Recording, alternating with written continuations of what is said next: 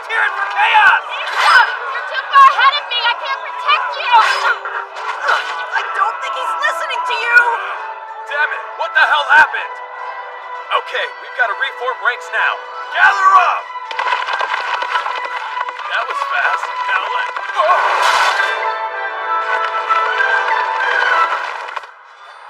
They tricked us.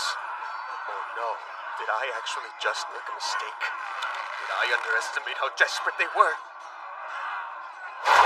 No, I didn't! It's not a desperate measure. They got close so they could nullify the advantages of our horses and air rifles. That was a highly advanced technical maneuver. I don't think I can ever bring myself to forgive whoever dared to concoct and execute this plan. The person who humiliated me on the battlefield, creating this chaos. What's that flag? It's got red and white stripes. That means they're willing to negotiate. Willing to negotiate? They should be begging. We won't propose a negotiation. In this situation, that would be taken as a declaration of surrender. But if we say that we're willing to talk, that puts the pressure directly on them. It's a strong message that if necessary, we're ready and willing to fight to the last man. But if they want to talk, we're also ready to listen. Doesn't this mean they're just waiting for us to break? What do you think we should do about it? You can't stand this. I know you can't stand this for a second. You're a greedy commander who can't cope unless the entire battlefield is under your control. What people like you hate more than anything else in the world is when the battlefield falls into complete and utter chaos. Jean, you okay? What's wrong? Why don't you give in already? You're up. Take us to the next stage.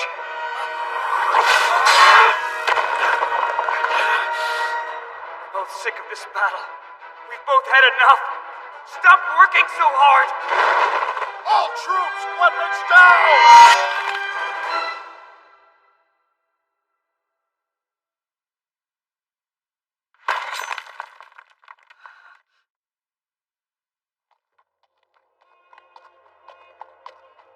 I am Yatarishino Igsum, First Lieutenant Imperial Army. I've come to request an audience with your commanding officer. My name is Jean Alkanix, Major in the Kyoka Army. A guest officer with the Holy Army of Lasai Alderamin. I didn't expect the opportunity to meet the unsleeping Shining Officer. It's an honor. And I'm honored to have been blessed with the awfully bad luck of meeting Ixim of the Sword. Now, let us begin. Just a moment. Our commander will handle all the negotiations himself. I thought you were the commander. I'm sorry I'm late. First Lieutenant at your service, Ikta Solork. And I am the commander of this unit.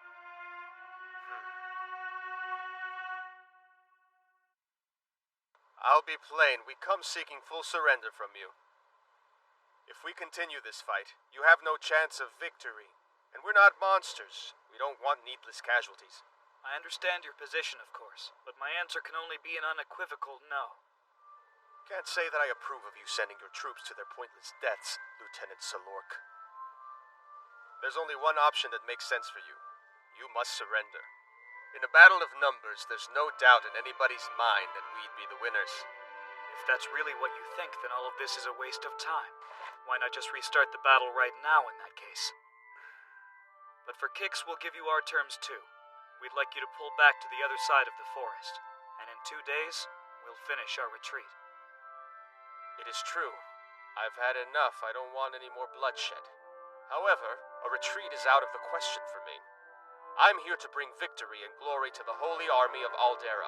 If you're unwilling to agree to these terms, we'll be forced to fight whether we like it or not. If we do fight, then we will undoubtedly be the ones who will survive it. A war of attrition is the worst of all possible outcomes for me. But if it's my only choice, then I'll resign myself to it. However, my bet would be that you aren't nearly as willing to die as you've repeatedly implied. Well, you've got one thing right and one thing wrong.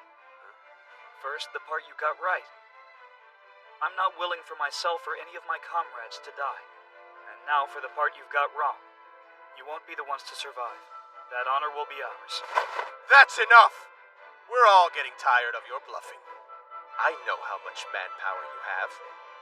I'm afraid you're looking at this the wrong way. What? You keep insisting that you'll be the ones to survive based on numbers, right? But no matter what the difference in numbers may be, you can't win this if you don't personally survive, isn't that right? 'Cause... What is this? Don't move an inch or your commander will die. Well, that's a new one. You actually think a beam of light is going to kill me? It's more than that. Oddly enough, it looks like a shooting target, doesn't it?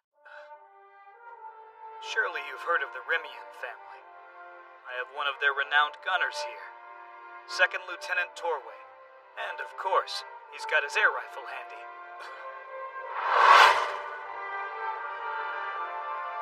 I wouldn't get off your horse if I were you. That's the signal I instructed him to wait for. This is a violation of military treaty. Attacks during negotiations are not acceptable. Yes, if we're actually negotiating. Negotiations require full cooperation from both parties. If you're not going to retreat, then I'll lower my flag without another word, at which point you will die. We've only got that one flag flying, you know. It won't take us a second to lower it. And we're quite prepared to do so, depending on what you decide to do next. Ridiculous. Calling this a negotiation is a joke. It's nothing but an open threat. How funny. You actually think there's a difference between threats and negotiations? Not in wartime, my dear friend. You know the reason you're calling the negotiations a threat? It's just because they're not going your way. And what if I told you I'm prepared to die for this right here, right now? Nah, that doesn't seem like you.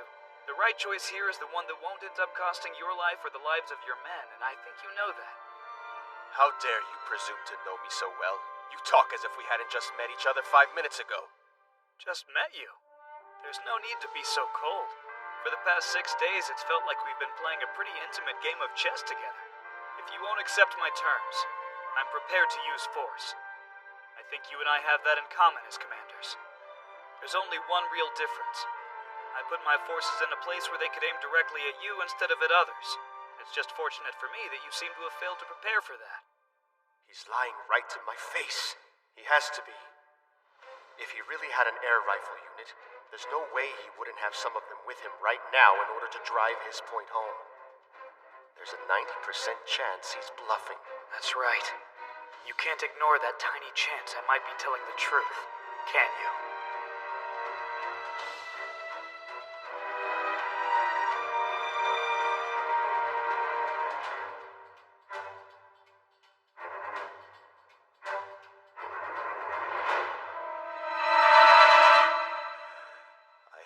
Choice. We'll agree. You've made the right choice. There's nothing for you to be ashamed of, Major Jean Alcanix.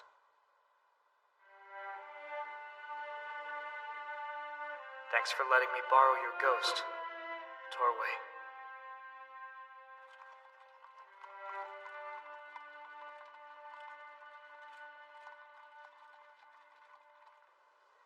Okay, set the fire.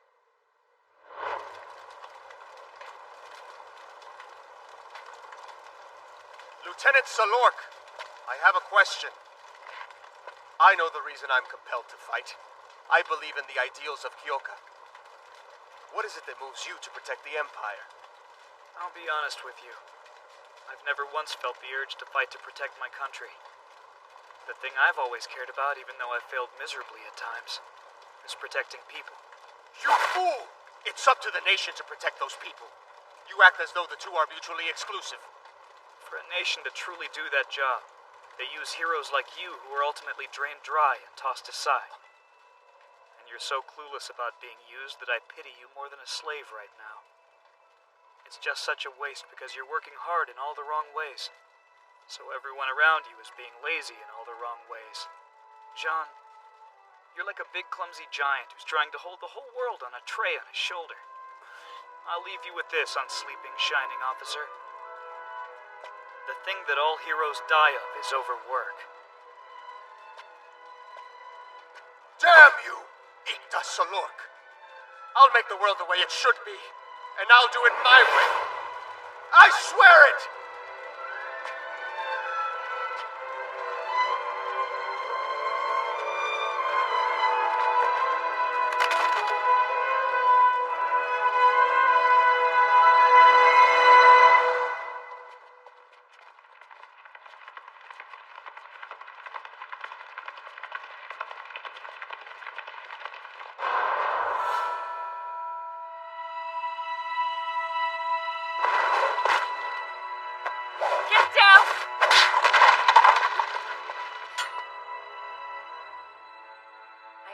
You're the leader of the ghosts. This isn't the first time we've met. The ghosts are dead. What you see before you is simply a warrior, nothing more. I'm Neil Bageen. I am otherwise known as the heir to the Geen clan, a proud military family of the Japonic nation. Now it's your turn. I believe you're one of the Ixum clan, correct? Yatarishino no Ixum. I am indeed a true Ixum, and I am the bearer of 2 blades. I've come here to strip your title.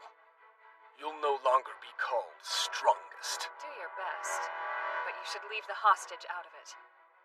An Ixum never runs from a duel, and I have no plans to run away from this one.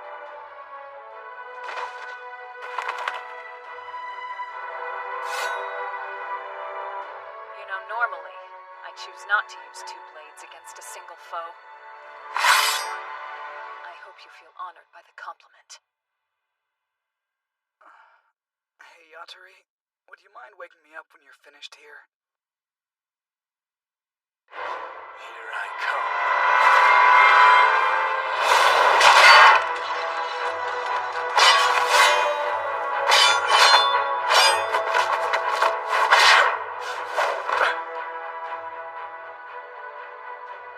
I can see now.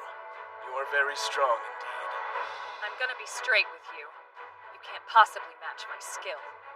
Why don't you show me what you can do? Oh, I will. We have ways even an Ixum can't beat.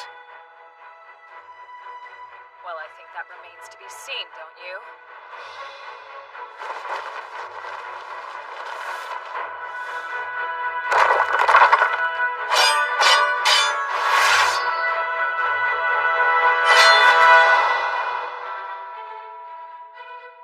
You matched my breathing so you could anticipate me. That's a very smart move. The mirror strike. That's the answer I learned in my training for foes like you. It transcends skill, and that's what you wanted from me, right? Yes, I did. Because now, I can respond in kind with an Ixum technique.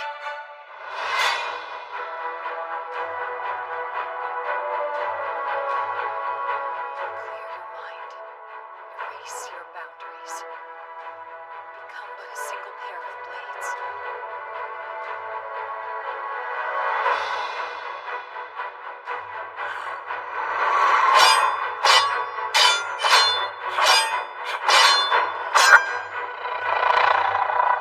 It's impossible to mirror her when she's moving on pure instinct. It's like she's nothing but those blades.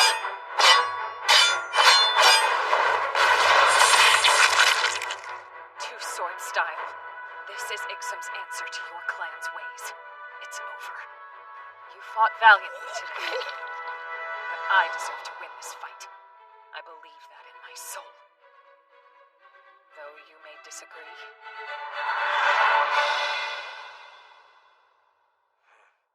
No regrets. It's done. I'm glad. Because if there's nothing to cloud my victory, then I will make a report of this. I'll report it at the grave of Dainkun Hargunska. Farewell, Neil Bageen. And die knowing this.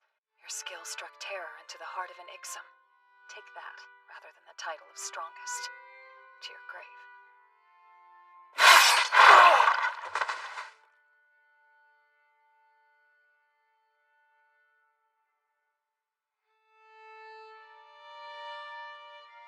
It's all over now. Time for you to wake up. Ikta?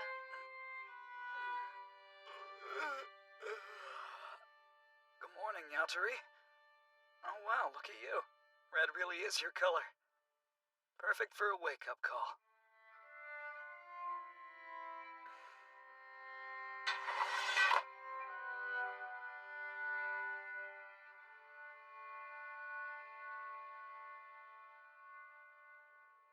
Excuse me, Princess. I'm sorry to bother you, but the troops are returning from the northern garrison. Salork! Yatari! Torway! Matthew! Haro!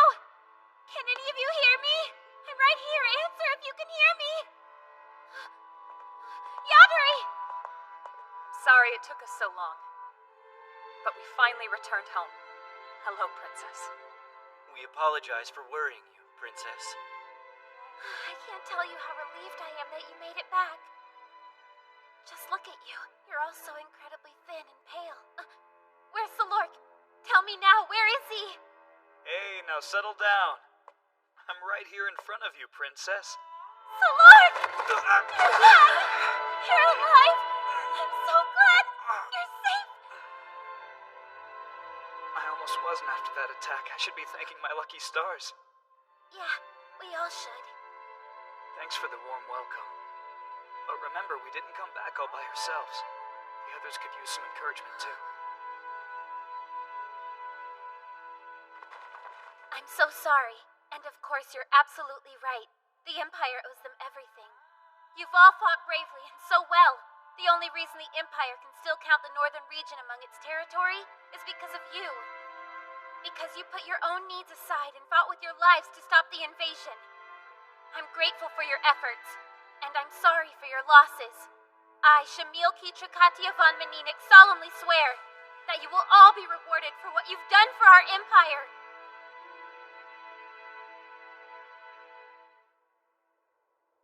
You oppress the Synod for no reason we can see, needlessly cost soldiers their lives, and your impudence invited enemy invasion. Because of your foolish actions, the war to defend the northern region continues on with no imaginable end in sight. Lieutenant General Tomtuk Safida, you are hereby demoted to private, stripped of your decorations, declared the highest class of war criminal, and ordered to be executed for your crimes. Oh no, please! I beg you! Anything but that! Don't kill me!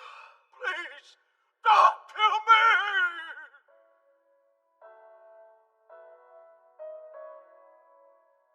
So, what is it you need from me this time, Princess?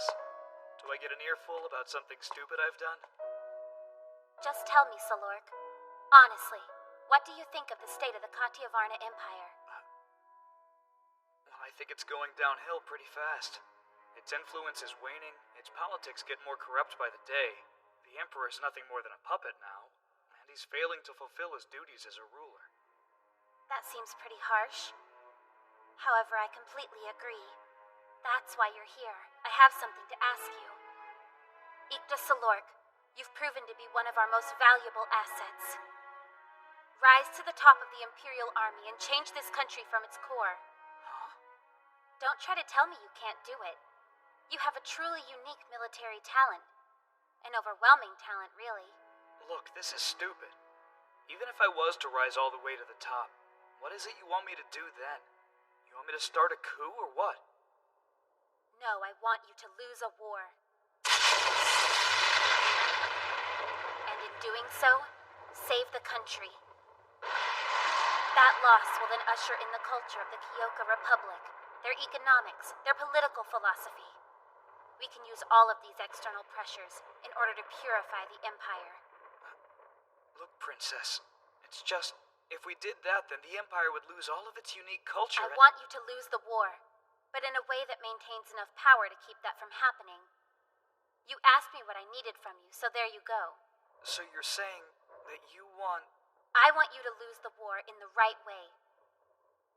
You hate soldiers, you hate the Imperial family, and you hate heroes. I'd say you're tailor-made for this role. So don't even hesitate, Ikta Salork. Come stand beside me, and let's fight together until we lose. Ikta, wake up! Come on, you can't be late. What do you want now, Gus? You're boarding the ship in a few minutes. If you don't hurry up, you'll miss it. Get your stuff together and go. Oh, hey, Yatari. Are you heading out to the officer exams today, too? Yeah. Wow, how long's it been? Graduation? Her relatives still live over in the east of Katiavarna, if I'm not mistaken. The eastern garrison's fighting off the Kyoka Republic's invasion right on that border, aren't they? I've heard the new enemy forces have been giving them some trouble, but they'll still win because the garrison commander's a legend, Lieutenant General Hasafrikan. The #1 killer of heroes is overwork.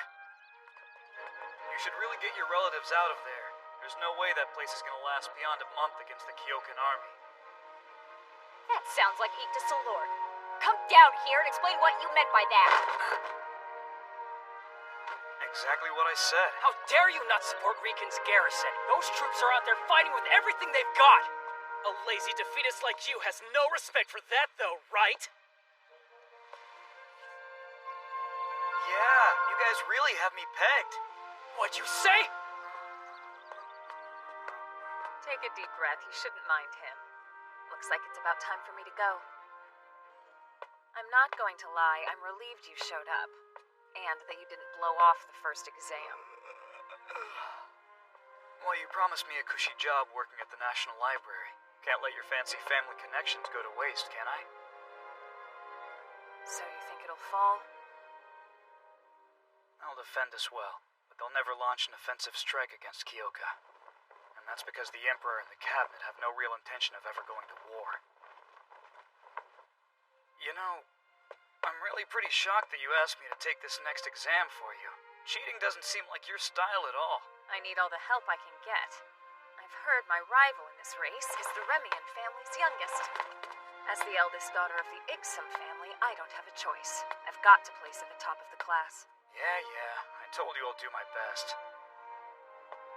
And as far as I'm concerned, this is my last brush with the army.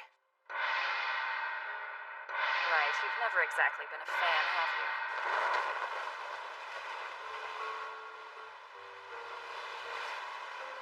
Yaturi Ixum. Like the field marshal?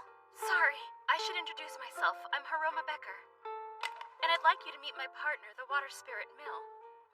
Miss Ixum, Mr. Solorg, it's a real honor to meet you. It makes me nervous when I hear my family name. Please call me Yaturi. Well, in that case, I hope you'll agree to call me Haro. Yeah, of course. I'd like that. Haro. So, you'd like to be a combat medic? You got it exactly right. Although, I'm a little embarrassed to take the test a third time. Ikta Solorg. What in the living hell are you doing here? You're telling me you actually passed? This is Matthew Tedridge. His partner is the Wind Spirit, Sue. As you see, we were at school together. If you've ever heard of the Tedridge family, be sure to let him know. You'll be his new favorite person. You call that an introduction?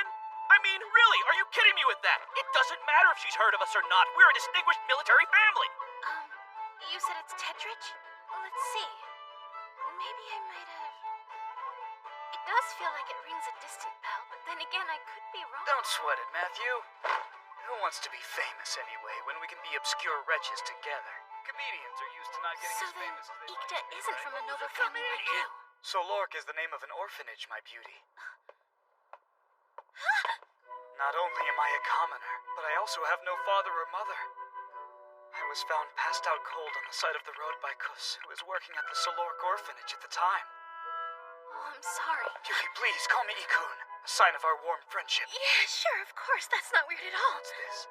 I can tell you've often worked with your hands. I've always kind of liked that in a girl. I have 4 younger brothers, so I've done my fair share of work, yes. Why would you touch my earlobe? Hey, you're messing up my hair! This is neither the appropriate time nor place, Ikta. You okay? A little word to the wise. Ikta has been known to cop a feel in the past, so keep your guard up. Ew, gross!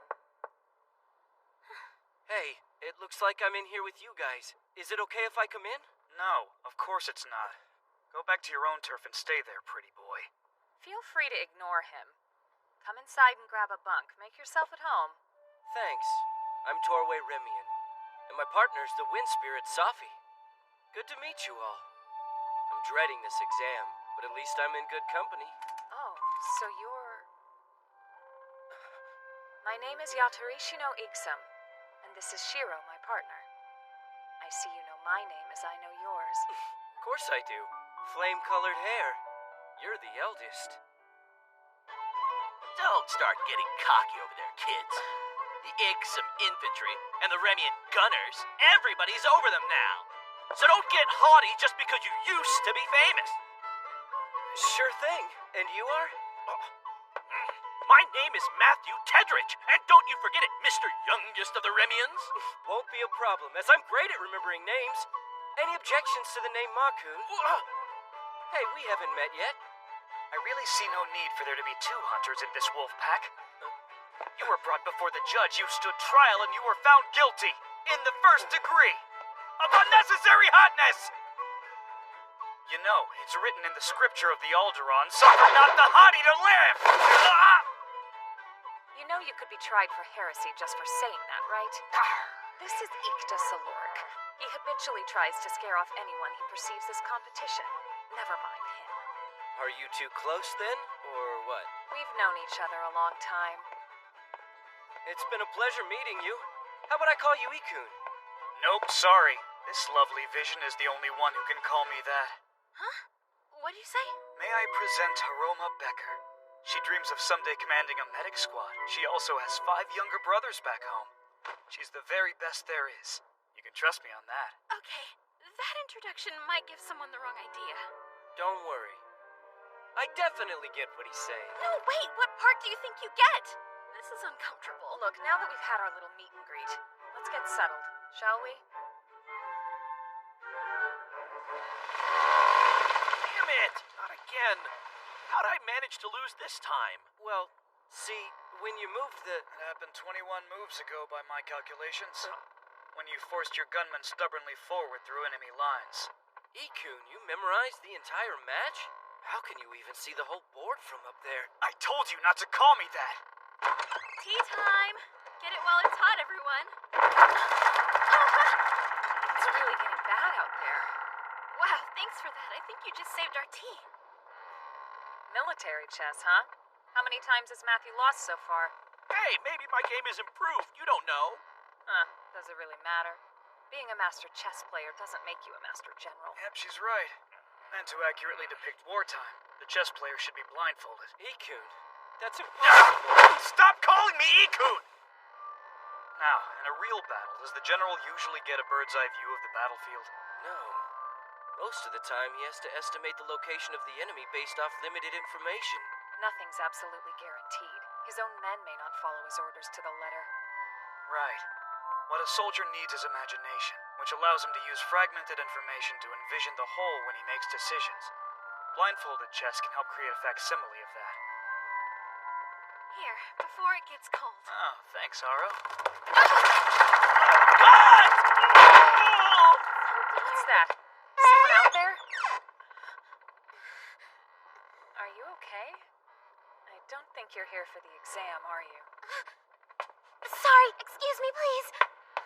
That's weird. There really shouldn't be civilians aboard this ship. Am I right? Ikta, what do you think? I think she's still a little young for me to think about. Given a few years, though, I'd be happy to have her on board with us. I wasn't asking to hear about your ever-disturbing personal preferences.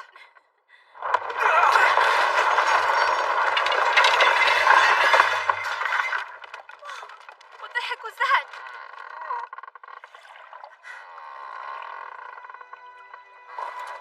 Grab only the things you need to survive, and then let's head up to the deck. Everyone who can hear me must report to the lifeboats immediately! Listen, guys, stay calm and keep moving. There's no way we just ran aground. Right, guys? Look at this storm. So, who's got the bad karma, I wonder? No! I'll give you one guess, pervert. All right, guys, hang on. You're going down. Are you kidding me with this boat? In this crazy storm? Baku, we need you to man the right side. And Becker, get the left. Look, it's that girl.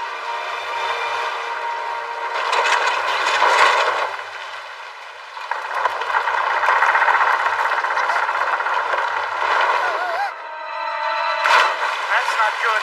She won't survive. Goose, if you can still see her, light her up with your high beam, will ya? Ikta, it's dangerous. Please, my friend.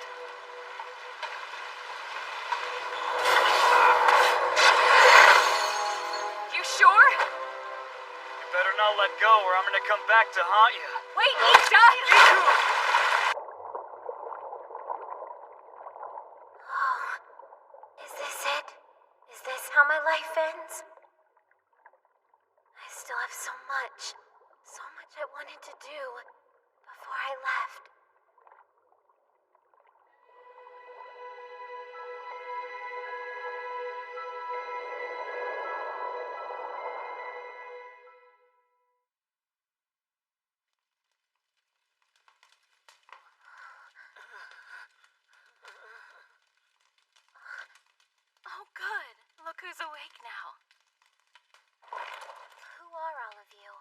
My princess, we beg your mercy for the manner in which we met. Will you please forgive us? Raise your heads up. Someone explain to me what's going on here. Yes, as you wish, princess. 6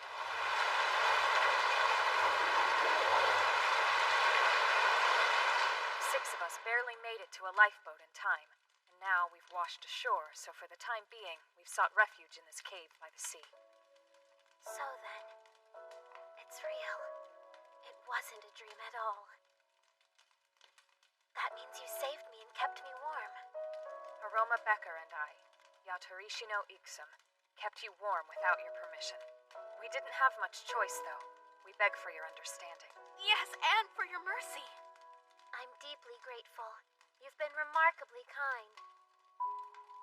And I know that name. Yatarishi no Ixum, you said? Yes, ma'am. It was 8 years ago when we met. I visited your home with the Emperor. I remember you very well now. I'm amazed you remembered. It seems so long ago when you were only 4 years old at the time. And I believe you were all of 10, is that right?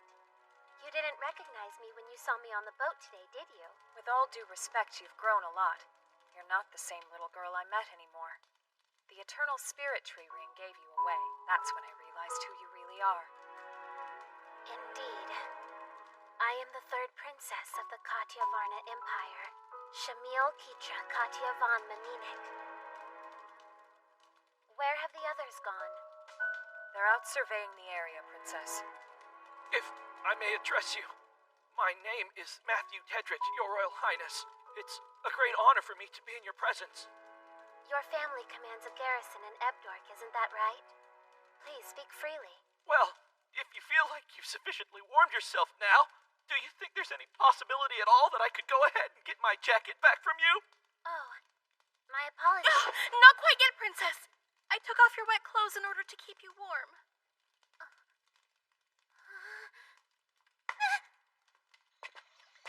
I've been wondering, what do you think the princess was doing on our ship? I don't even want to know. Seems best not to pry into the Imperial family's affairs. You never know where it could land you. By the way, I'm very impressed. Here the ship was going down and you still managed to think to yourself, you know what I need with me more than anything else? An air gun. Are you all that surprised? It's my third favorite thing. It's in line right behind my comrades and Safi. I couldn't leave it behind. Man, I'm so hungry. No way. Even if we were swept by the currents, we couldn't possibly be. Yes, we could. We're looking at the Empire's eastern border to the west from our position. Which means... Wait, you're telling us that this is Kyoka Republic territory? So we're behind enemy lines? My god. Let's talk about this. It's crucial that we're all on the same page now. That's what's important. We've got 2 options here. First one, we surrender to the Kyokans and ask to be prisoners of war. That one's actually safe. The second choice is to break through the border and return to the Empire. That's a gamble, though. So, if we're taken prisoner, you're saying our safety is basically assured then, right? That's a little too optimistic. There are people in our group who could very easily be used as diplomatic bargaining chips. Not just the princess either. Yatari and Torway would be valuable to them too, wouldn't they? Well, I'll be perfectly honest. Even if we're taken prisoner here... It can't happen. I will never be taken prisoner. I don't have time to waste here, not on this. We have to break through that border and get back no matter what else happens. I'll give you any reward. Screaming won't solve anything, princess. No matter how much you yell, the facts still remain. So you should really take a moment and calm yourself. You know your Imperial history. That alone should be enough to have taught you that you can't trust... Your Highness, I'm terribly sorry about my friend here. I hope you'll forgive him just this once. He was the one... Last night, it was him that dove into the water after you. You were... Yes, that's enough. Please let him up. He was right. I shouldn't have lost control of myself. Be thankful for the mercy of the princess. Now get yourself outside and walk it off. Fine. That wasn't like you at all. The Eek de Salork I know is a sarcastic ass, but he never gets worked up like that. I'm a little surprised myself, to be honest. I wouldn't have thought it'd be that infuriating to see her lose control just because she's a member of the Imperial family. I see, so that was it. I thought I'd given up on those ideals forever ago. I know this might sound a little harsh, but I think the princess is really just acting her age. Yeah, I know. She's lived 2/3 as long as I have. She's still a child, really. So why do I expect more? Just because she happens to have royal blood in her veins. Hey, could you let me borrow your Mangosh? I swear, if you chip it, I'll kill you. It's been 2 days since I've had a real meal. Not bad, considering we just grabbed whatever we could find. We can't have a good constructive conversation on an empty stomach. I can't, anyway. Yep. I am pretty proud of my haul, if I say so myself. Wow, that's so good! Yeah, my air gun. Oh. Princess.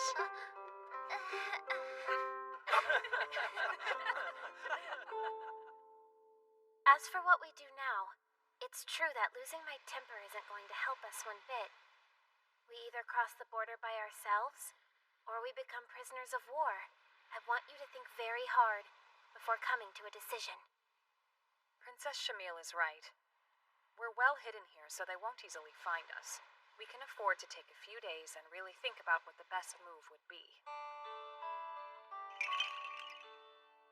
Looks like we're all set here. And now...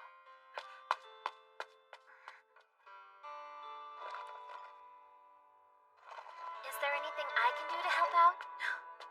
No, there's no need for that. You should take it easy, Princess. Oh, okay then.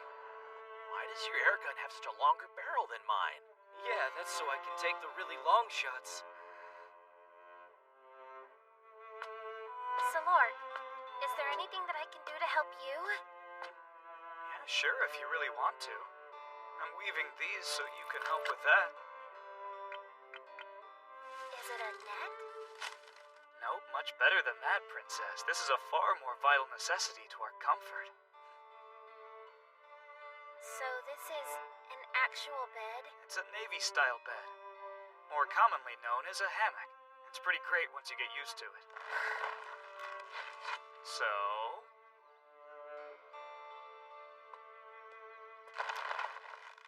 Wow, impressive. You got it the first time. I don't see how you can sleep on it, though. It's easier than you think. Try to relax.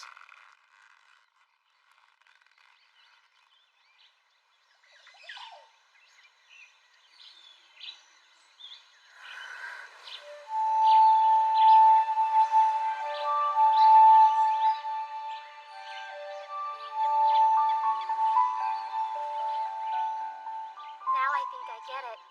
It really is peaceful. If you want to have a good day, then you better start with a good bed. Hey, look. What is that thing?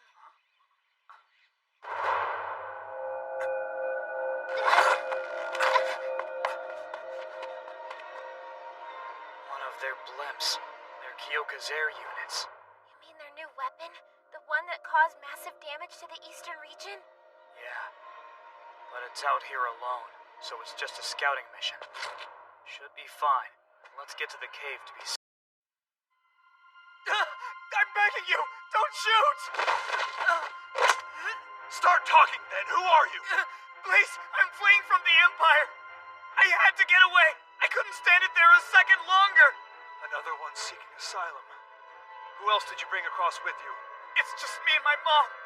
She's in the cave back there. No need to be afraid, boy. I understand. The Republic is accepting of most asylum seekers. Now, take us to the cave. Oh, thank you, sir. Just you, or will the rest of your patrol come too? Afraid it's just us. But unless she's a particularly tough little mama, we'll be fine. Lucky for us. Only 3 of you then. Now, pattern 3!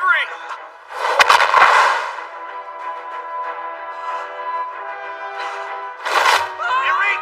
Turn off the light and fall back, you bastard!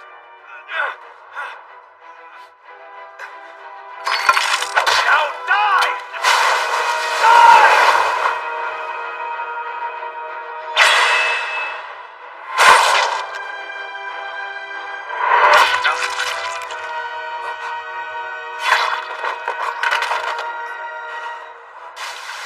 Chris, searchlight!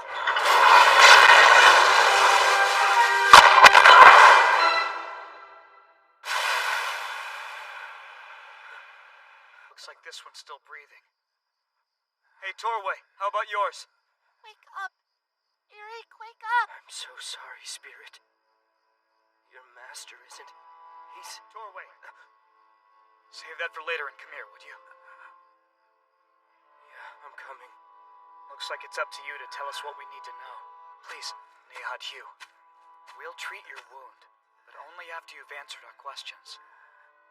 First, what's the location of your base? It's off to the east. Half a day, traveling by blimp. Good.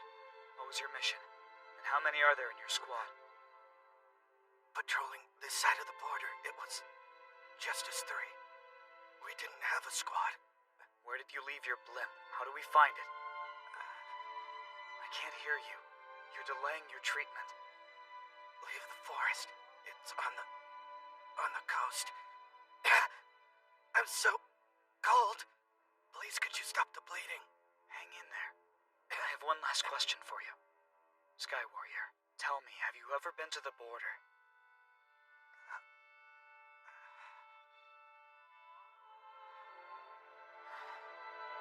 You're safe, Princess. You can come out now if you want. Your Highness, I'm so glad you're all right. Unfortunately, all of your partners passed away tonight. But I swear, by the name of our god Alderamin in heaven, that we will treat you well from this day on, and no harm will come to you. In an Imperial church, you'll be regenerated. I ask you to trust us, with your sacred souls.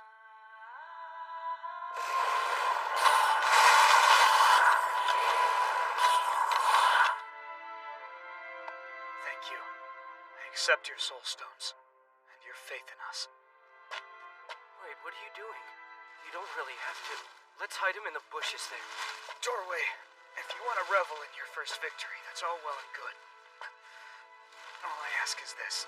Allow me this one luxury, okay? He told us what we wanted. I think he deserves some dignity.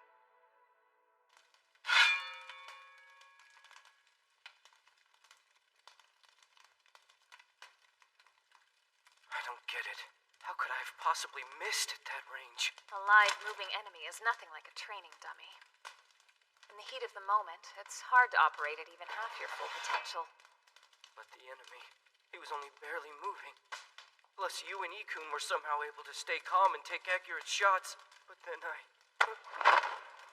Listen up, Torway Remian. The mere fact that you have an air gun here, that makes you invaluable to us, even tonight. Because of you, I was able to approach the enemy in relative safety. You know, you could maybe learn something from Ikta. He knows very well what his own personal strengths and weaknesses are, and he uses them accordingly. It seems like you understand Ikun better than anyone, don't you? This is all my responsibility. Your Highness. I was the one who ordered you to see me back safely. If I hadn't, then none of this would have happened. The Imperial family only exists to help people. And yet because of us, there is so much senseless killing. So I've got to return. I have to do my part. It's up to me to hasten the collapse of the Great Tree as much as I possibly can. And for that, I'll accept any of Hell's punishments. Wait.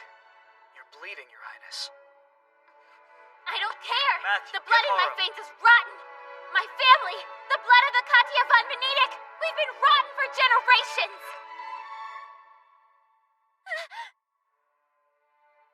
Tastes normal to me.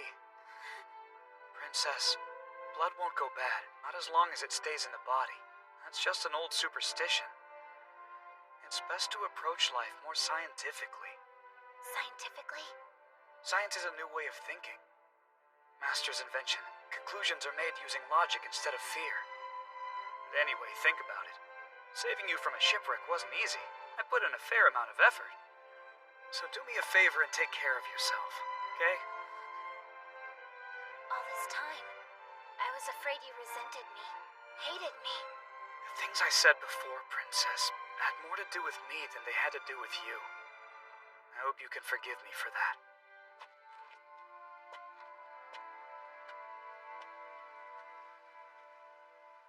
Yatari, what kind of man is Yggdrasilort underneath all those layers? He's a twisted man. But the way I see it, you can't build a sturdy house with only straight sticks.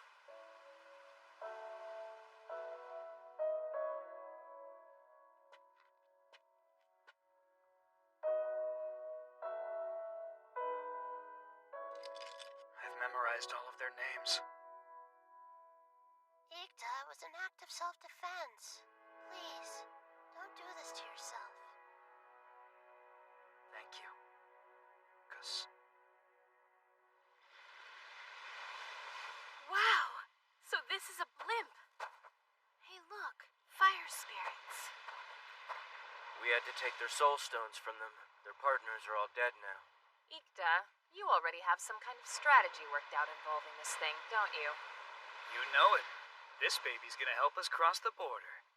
We've got to ride over in this thing? My apologies, dear Matthew. I hate to disappoint you, but I'm afraid it only carries 3. Well, tell us what the plan is then. So once again, the sun rises without any incident. I live in daily gratitude that none of my men have been killed. But does the Empire have any intention of ever fighting this war? Excuse me, Second Lieutenant. Allies from our rear, sir. That's odd. What unit is it? Well, they're all quite unusual, sir. I'm Second Lieutenant Najib Hararum, and I'm in charge here. Second Lieutenant, I bring dire news. Look up, over there, towards the eastern sky, sir. Our blimp.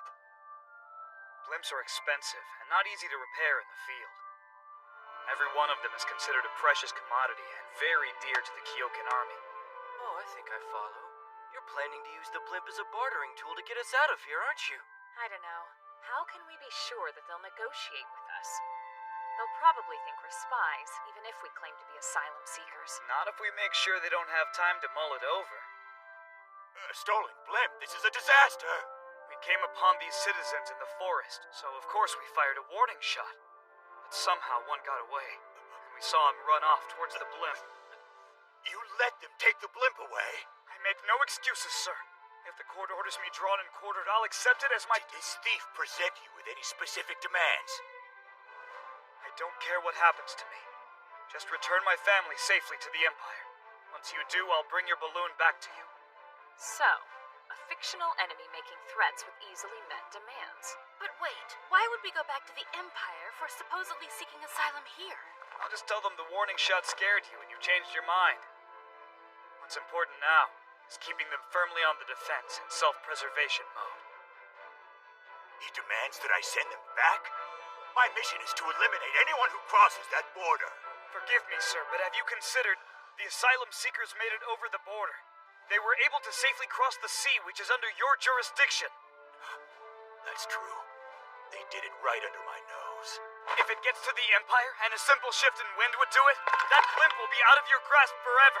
There's no time to wait. Your decision, sir. Well, I'm gonna say it. That was pretty much perfect. I'll be here all night taking tips, ladies and gents. No argument, you're a hell of a con man. I never would have thought of something like that. Sending up a blimp unmanned? Brilliant, Ikun. Seems obvious now. Of course he's more likely to heed a warning from an ally. Well, I'm not jumping for joy over here. Finally got an air gun and now I've had it taken away. I have to beg your pardon, for that part does suck, my dear friend. But they're strict about not taking weapons across the border.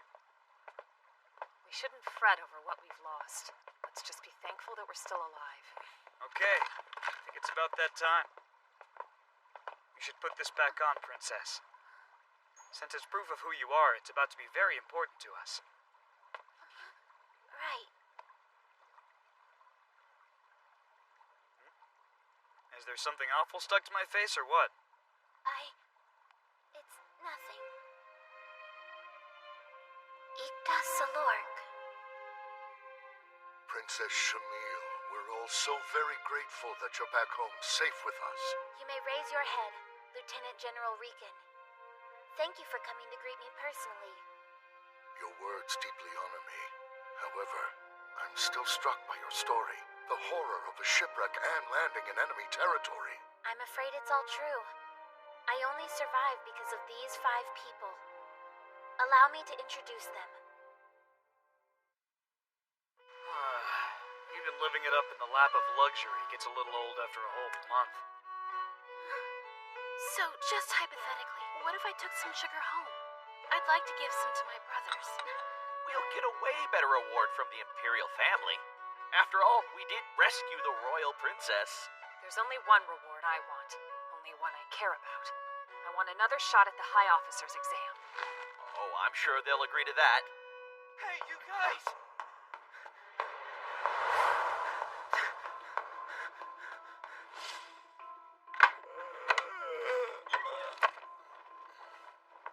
Read that.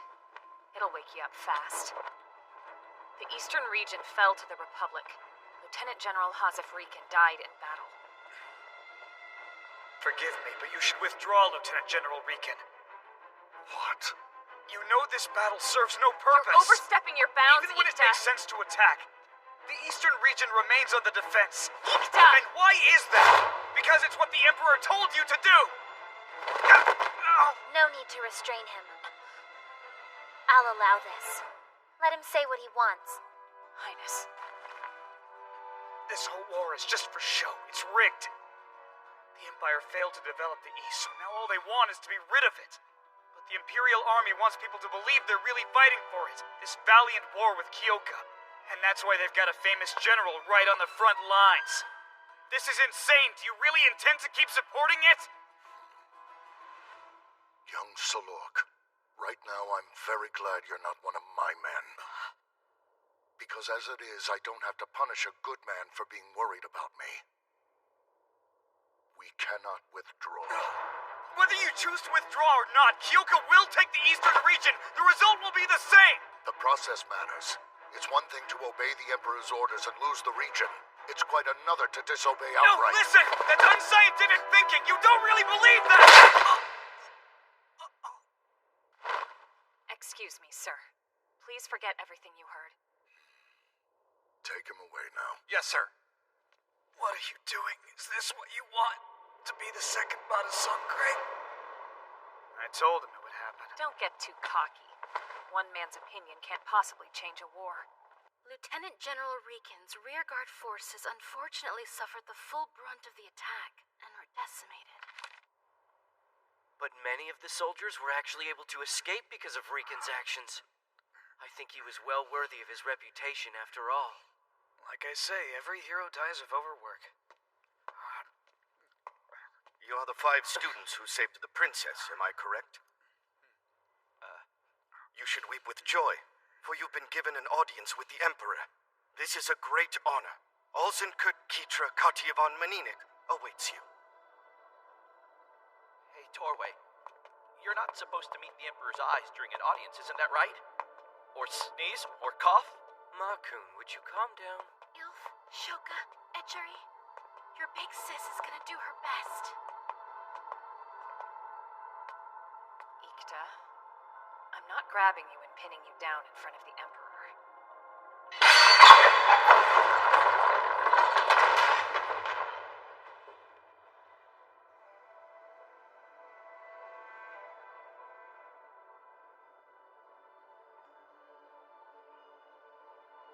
I know you won't. Here they are, Father. My friends. These are the ones. They successfully escorted me out of Republic territory. These 5 deserve our thanks. Due to your actions, my daughter, who carries the 900-year-old blood of the Katyavan court in her veins, has returned to me. In my eyes, that's no different than saving the Empire itself. Therefore, I'm going to give you the highest reward which is in my power to grant. Raise your heads high. Upon you 5, I hereby bestow the following title: Imperial Knights from this day until your very last. Wow. I did not see that coming. And now, we will have a ceremony to celebrate this great honor. Guide them, please. So, do you think this really means That after all of this, we still get to go to High Officer School? It would be a lot more accurate to say that we're going to be forced to attend. An Imperial Knight's a soldier, after all. And a soldier can't disobey his orders. You have no idea what you've done, Princess. You've single-handedly destroyed every plan and dream I had for my own life. Your Highness, I'm incredibly grateful for the honor. But one thing makes me uneasy. The title of Imperial Knight is only given to a soldier. Giving us the titles to turn us into soldiers, that feels backwards. Is there precedent? There's no precedent. I decided you would be the very first.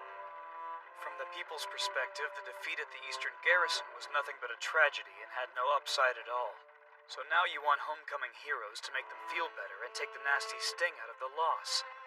Yes, that's true. Stories of what you've done have spread. It's the only light the people have. I have no choice but to use it politically. Just tell me this. What do you hope to accomplish by keeping us under lock and key for the foreseeable future? Did you learn to be suspicious from stories about your father, Ikta Salork? No, Ikta Songkray. Way to go, Imperial family. So are you proud it took someone less than a month to track down a person's identity? General Bada Songkray was one of our finest. History has proven that he was a stellar general and highly respected by all who knew him. But he was arrested when he flatly disobeyed orders. He died in his prison and you're his legacy. Well, yeah, it's not like I sprung up from a tree trunk. Even little Ikun had parents at some point.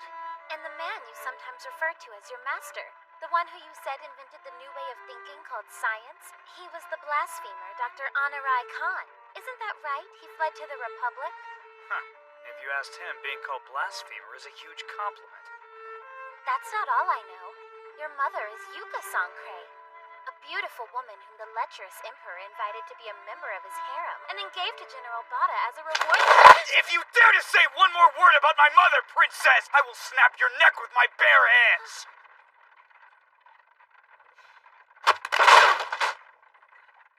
That would be quite a shame, because then I'd have to kill you, too. Seems a little nicer if everyone remains alive. I can't believe it. This is my air gun. That blimp ended up falling into Imperial waters. General Rikin demanded its recovery himself. Thank you, great general. He sent you this message. Young heroes, I will pray for your success in battle and for your long life.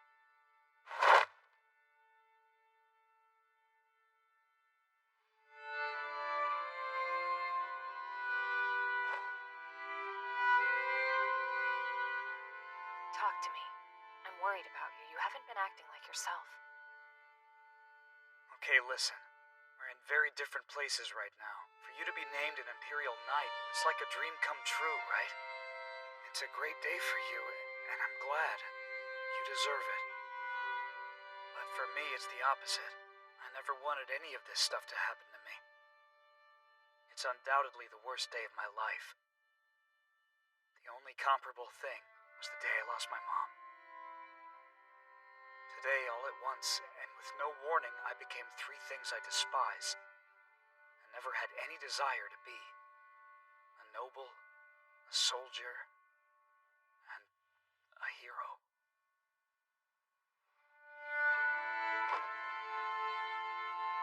December, Imperial Year 905, a few days after the death of Lieutenant General Hazaf Rikin, Ikta Salork became a soldier. You're lagging behind the lamp, Warrant Officer Ikta Salork! Why don't you call it quits and go home to Mama, slacker? Nothing would make me happier. What? I can't hear you! Sir, yes, sir. What did I do to deserve this archaic torture? Come on, cheer up, Ikun. Look, what's left today? A crossbow class, a lecture, and a marathon. Gee, is that supposed to make me feel better? And don't call me Ikun. Hey! So-called Imperial Knight. Am I supposed to know who you guys are? Ha! We brought you a little something special to help you get your strength back up. Here you go. Looks tasty, doesn't it? Huh. Hey, what are you doing? 1, 2. Centipedes have poisonous fangs, so you need to knock the head off first, or they can make you really sick when you eat them. So keep that in mind, yeah? Let's go. Trying to frighten Ikta with an insect? They didn't do their homework. But still, that was a horrible thing to do. There's no way I could deal with that. Oh, come on. I think it's so adorable how childish they are. The best way to deal with bullies is not to engage. The smallest dogs have the loudest barks. That sounds especially ironic coming from you. What? Did you practice saying that line? Thank you for the escort. I appreciate it. We are honored. We want you to focus on your studies without further concern.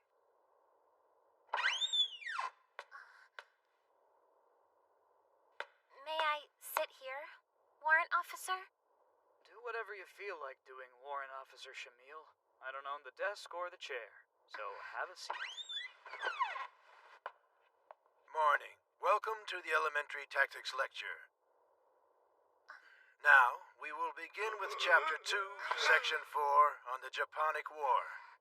In Imperial Year 788, an expedition was conducted into the far eastern state of Japonic, which is presently Kyoka Republic territory.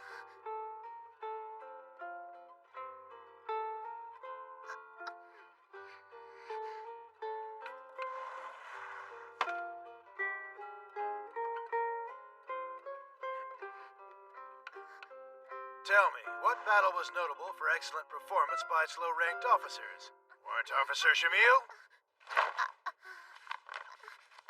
It's page 132. The Battle of Abelia. That is correct. And now, please explain why this battle was historically significant. You, Officer Solork? The commanding officer on the Imperial side was Captain Giorgio. He and the rest of the 800 men in his independent battalion were marching alone in Abelia. They were then surrounded in the wetlands by 3 corps of about 1,600 Japonic soldiers and were on the brink of annihilation. The tactics called for retreat, but he had his men remove their armor and eliminated each force in succession, even before they had a chance to regroup. It was technically called defeat in detail. The battle is historically significant for the following reason. It showed us how a tactical victory can overcome a strategic defeat. Very good. But is that truly the main point? What was more impressive by far was his uncanny ability to predict the time and location of both his and his enemy's units. Do you understand? In a war where decisions were based on unit positions and relative strength, he added a new factor: the exact location of each unit at a certain point in time. This was the real accomplishment that mattered here. Stop! That will be all! If we really wish to learn from him, we can't just sit around and stare at a map. It's not enough. We must picture the units moving in real time, as if we're playing a game of chess while blindfolded. Now I'm done.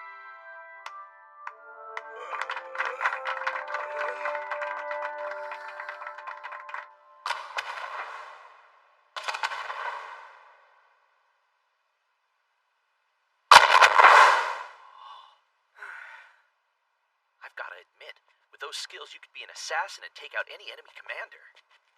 Hey, thanks, Makun. It's a huge advantage being able to hit your target from a distance, so I'm working on mastering that skill. Way to aim high. Little brother, is that you? Check it out, Sushira. The Imperial Knight's finally here. What's the deal? You don't call? You don't write? You know, we just got back from the Northern Garrison Fortress recently.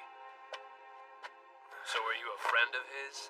My name is Sariaslag Remian, otherwise known as this kid's older brother. And the big guy behind me is Sushira Remian. And you are? I'm Warrant Officer Tedrich, sir. Uh-huh. One of the 5 who saved the 3rd princess. Nicely done. Well then, as his brother, I guess I should say sorry. He held you back a little, didn't he? My baby brother, I mean. No. In fact, Torway actually. Noble of you to defend him, but don't bother. Sure, he's a crack shot from far away. But that's just because he refuses to approach the enemy like a sniveling little coward. Go ahead, deny it. And so, young warrant officer, as soon as things begin to get hairy, he'll turn tail and abandon all his comrades. Shut up! No, I won't! Now, little bro, you know I don't like it when you interrupt me. We've been over this. I mean, You what? Why don't you man up and say what you mean already, huh? Just looking at your face for a second is enough to make me sick. In fact, I wish it would explode so I don't ever have to see it again. It is written in the scriptures of the Alderans, there should be no mercy for cruel, sadistic bastards, and I agree. Here.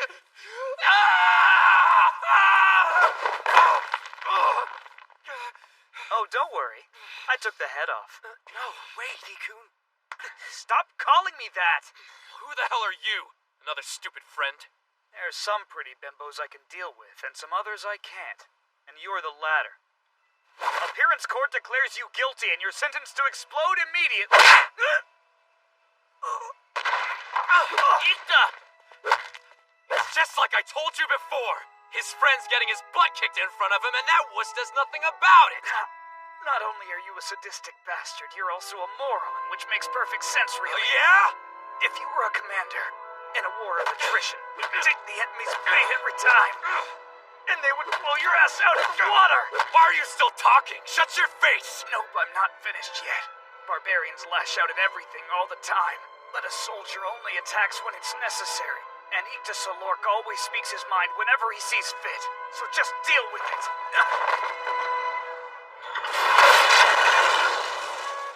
You asshole! You're up. I have no idea what just happened, but okay.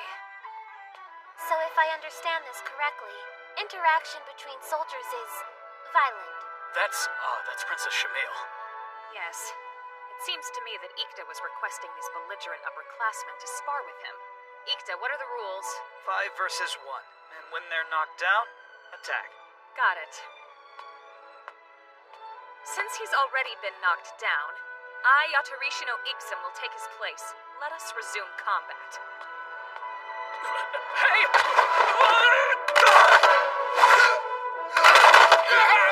Big mistake, girlie! Alright. Who's next? Bring it on, Red. Let's dance. At ease, Sushiro. Let her go. That's enough for today. We're leaving now. But make no mistake, this isn't over yet. Not by a long shot. Meal, we need ice. Oh, my stomach. How many shades of purple is my bag? Relax, he's tougher than he looks. Ikta's dealt with worse than this, trust me. But it's my fault my brother's ganged up. Where'd you get that silly idea, Adonis?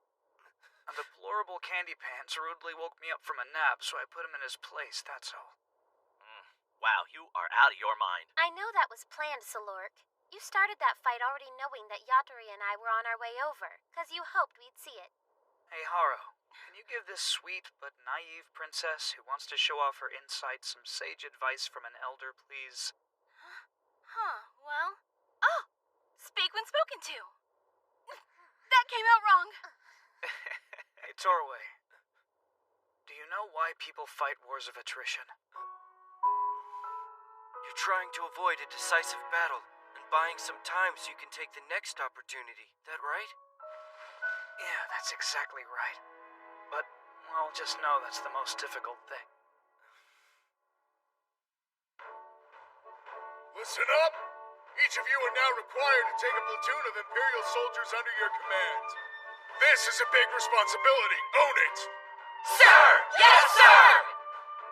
Warrant Officer Ixum, you will command the fire troop platoon.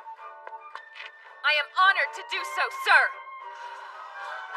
Warrant Officer Remian, you now have Air Gun Platoon 1. It'll be my honor, sir.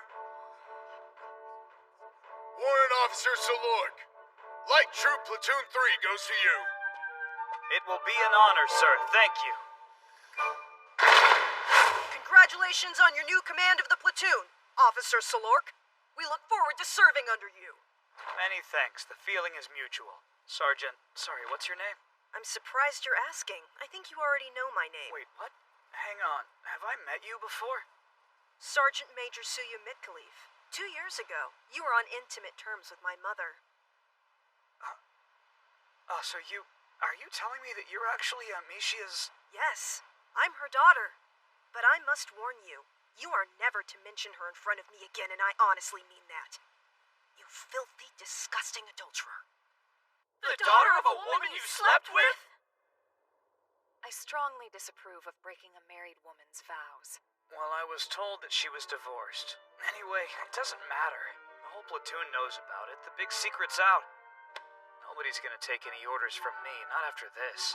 Suya's so mad, she's not even letting me lead them. Sorry, but that's your problem. You won't find any sympathy from us. Fine, whatever. I won't ask for help from you anymore. Your Highness, please remain seated. You sit back down too, Torway. But Miss Yatori... Come on. Ikun's done a lot for me. I owe him.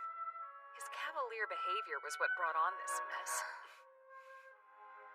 There's no reason for us to get involved. If that mistake were enough to stop him, and it isn't, he wouldn't ever have come here. Stop! All troops! Turn left! She's got him trained like show dogs. Take a look at that. Seems like all of his soldiers are shutting him out. I think it's about time we take this guy down a peg. They got us! This is bad. Super bad! Wait, what are you talking about? It's the mock battle. They just put up all the details for it. Yeah, I heard about that. 6 platoons will split into 2 and fight with paint rounds, right?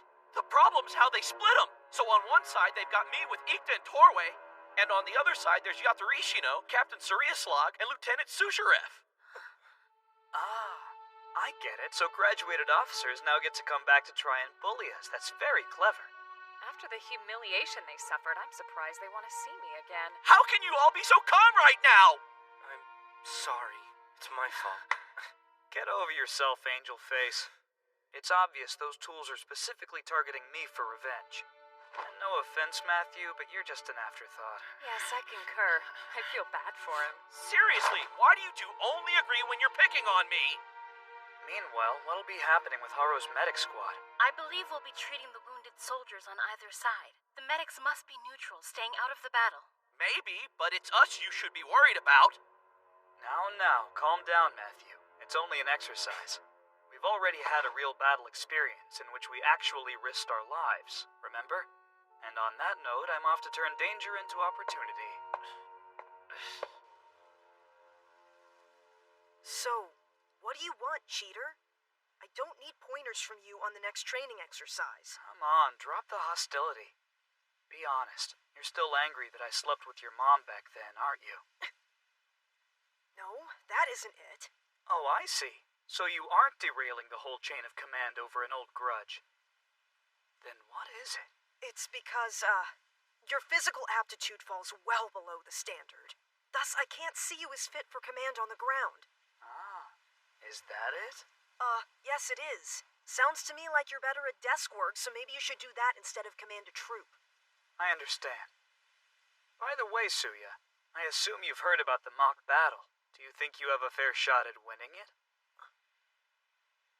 Hate to admit, probably not. Not this time, anyway. They're much more experienced and skilled than we are. In that case, if I can lead all of us to victory, that would make me a more competent commander than you, would it not? Why do you say that? Because, Suya, I'd be achieving something you weren't able to. At the very least, proving that I am not, in fact, a failure. Fine. If we win the mock battle and you play a major, legitimate role in our victory, then I suppose... You'll allow me to command the platoon as I was assigned to earlier? But wait! What happens if we lose, huh? Then I will concede defeat graciously and take a desk job just like you said. Sound good to you? I'll accept that.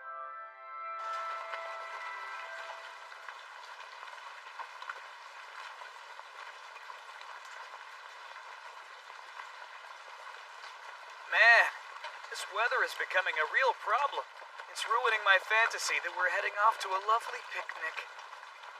Sorry to bother you, Warrant Officer Remian, but may I ask you why our commander is, that guy? Because he's the most suited for it. The target is 30 kilometers to the south. We'll camp out tonight and then arrive there tomorrow afternoon. Oh no, we'll be setting up our tents at the site by nightfall. Listen, Warrant Officer. It equals 30 kilometers as the crow flies. Come on, use your head, why don't you? I did. Probably more than you did, in fact. Anyway, do you mind keeping the screaming down? I think you're frightening the troops a little bit. Take your time. There's no rush, guys. On a tough route like theirs, they're bound to get lost. Captain Sariaslav really knows his training ground well, maybe even better than anyone else ever did. What's Salork going to do? It's hard to say. Icht is very unpredictable. Even after you've known him for this long? He factors in what people think he'll do, too. Incidentally, Your Highness, some advice. Please be cautious, and make sure that no matter what, you aren't caught up in the crossfire. Stay behind them at all times. Thank you, but I'm well aware of that. Everyone, did you take what I told you to out of your packs? Excellent. All troops move to the left. Now, let's march. Move out. Warrant Officer Salork, discarding our baggage is disobeying direct orders. I'm neither discarding nor disobeying. It's a supply depot. That's a nice idea, but did you ever think we might need them in battle? I chose very carefully what we left. We can dilute the paint for the bullets with water to get more of it, and the tent exteriors will protect us from the weather. But the higher-ups devise the item list. It's solely at the ground command's discretion how the contents of the packs are used. That's why we made a supply depot.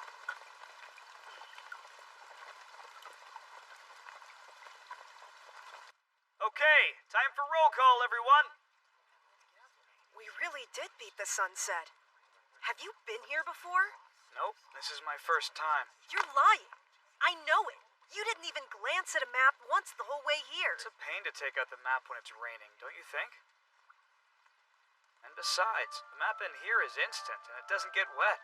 And the rest is experience. You see, my master trained me from a very early age, and fieldwork is the most basic element of science. What do you mean? I'll check out the Kuriri River to the south later. Tomorrow we'll make camp beyond that.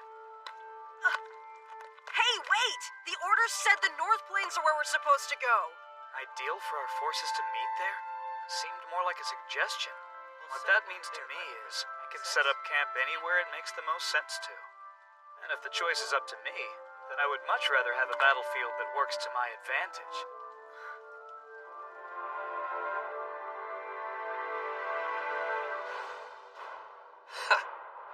It's almost noon already, and there's still no sign of them. Maybe his unit will stumble in around sunset. Or maybe they've given up. Captain Sariaslav. Report! My scouts have returned and they have intel. The enemy is camped out close by, across the Kuriri River to the south. What's this now? We're supposed to do battle right here. No, all the orders said was that this would be an ideal place to meet. I would not interpret that as orders on where we will actually fight. All forces move south! On the double! Well then, I'll bet Yatari's noticed the change by now. Then the nasty peacock will panic and head down here, since he won't want to risk incompetence with lateness. Matthew, Torway, are you ready? Oh yeah. Yes. June, Imperial Year 906. Legend has it that this mock battle is the first time Ichta Salork showed a glimpse of his genius, and it would be far.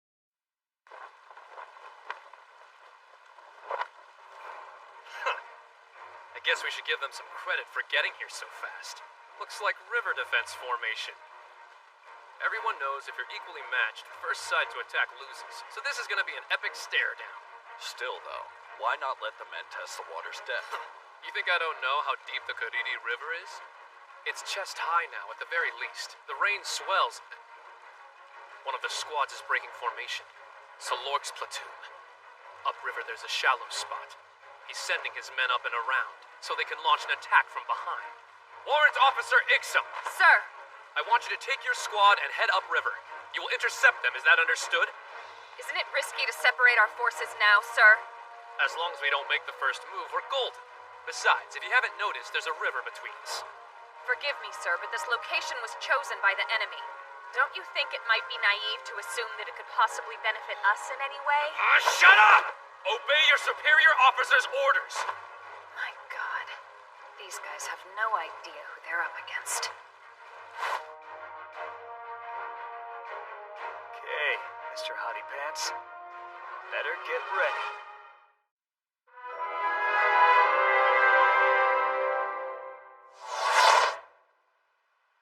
Warrant officer, you really think we should stop here instead of heading to the objective?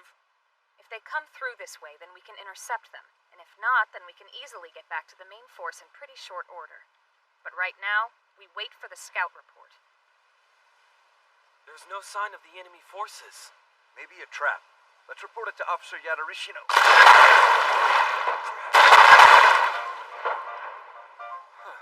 They only sent scouts. Well, if nothing else, at least we've lured Yatari as far away from their main unit as possible. There it is. All troops prepare to fire!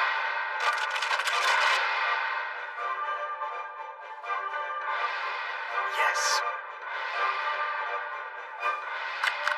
All units, charge the river!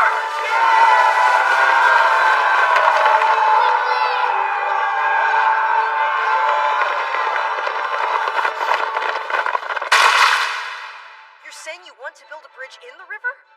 Yep. An underwater bridge. This is known as an Isu tree. It's super heavy and strong. We'll sink it in the river. That water's so muddy they won't even be able to see it. Simply put, we'll be the only ones who'll know that the river isn't protecting anybody at all. Impossible! It's not that shallow! Brother, I need to know what your orders are. Fire! Open fire!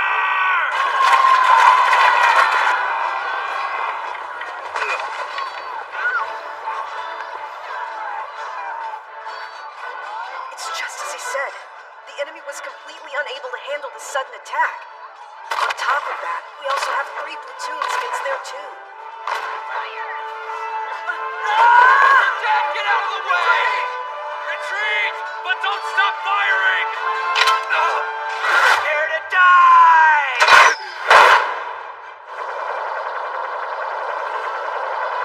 Looks like I'm just in time. How the hell did she get here? Retreat! Time to stop fighting! Retreat! All fall back! We're changing position. Defend our retreating allies, then fall back to the forest!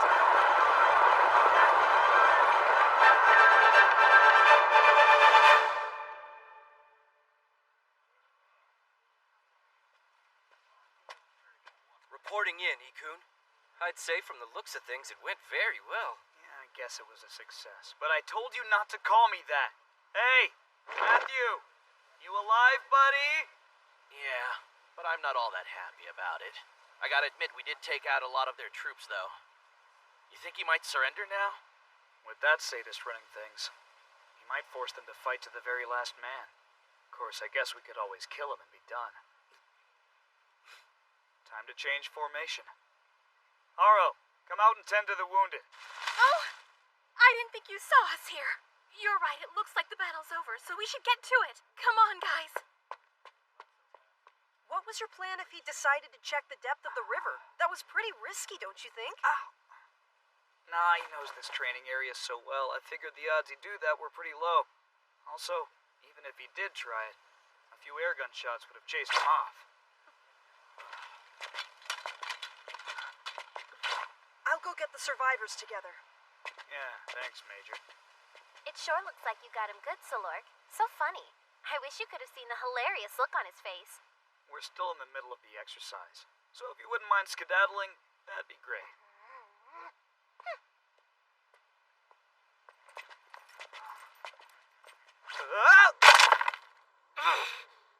Damn it! This is all your fault! You should have gotten here sooner, Yatorishino! My apologies, sir, but if you can find a squad anywhere who can move faster than we did, then I'd like to see it.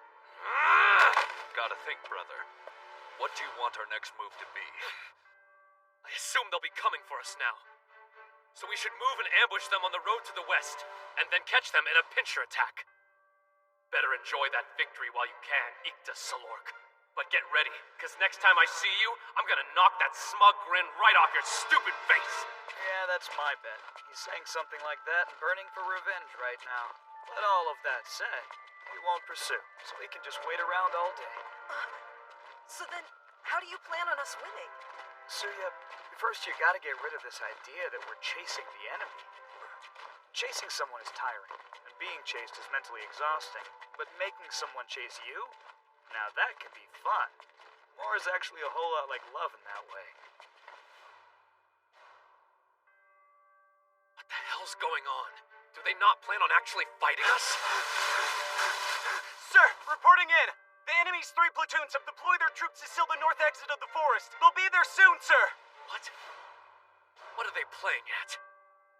They've got us now. They've cut off our escape route, Captain. At some point, we'll have to use the north exit to get back to the central base. There's no other way. If they've got the exit sealed at the end of the mock battle, we'll lose because we won't even be able to get home. It's as simple as that. Oh. So you're telling me that they could actually win this whole thing by default? Get to the northern exit! Yep, there they are. Okay, all units, make it look like you're ready to fire.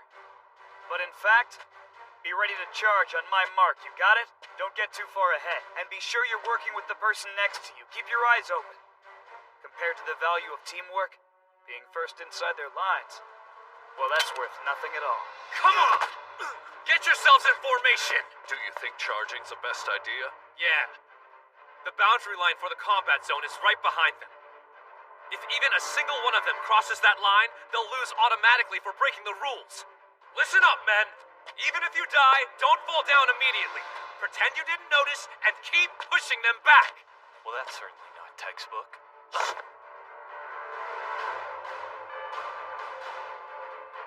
All right. All forces, follow me!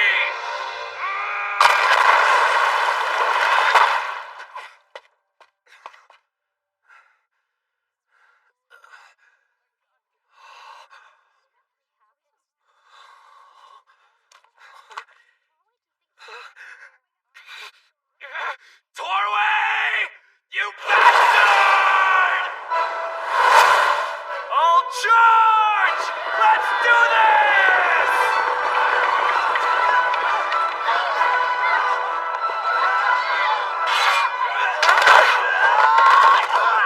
Lieutenant Sushirov, the captain has fallen. You have to take command. Very well, then. There's no way to win this battle, though. We'll break through and escape. It's time to open up a path. Yatarishino! Yep, got it, sir. Charge! All troops!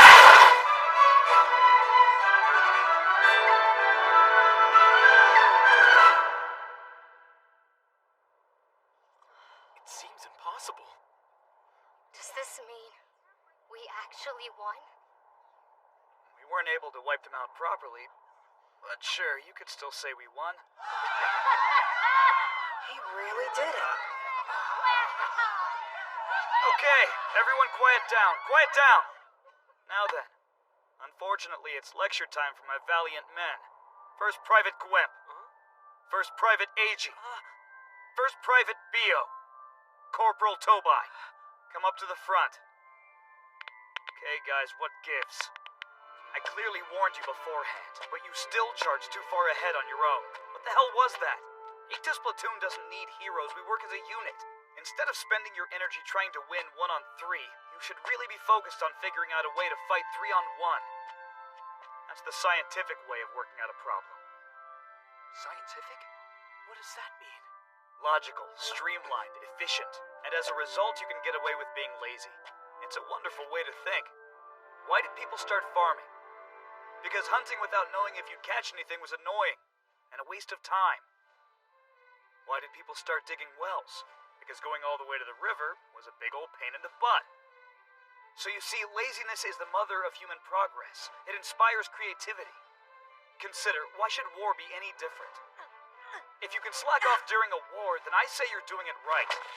So follow me, Ikta Salork, and you'll live the sweet life. Yggdrasil-Lork's men don't toil. They fight easy, and therefore they win easy. Long live laziness. Long live sloth. This I can promise you. Everyone who follows me gets an easy life. Yggdrasil-Lork, I'm with you.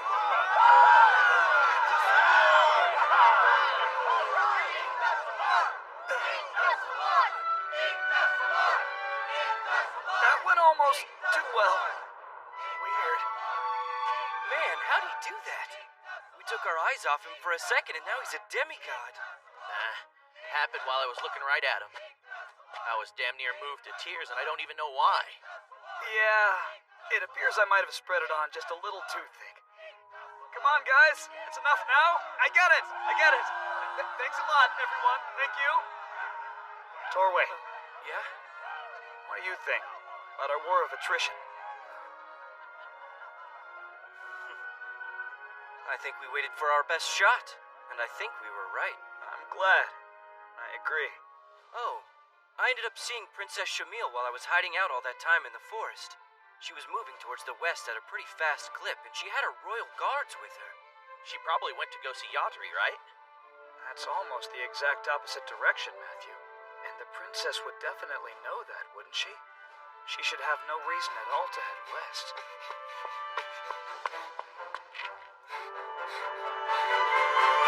Where is he? Do you see Solork anywhere? You bastard! Princess, get out of here!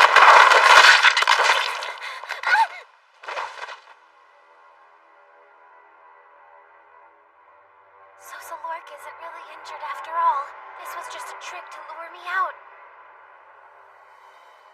Captain Yi Sun-ho, why are you doing this?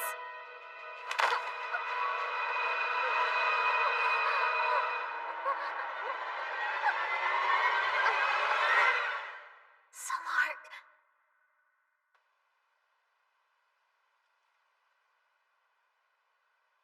It's time. The mock battle is about to be over. Should we send up the signal to surrender? Why should we? Why even suggest it? Captain, Lieutenant Susheriff is in charge now. It's his call. I am not letting this happen! No, not me. I will never surrender! Refusing will only damage your own reputation. You'll be the commander who didn't know when to give up.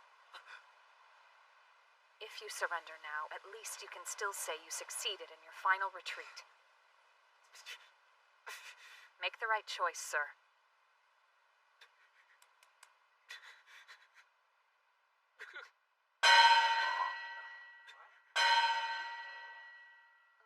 They're using sound instead of light to communicate. West. The princess. It's imperative that I head toward the west and take my 8 troops with me. Because of the signal? Yes. Sounds like something's happened. You should take the remaining 2 from my squad as well. You saved my older brother's life during the first battle. I'm grateful for that. If we can get to the road, the carriage will be waiting for us there. And then the mission will be complete. Thank God. It's almost over. If it hurts you to look at the princess, I suggest you don't. You knew what you were in for from the beginning. Yes, sir.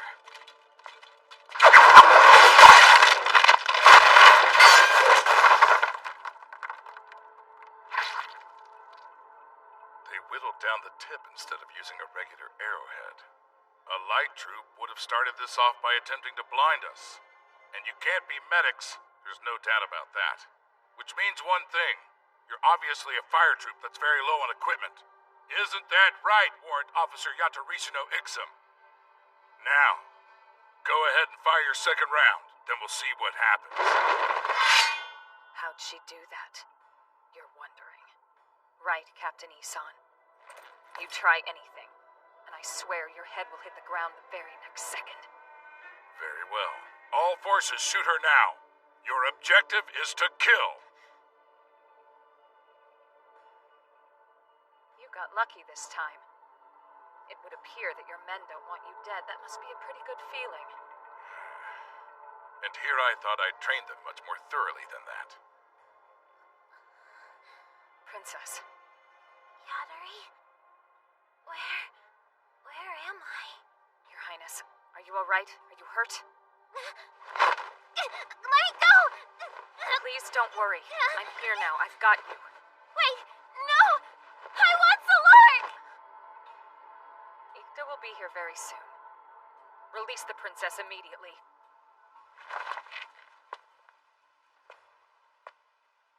Are you at all interested in our motive here? Motive for what? The reason we chose to abandon all of our pride as soldiers and resorted to committing this crime. What you don't know is that we're all students of General Hazaf Riken. But he would never do this. Yes, you're right. He was a talented commander and the very best of men. But he died needlessly during the Battle of Eastern Garrison. I think I see. So what you're after is... That's right, Princess. We've deserted because we must avenge our beloved teacher, who died as a sacrificial lamb to cover up the Empire's colossal political failure. So your worthless life is over! You will pay the price! Princess, get back!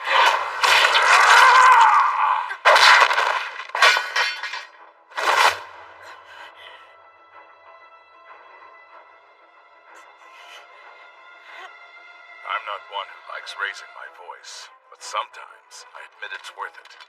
Keep an eye on the surrounding area. Fire Spirit, you move and your master dies. Please stop this! Yadari, hold on! I'm begging you! Please let her go! I'll do anything!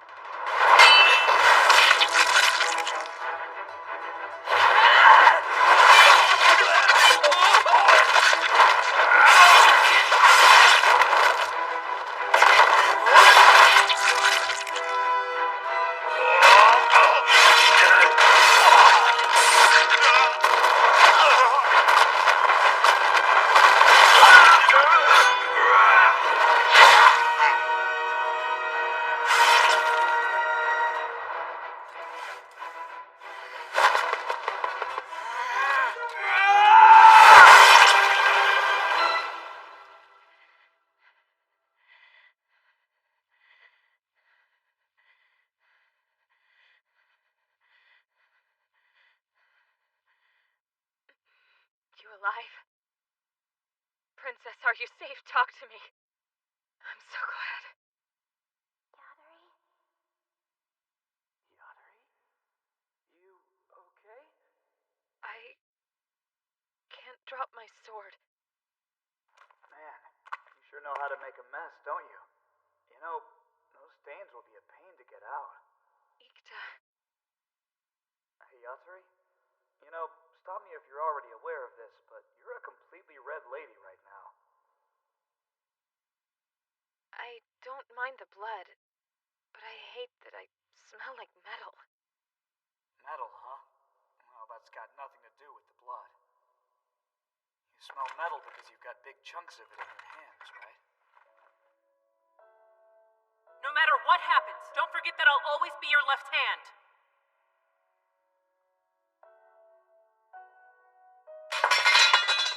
See? Better, right? Good job.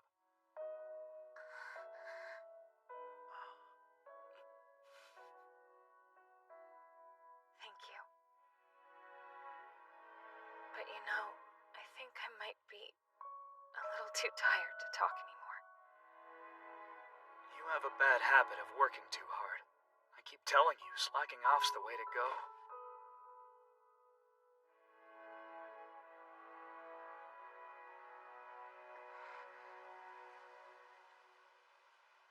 Would you care to give me an explanation for this, Captain Isan Ho? They told us they were students of Lieutenant General Hazaf Riken. I hate to say it, but I completely understand your motives. I can't even bring myself to condemn you for them. Truth be told, if things were different, I might have been beside you. Hey, Ikta! Your tactics remind me of Lieutenant General Riken. Actually, they might even be more reminiscent of the general who taught him Pada Sankre. Is that just a coincidence? Oh, well, it's...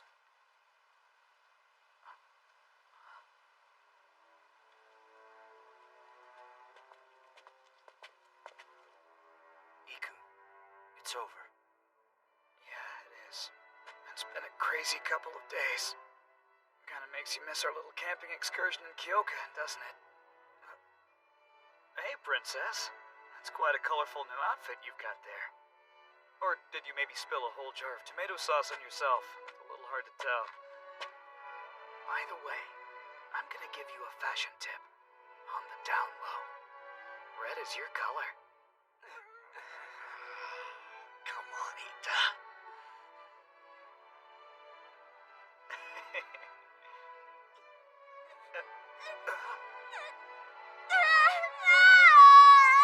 Whoa!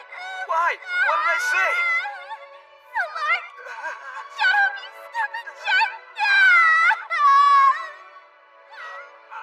June, Imperial Year 906. Very few know anything about this parting gift from Lieutenant General Hazaf Riken. But those who were there that day were left with mental and emotional scars that would never fade for the rest of their lives.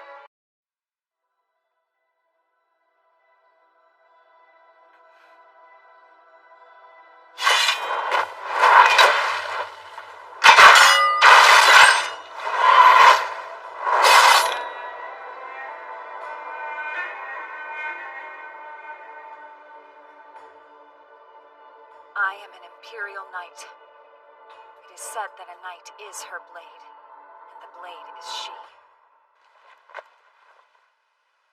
I never understood it before, but the only way to cope with this job is to deny your humanity. Yatori, you don't really think I'm a flame, do you? What? No, of course I don't. You're just Shia, the best partner in the whole world. Well, if that's the case, then you don't have to be a real blade either. Are you worried? I appreciate that, my dear friend. I'm all right. It's hard to say whether I'll ever reach that same state of oneness with my blade again. But remember how quickly he pulled me back down? From a level of mastery I'd worked my entire life to achieve. As long as Ikta's part of my life, it'd be impossible for me to become 100% blade.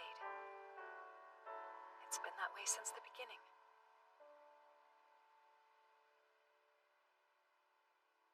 A chance for me to study abroad? Tutored under General Bada Sankre. He gave me the news himself. So, what will it be? I think I'd like to go. I've heard he's at the forefront of our current military matters. All right, if you want to do it, that's settled. You should be on your way. Go and study hard.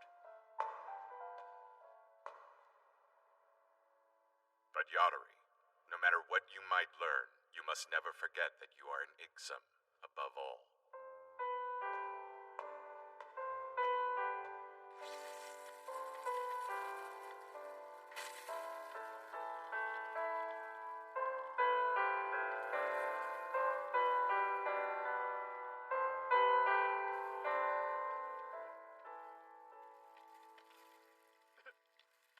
Welcome to the exciting world of science!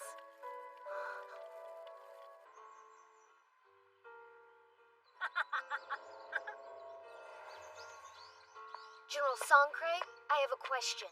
How about you call me Uncle Bada? Now, what's on your mind, my young friend?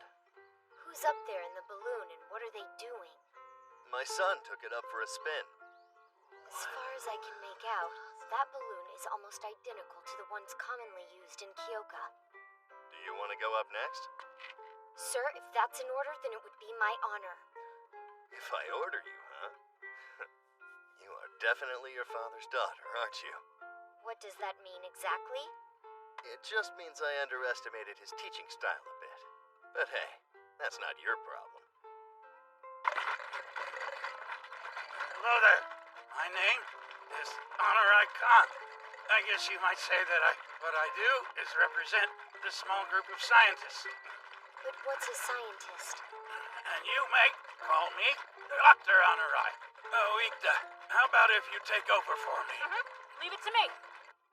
Dr. Honorai, what is that you're making? Well, let's see. Egg yolks, milk, some sugar, and a little dash of cinnamon is all. We mixed that up all together, and then we added it to a pot full of frozen seawater. But why?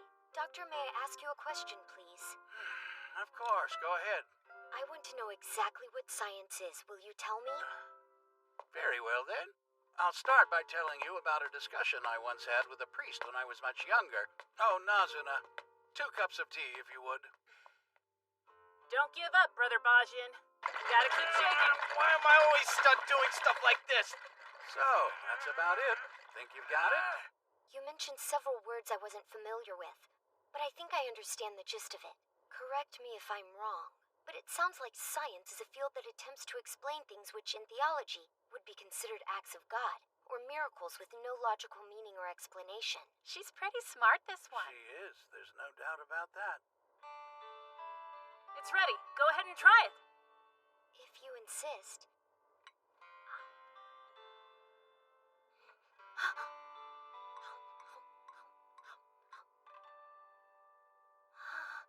Can I get you some more?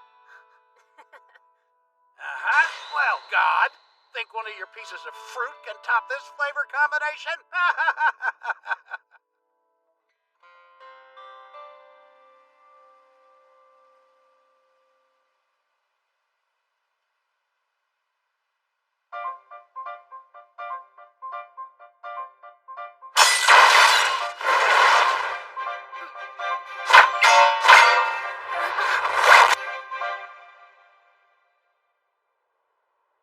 Sorry, you see, sword fighting isn't my thing. I'm the one who should apologize. I should have been paying attention. I was so focused that I almost injured you. Well, it was my fault for interrupting you. Now, can we talk about the way you speak? Do you have to do that? I don't know what you mean. Is something wrong with how I talk? No, it's not wrong. It's just stiff. Always sounds like you're applying for some job. I mean, I get that you're into using proper etiquette, but when you're with kids your age, couldn't you, be more casual? Well, if I'm being honest, before I came here, I'd never even met another kid my own age. Wow, I can't imagine what that must have been like for you. I bet that means you don't even know how to play like a kid, do you? I know what we'll do. Why don't you come and play with me for a bit? My dad gave me this, so we're all set to go. What is it we're doing exactly? Mission number 1. Make Major Guihan fall into a hole. Like clockwork. He always comes by this way to wash up in the mornings.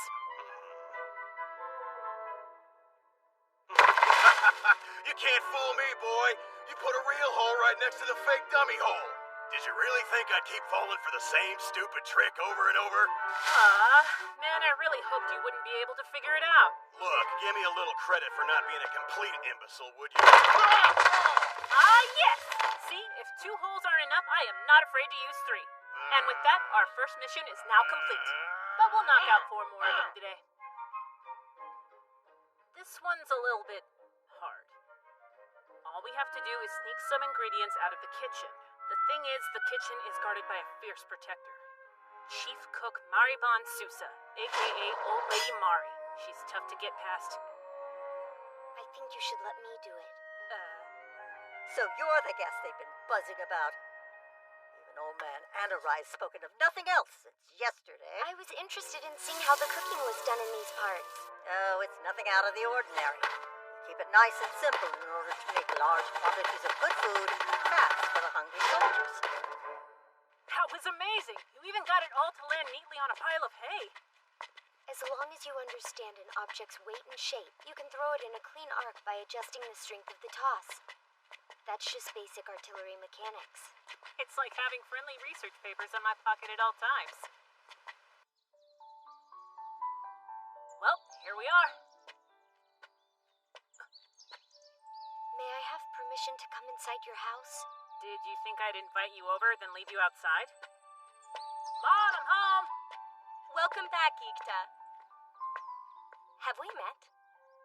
I'm Yachirisha no Ixum. I've been accompanying your son today, ma'am. And I'm Ikta's mother. You can call me Yuka. Thanks for being a friend and playing with him today. Oh, it's my pleasure. I brought you what Dad ordered. I don't think I missed anything. That's mostly thanks to Yatari, though. Is that so? Lunch is ready soon. Why don't you and Ikta go and play until I call you? No thanks, I should probably go. Do you by chance play chess? Yes, I had to learn to play as part of my officer training. Great! One game then.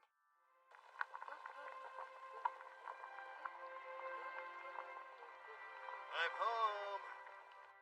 Oh, man, I am starving. Hello there, Yatari. Thank you for having me. Tell me, did you succeed in your mission today? Of course we did. We did it all together. But this is Yatari's first time, you know, so try not to be too hard on our old man. Oh, hey, check that out. You're both using castles in a close game. Okay, it's ready. Come on, lunchtime. General Suncray, may I ask, do you always get to live here in your house with your family? Yep. I've never wanted to go transfer around and leave them behind. As long as I'm here, my mom will be just fine. So you go wherever you want, old man. You don't have to make Uncle Sheba and Uncle Rikondo do all the running around. Don't even try to fool me, son. You know you'd be desperately lonely without me. No way. Keep on dreaming, mister. Yatari, dear, later on we might make a cake. Would you like to help us? It's for Mariban. I think we need to give something back for what we borrowed. Sure.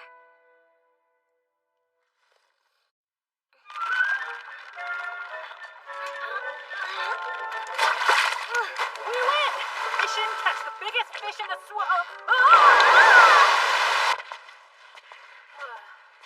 you're gonna be a soldier, huh? Yes. I'll be going to officer school. Yeah, I get it. It's honorable and all, but why not be a scientist like me? Me, a scientist? The two of us could work together. We could travel around unraveling the world's mysteries. Monsters and that kind of stuff. Seriously, think about it. There's no point in thinking about it. I'm following the narrow path of all soldiers. It's been decided for me from the beginning. But that doesn't make sense. What's important here is whether you want to do it or not, right? It makes perfect sense to me. I was born a daughter of the Ixum family, and I know exactly what it means. I know what I should be. That's really all there is to it. I can't accept that. It makes no difference whether you accept it or not. Oh, it sure as hell does. If you're not with me, those monsters will eat me up. Well, I'm sorry, you guys. I know it's no fun going on a boring expedition. Oh no, it's fine. It might be a nice break. You two have been doing nothing but military exercises, and we've been lonely. I guess it really has been a while, hasn't it? Weird not to have soldiers trailing behind us. Yeah, and it feels like I should have a lot more weight on my back. Huh? A geological survey, too? What? Please don't tell me you forgot. Did you leave the tools? Yeah, it sure looks like I did. You idiot! Thanks to brainy brother Bajin, it looks like we've got the whole day out here to ourselves, huh? Hey, by the way, did you find an axe? Hey, Yatari?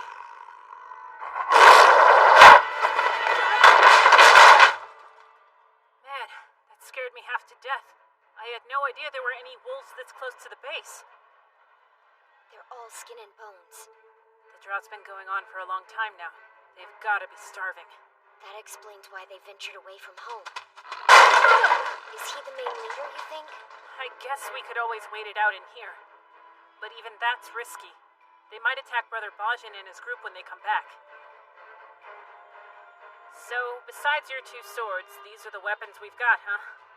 Killing or driving back every single wolf around the shed. Looks to me like that's the mission we're faced with now. Deadline is 9 in the morning. Do you have any objections? Not at all. So it's time to come up with a plan of attack.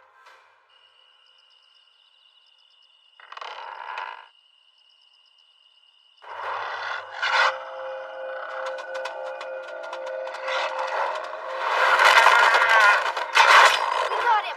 It was a hit, but it wasn't fatal. They're breaking through the back wall! So this side was just a decoy.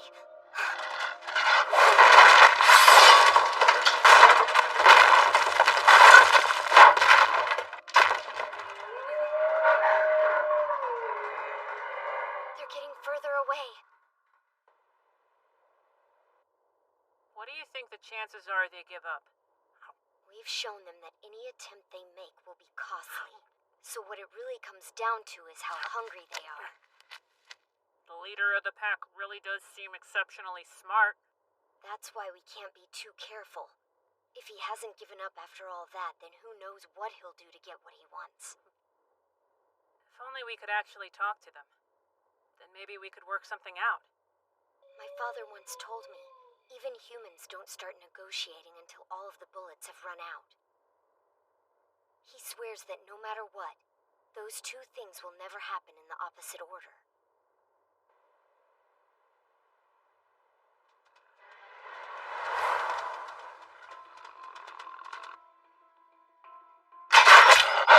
That's a hit to the head. So they've got one down. Roger. The two in the front are staying well away from the front door.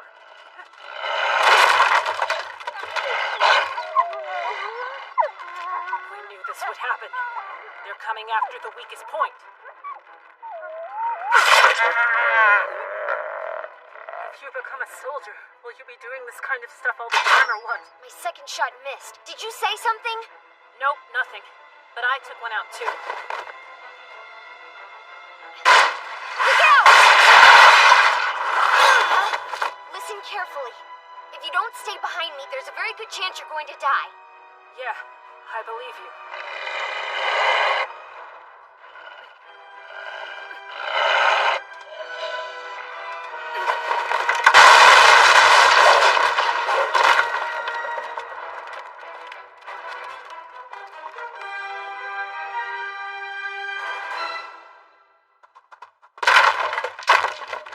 I'm glad I got this ready for us. You know, I've been thinking, maybe we could actually talk to the leader of the pack. He really seems intelligent. You're one of those people who talks a lot when you're nervous, aren't you? Yeah, thanks for pointing that out. It's super helpful. I'm about to cry over here. I know how you feel. I'm really scared too. But I swear I'll get you out of here alive, even if it ends up costing my life. I was born in Ixum, after all. What are you saying? That wasn't part of the plan. I'm just saying if things start to get bad, then it's better for one of us to get to live than for both of us to die. Stop it! Anything that doesn't end with both of us home is equally bad. If you don't understand that, you're a fool and a... No, Ikta, you're the fool. In combat, you make hard decisions. If there's one thing I've learned over these past few weeks with you, it's that you and I together, we can defeat anything on Earth that comes against us. Yatari, all we have is each other right now. We have to work together and become one. It's the only way to win. Like the right hand with the left brain and the right. Let's be a pair of organs moving in sync together with one will. No matter what happens, don't forget that I will always be your left hand. Okay, well, if I'm the right hand, then you better try to keep up if you want to be the left.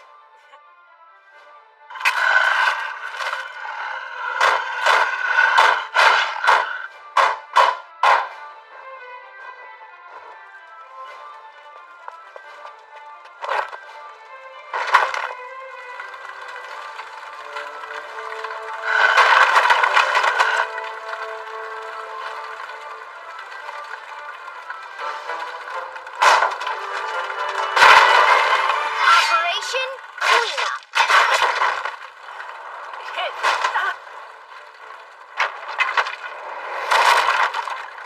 Only two left. Did we drive them off or what? One of them was their leader, though. It's too early to make assumptions.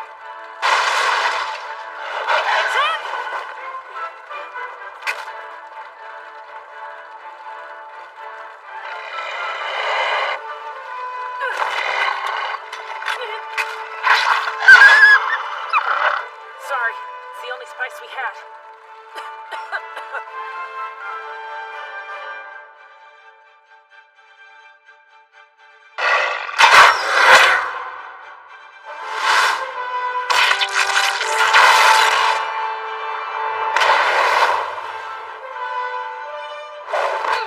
Yatari!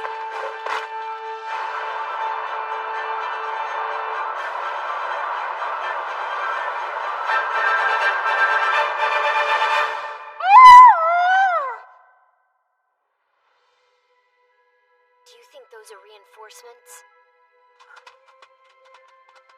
No, I think it's their kid, actually.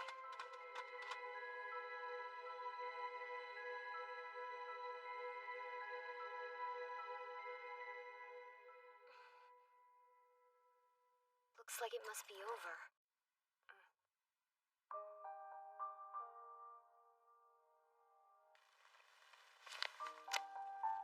It's the very last one, so take your time eating it.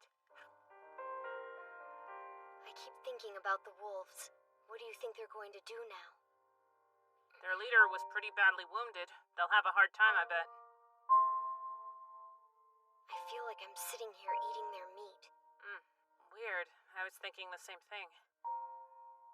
You know, Yatari, if you're actually capable of imagining that, then you could be something other than a soldier. Take your time and think about it. But either way, try to remember what I've just said. Of course, the chance of you forgetting anything that happened today is pretty slim, huh? Yeah, you're right. I highly doubt I could ever forget this.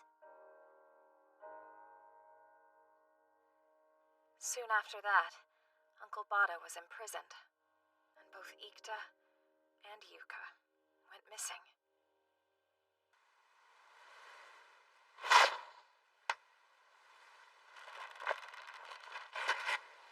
But Ikta came back to me. I came to take you away from here, for good. You deserve more. Kaboom! Well, once again I must concede. Wow, Matthew, you're one of the best players I've ever seen. I would bet that if you played Ikta or Yatri, you'd beat them easily now. No way that'll ever happen. Huh? Why say that? Have I accidentally touched a nerve? I guess, yeah. I mean, it's obviously not just about chess. It's everything all the time. Don't you feel that way too? Doesn't it seem like, I don't know, they're just... On a different level? Oh, sorry, I didn't mean. I tend to bypass the filter and say things without thinking. Yeah, I know you do. I'll see you later. Wait, Matthew, are you mad at me? Don't worry about it. I'm headed to the War Records room. I want to learn all I can about the River Defense Formation. Well, I'm impressed. Good luck with the research. On a whole different level, huh? Well, that might be the case right now, but I'll show them. Someday, I swear, they're all gonna see what Matthew Tedridge is really capable of.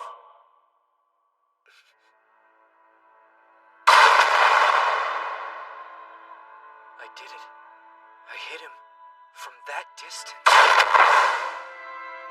There's something to be said for being far away from your target. For one, it makes it a lot harder for them to hit you. Harder for them to even find you at all. But more, you don't have to see their face when it happens.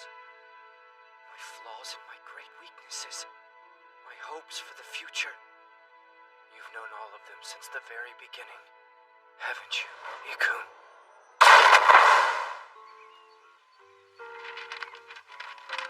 Hey, Ikta. Do you think it's a good idea to take a nap out here? If that's an invitation, I not only heartily accept, I'll even give you the comfy side of the grass if you promise not to snore too loud. Anyway, Silly, what's got you so engrossed? Oh, yeah. Honorai's box is about to open. Whose did you say? What box? It's a safe, basically, with intellectual property inside. Did you know? I can't remember if I've told you how I once studied under Honorai Khan. The scientist who sought asylum in Kyoko, right? Yeah, you did. I remember. You said you learned a lot from him. Yeah. I'm proud to say that I'm one of his many students. The results of all the research we worked on during our time together were put into Honorai's box as a safety measure. And we were the only ones who were able to access them. But he had to make a trade. You see, in exchange for recognizing his claim of asylum, Kyoka demanded new technology with military applications. And so, in an effort to keep things balanced and fair, he told us exactly what he was going to give Kyoka. Okay, so, could you tell me again who's giving what to who?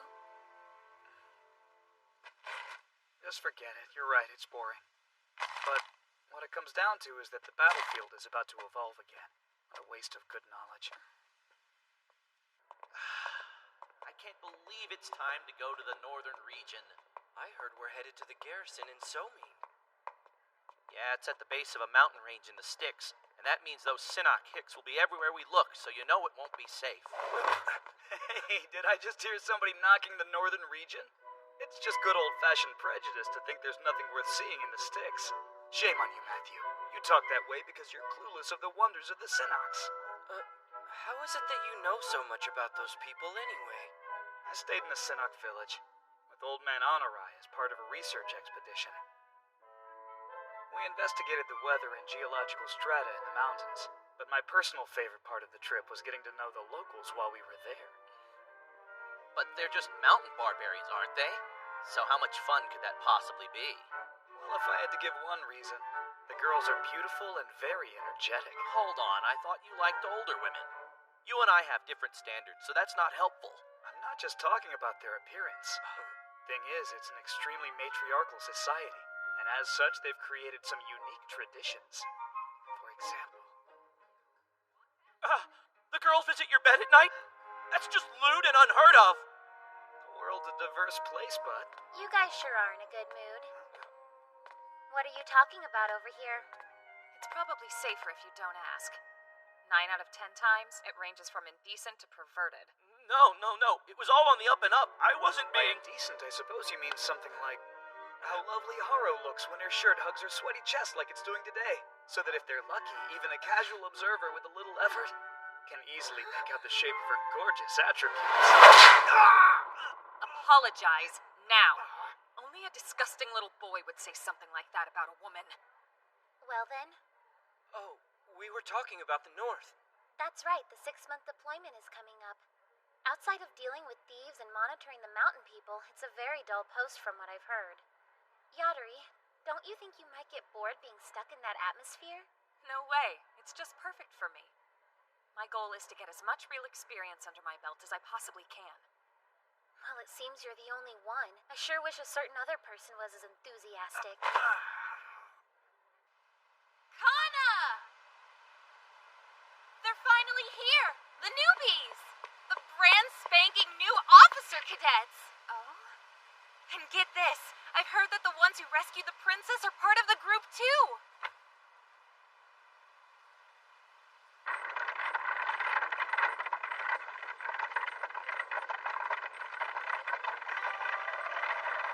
Once again, I ask you to join me in welcoming the high-level officer candidates, as well as their remarkable training units as they join us in the great fight.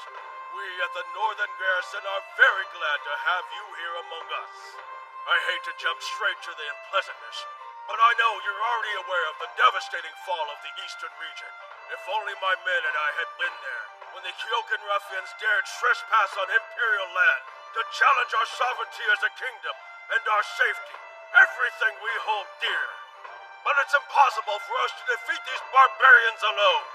The success of our counterattack on Kyoko will depend on the loyalty of every one of you. As the up-and-coming future leaders of our great military, I pray your patriotism is strong and steadfast. Sorry for the short speech, but I'm afraid that's all I have today. In what universe was that short?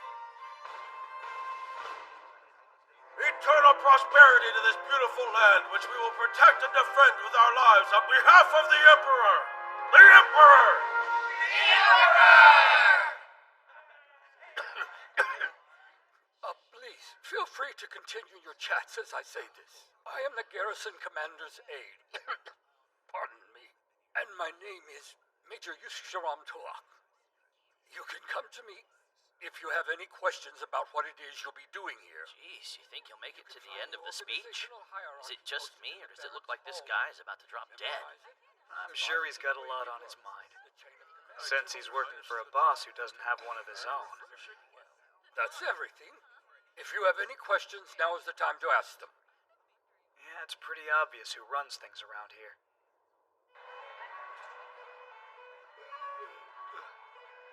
Hey, how are you enjoying your night? It's good. Thank you for asking. You have a light spirit too, isn't that right? Yes, that's correct. I'm Warrant Officer Ikta Saloy. We're in Light Troops Platoon 3.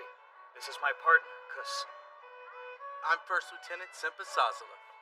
I'm going to be your instructor while you're learning the ropes here in the north. And this is the Light Spirit, Key, my partner. Good to meet you. Everyone's been talking about some problem child mixed in amongst the new knights. Would that be you? Thing is, I don't really fit in with those guys. So for the most part, I just try to keep my distance. Yeah, I gotta admit, you don't look very much like a knight. That handsome dude over there is the more usual type. Yeah, it was.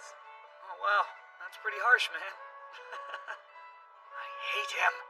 I hate any guy who has women fall all over him without even having to try. Whoa, chill. I've been waiting for this, daughter of Ixum. Will she dare to present herself to me? Well, here I am. What do you want from me? You listen well. My name is Dane Kunhar Gunska. I am 26 years old. My rank's warrant officer. I know your family's reputation. So let's let our blades do the talking. Lieutenant General Safita, I've received a request for a duel. Is there someplace more appropriate that we could use, sir? What do we do? Well, here is probably fine. Very well, you can duel here. Beware, though. Warrant Officer Hargunska's skills with a blade are among the finest to be found in the entire northern garrison.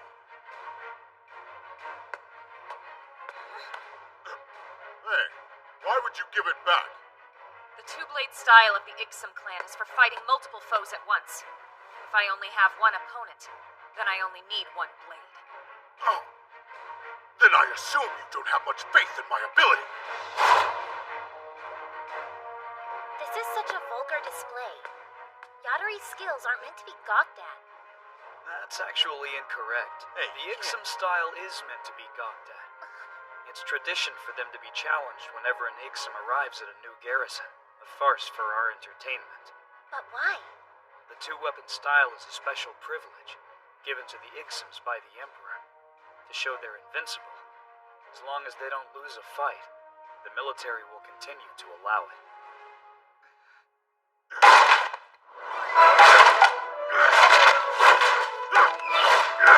So this is all just a show for them to gawk at. The Ixum family values order in the Empire above all else, to continue carrying the two swords on their belt. They must be consistent in meeting open challenges to prove their superiority. And in doing so, they ultimately protect that order. Has she been pushed back? I can't quite tell. Not yet. She hasn't been able to hit back, but she's not... Right. Her position hasn't really changed at all since the start of the battle. The Ixums truly are the embodiment of the idea of invincibility.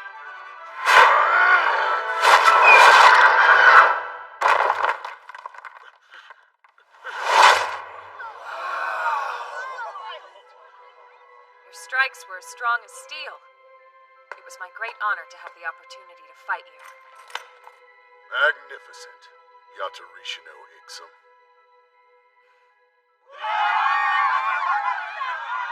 So showy.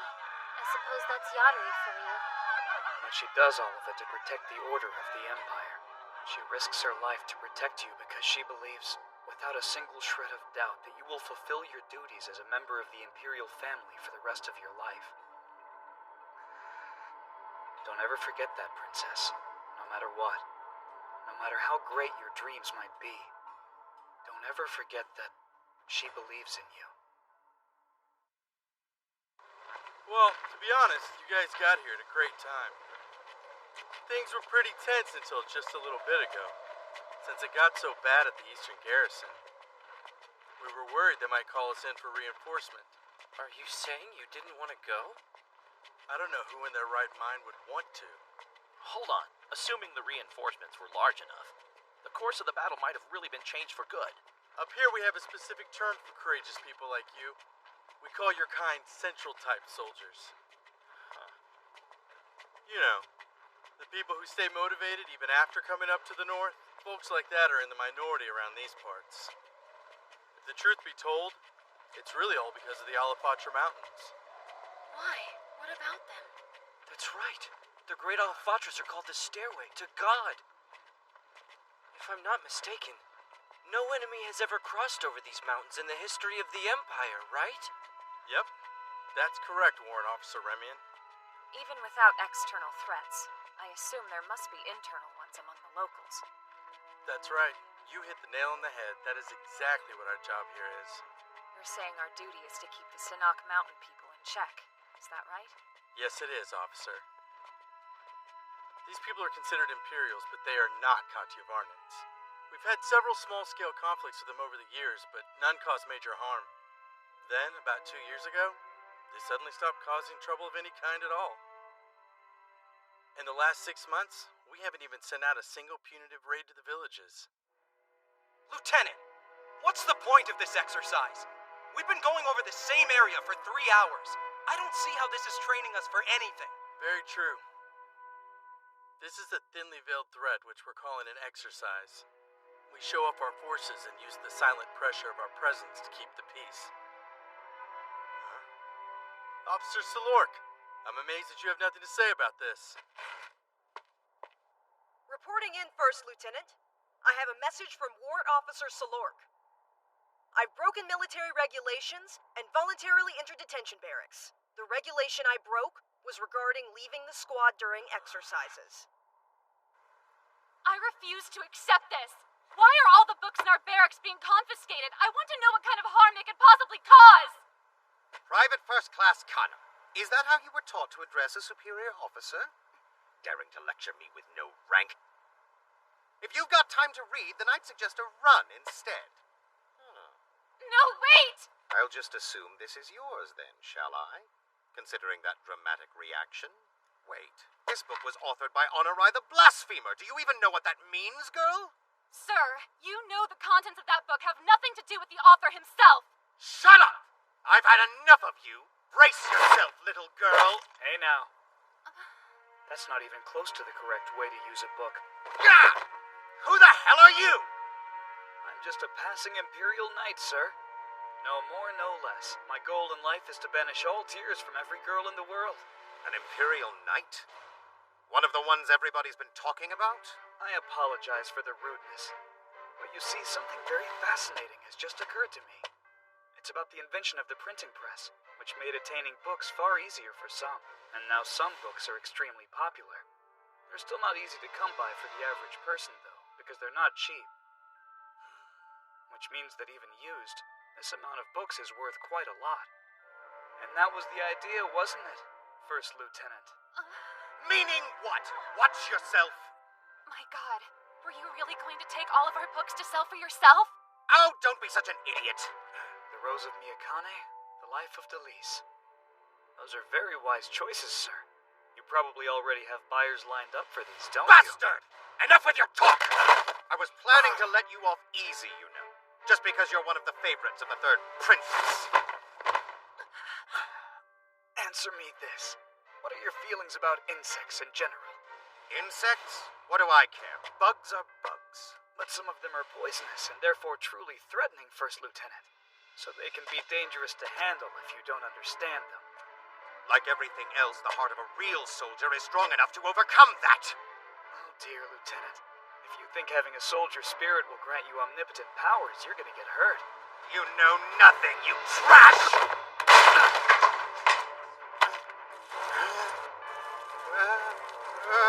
There you go. Mission complete. Hail Lieutenantula. They stay out of direct sunlight during the day, so you can almost always find them hanging out under eaves and roofs. If he'd read this book, he actually could have learned that for himself. Is this yours? Here you go. Thank you, Warrant Officer, for your help. How would you feel about calling me Ikun? And may I ask your name? Yes, of course. Northern Garrison 1st Regiment. Private First Class Kana Tamari. And my partner, Tab, the Wind Spirit. Very nice to meet you.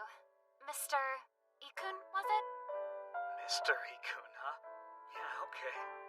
So hey, Kana, tell me, what's your very favorite part of that book?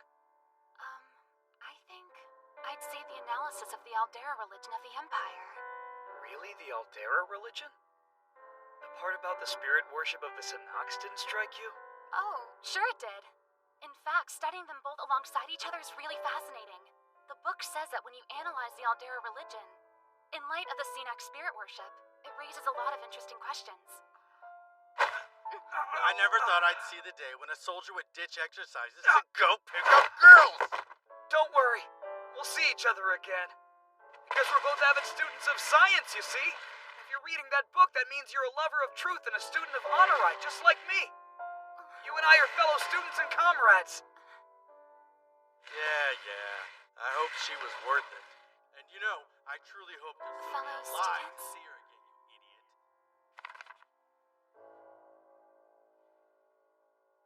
This is your lot for 3 days.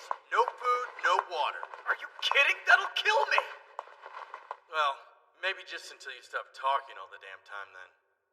Man, how does a dude end up turning out like you anyway? Seriously. I'm sorry to say it was 100% bad luck. I doubt that. I mean, I heard you were a weird one, but...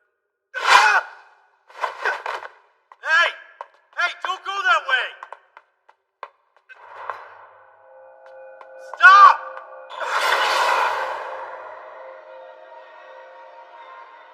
First Lieutenant?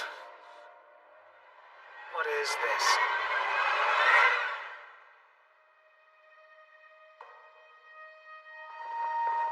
Nanakudaru, when do we begin our work?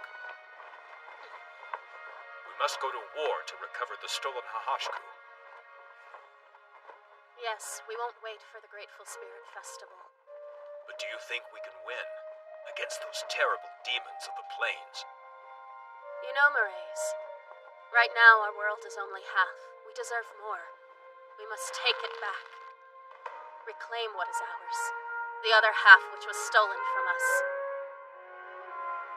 Great Alafatra, the stairway to God, had protected the Empire from external threats for years. But in July of Imperial Year 906, the dark clouds are beginning to gather from within. A challenge?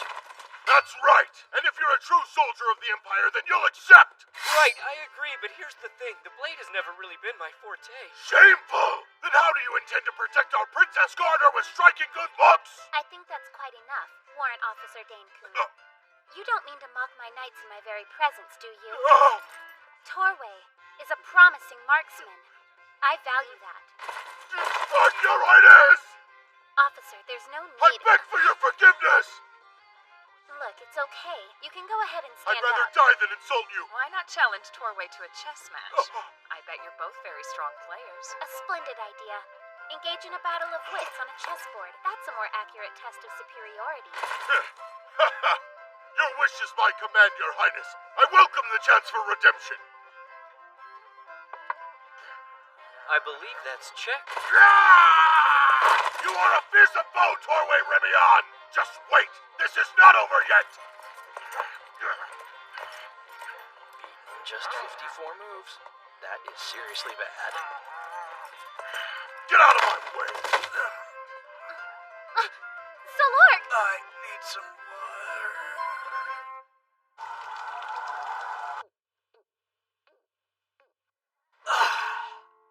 Good to be alive. You feeling more like your old self? Oh, my bad. I forgot to come get you. First Lieutenant Sazalov, you're gonna regret this. You've only got yourself to blame. Do you think you might be recovered enough to remove your head from the princess's lap now? Well then, Solork, I'm waiting. Do you have anything you'd like to say to me? Let me think for a sec.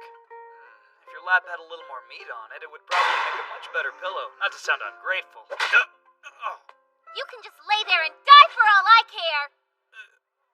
I really hope you get well fast, Ikta. Because right now, you're a real pain in the neck.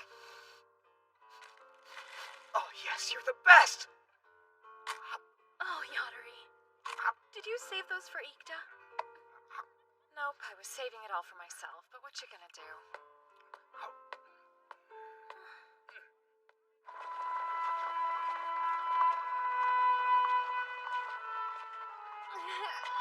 Boy, do I wish I was on a horse right about now. I imagine escorting a supply train must seem quite boring to you, Warrant Officer Yatarish, you know? No, I'm well aware of the importance of this mission. However, I do wonder about one part of it. Why would a high-ranking official like you accompany us? There are very specific reasons for me to do so. Building a base places a rather heavy burden on the locals, so it's my job to see that they're kept happy and cooperative. Politics, you see. Are you disappointed? Not at all. That's what the military is supposed to do, right? I think war's purpose is to uphold the peace. Therefore, it's counterproductive to destroy peace to support war. You may well be right. Oh, we finally made it. Hey, are we there yet? Ikun, what are you doing? No yelling, okay? Anywho, how's it going with you, Kana? Besides the obvious fact that you look adorable with that ribbon in your hair. Were you hiding in the back of the wagon the whole time? It's no wonder it was so I beg your pardon. I had quite innocently fallen asleep in the back of said wagon, and you began pushing it without asking me. You're such a liar. If that were true, why were the first words you said when you got out, "Are we there yet?" Right, you need some water. I think the dehydration has gotten to you. But I can't. The order was for me to wait right here. You need to make the best use of your time. How often do we actually get to visit a town? Oh, can I help you, young man? Hello there, madam. You're looking lovely today. So sorry to bother you, but my friend and I are incredibly thirsty, you see. That was very kind of her, don't you think? Giving us sugar cane to tide us over till the well? You know something, Ikun? I'm getting a very distinct impression. You're one of those lady killer types, aren't you? That's a common misconception. Truth is, the older women of the world all seem to have wickedly conspired together to seduce me.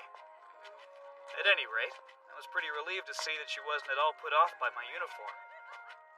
We're lucky that the people here don't appear to have a problem with soldiers. Yeah, that's true. This is an important supply base for the army. Major Toak insists we're careful about how we interact with the locals. He's always been very adamant about that. What about Lieutenant General Safita? From what I've seen, he mostly just puts the major in charge of everything. The guy at the top does nothing. And Major Toak keeps an eye on him along with everything else? But there's one significant exception, though. Whenever the Sinnock happen to be involved, General Safita is always the one to personally give the order. The Sinnock? Why is that? I don't really know. If I had to guess, though, I'd say it's because he actually enjoys being mean to them. That's how it's always seemed to me, anyway. There's just something about the way he acts. So that's what it was actually all about, then. First Lieutenant. This isn't right. There's something innately wrong about this. We know that spirits aren't able to move if they can't have light. And if you tore these spirits away from the ones with whom they're contracted, that would go against the teachings of the Alderans. This is spirit abuse, and you know that's what it is. Might as well tell you this now because you've already seen it. These orders are from the top, directly from Lieutenant General Safita. Somehow I'm not surprised. These spirits came from the Sinnock, didn't they? You're pretty smart, kid. I only see wind and fire spirits. I guess that figures. Without those two types, they aren't able to be nearly as effective when they fight. It's a desperate measure by a desperate man that's intended to break the will of the Sinnock. To be honest, considering how quiet they've all been lately, I'd say it seems to be working like a charm. This is not the way to maintain the peace. On the contrary, we've now given them the greatest reason of all to go to war, retaking their partners who were so cruelly stolen from them. What a simple, powerful reason to fight.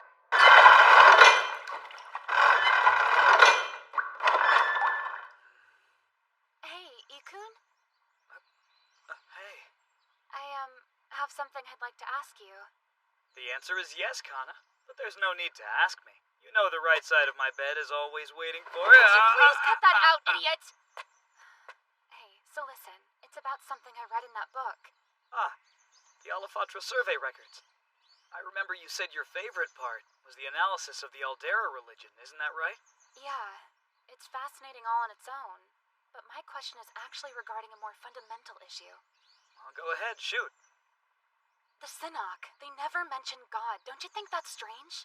They speak of the four spirits. I mean, but they never seem to mention Alderamin by name at all. It's like he doesn't even exist to them. Whereas, we believe something very different. We say the Force spirits were sent to our world by God himself directly. I don't know. No, you're really on the right track. Go on. We say they're created by Alderamin to begin with. Yeah, exactly. So from our perspective, it makes no sense because you can't have one without the other. But for them, their religion of the Force spirits exists and thrives without any reference to Alderamin being in the picture at all. And so you see, it occurred to me that maybe it's our beliefs which need to be held in question, not theirs. Think about it, and then you'll realize the spirits never tell us to believe in one God, do they? You're dismissed, Warrant Officer. I know you don't get to go to town often.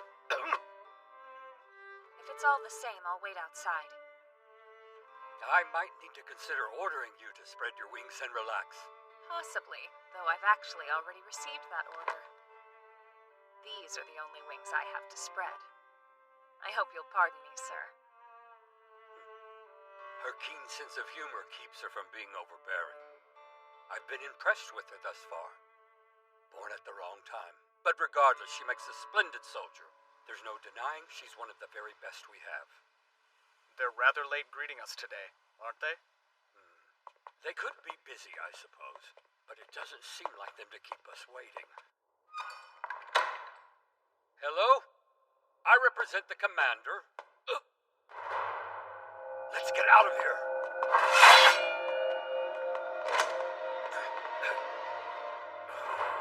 The core tenets of the Aldera religion all involve strictly obeying the commandments, right?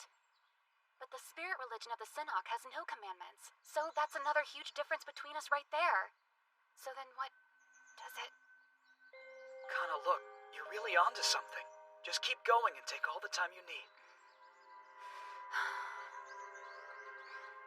The Sinnock religion consists merely of gratitude towards the four spirits, and a variety of festivals to show that gratitude. Their religion has literally nothing to do with commandments or rules of any kind. So if the book is right, and the Aldera religion and spirit worship are actually completely unrelated, then that means the spirit's true nature has nothing to do with being messengers of Alderamin. So everything we believe needs to be re-examined, doesn't it? You've done it, Kana. It's incredible. You've broken the curse of God, and you did it almost completely on your own. Wait, the curse of God? Yes, it's the bigotry that twists the truth by ignoring anything that doesn't directly benefit its explanation of God. Unless a person is able to shake off that particular curse, they'll never be able to pursue the path of true science. You're ready! Ikun, slow down! For one thing, think about it. If there really was an omnipotent God, his first commandment would have to have been, "Thou shalt be lazy." Any God who tells you anything different is a big old fake. I don't think I got quite that far.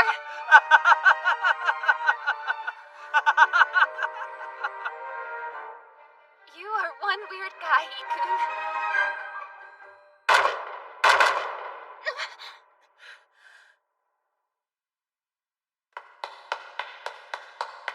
Major!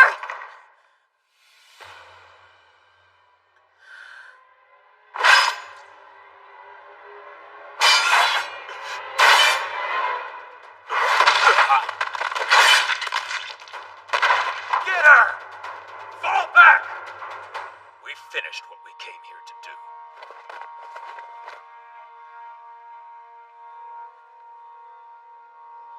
Leave the rest to me, Major. You have my word. I will pursue the enemy for both of us.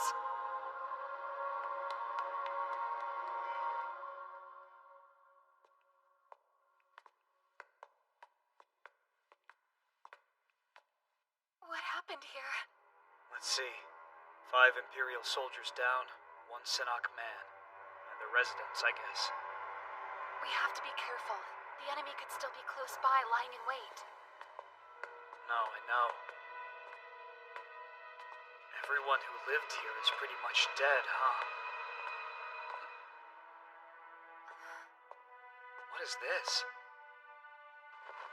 They look like Alderan pilgrimage clothes, if I'm not mistaken. Yeah, they do. Why are they here? There's no way the Sinnock would ever wear this stuff.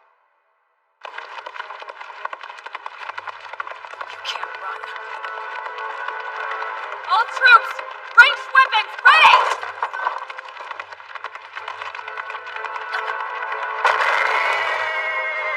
Halt the attack now! All stand down!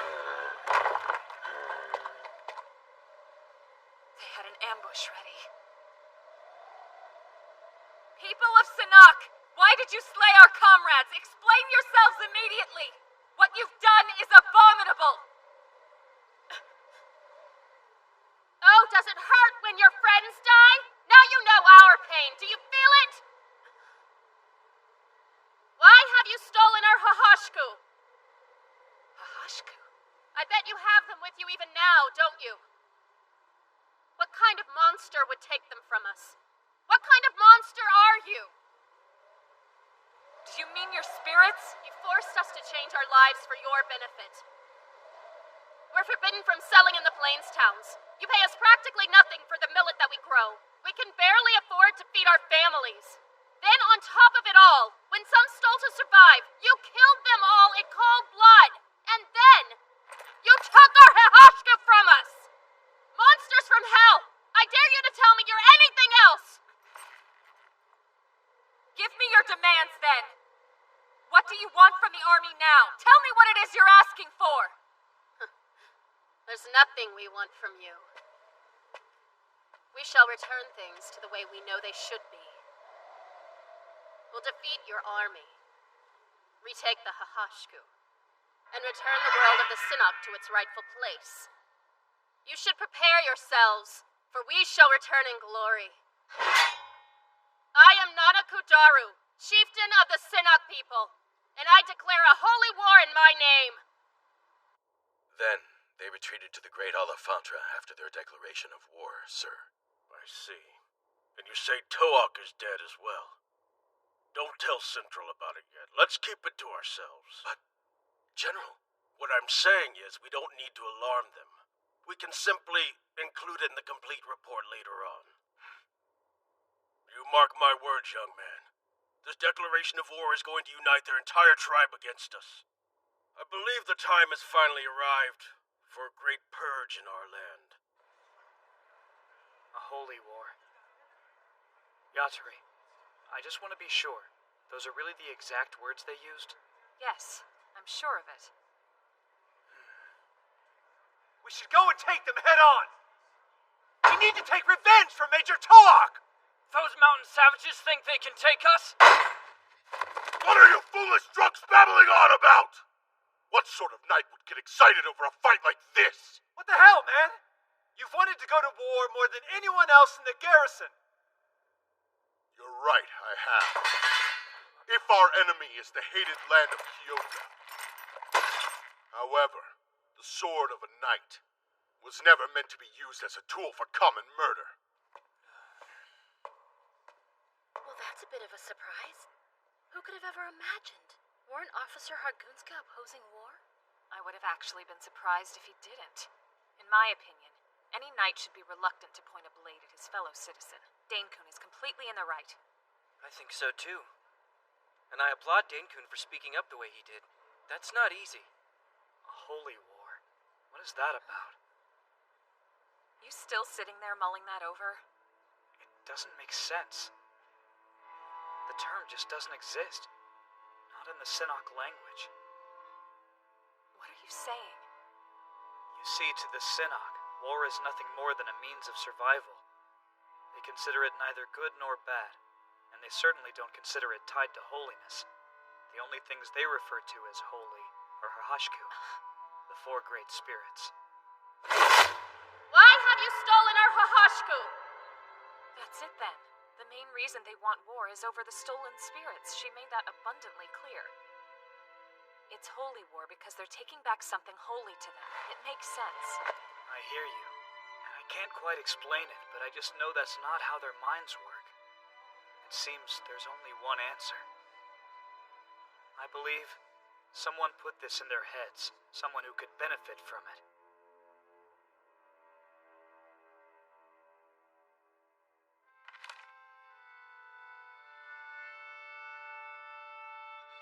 Hate to say it, you should probably get back to your unit.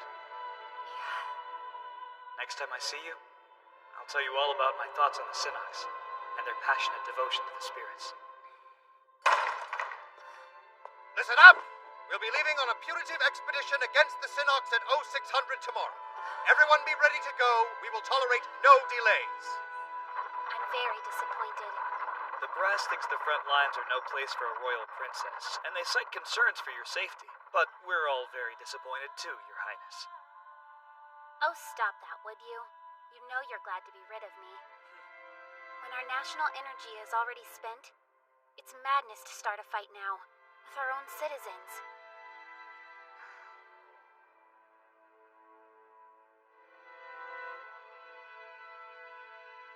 When I return, I want to see you all alive and well. Say yes if you vow to make it so. Yes. To be honest, I'm a little relieved. But why send her back only halfway? To a base at the south edge of the northern region? The Lieutenant General's probably got a reason. It might be that he doesn't want her back at Central. Bingo.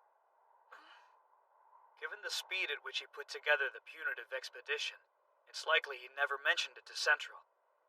He's doing this vigilante style all on his own. Wait, what are you saying?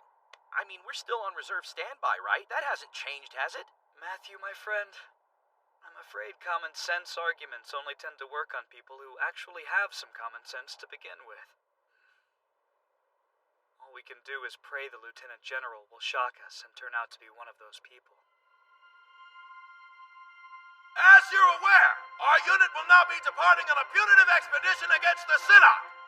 All troops be fully on guard and stay sharp. We are heading into war. It's really happening. Civil war.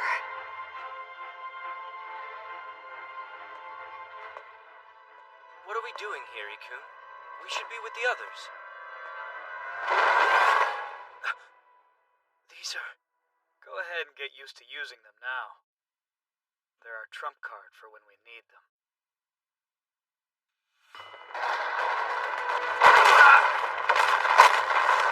Advance! Don't falter! We can't. Go! Get our air mortars out too! No, we can't. Are the mortars ready yet? Get a hold of yourself! Ikun, there's no logic here. Not a trace of the scientific thinking you love. Don't falter! The Northern Katyavarna Rebellion was by far the largest battle that had ever been seen in the North, and this is how it all began. Staining a page of the Empire's history with the lifeblood of its very...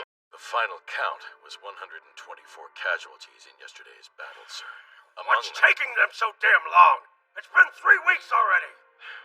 The men aren't used to the higher altitude, and they've encountered several unexpected obstacles. We should consider withdrawing. They're only fighting a bunch of dirty mountain monkeys. There's no choice but to advance! You want to withdraw our troops? What could you possibly be thinking? We spread the bait. Simple as that. Your orders are to transport a new batch of supplies to the next supply point on the route. You'll be delivering the same items as before. Any questions? Sir, just to be clear, this means that we're being sent to the front lines, doesn't it?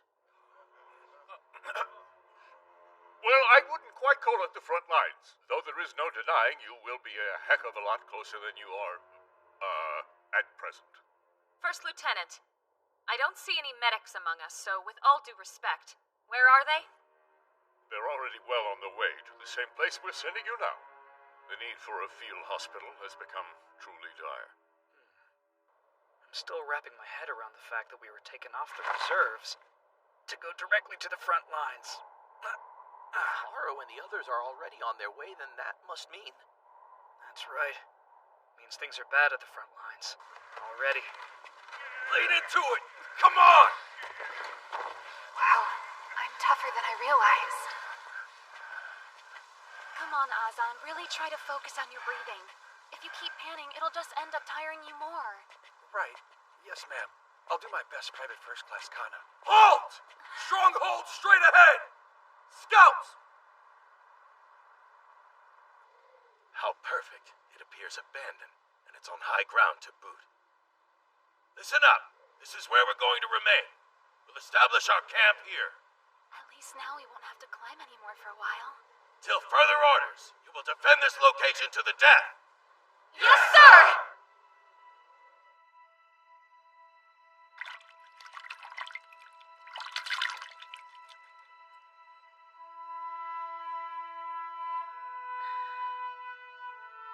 Aro.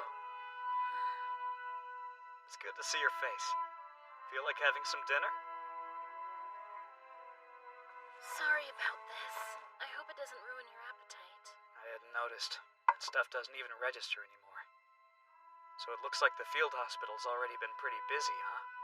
Yeah, we're already out of bandages and medicine. I've heard that's the case. We've been running supply missions until we finally ended up here. This definitely isn't the rear anymore, is it? You know what? I've been thinking. I should really go make a proposal to headquarters. Yep, I agree. The field hospital should be further back, or else at least someplace lower. Yes, exactly. It's pretty obvious, huh?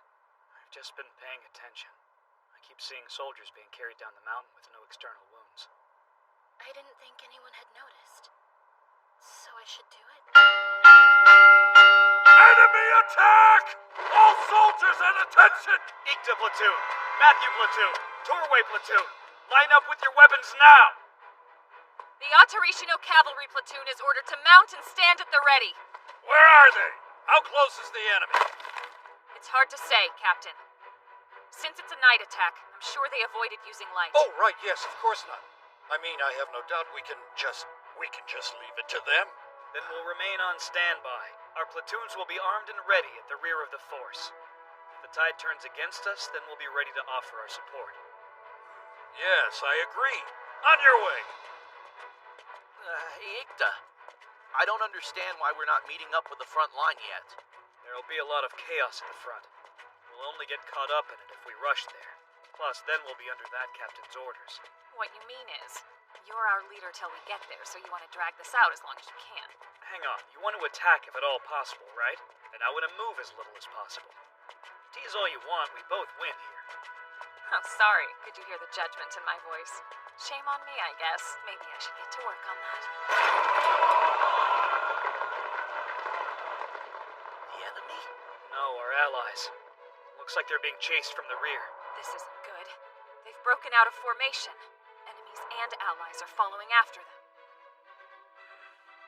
Attention, all infantry! Swords at the ready! Warrant officers Torway and Matthew, do not open fire until our allies have all passed. Ikta platoon's light troops, prepare to attack. Equip your partners to your crossbows. Yatarishino's cavalry platoon will stand by at the rear. Wait for my signal to attack. Ikta, I've got to ask you something, but I need for you not to laugh. Matthew, my friend, I give you my word. How can I be as calm and collected as you are right now? Once upon a time, there was a general known for his bravery and a general known for his fear. One day, right before a battle, the scared general asked the brave general, "How can I train myself to go into battle without any fear?"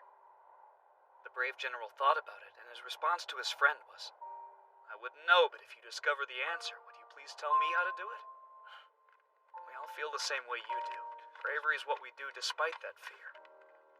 Trust yourself, Matthew, and if all else fails, I got you.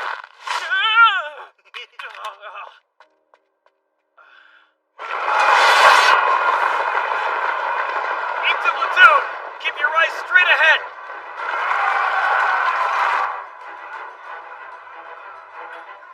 Beams on! Charge!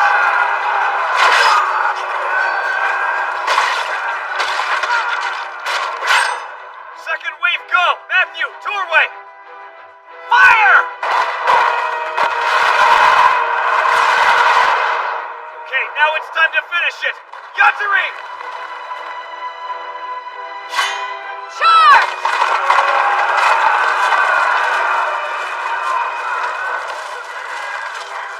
Draw your swords! We'll drive through the middle and split the enemy!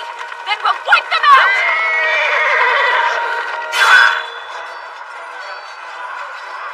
Don't separate! Hold your ground! Regroup! Regroup!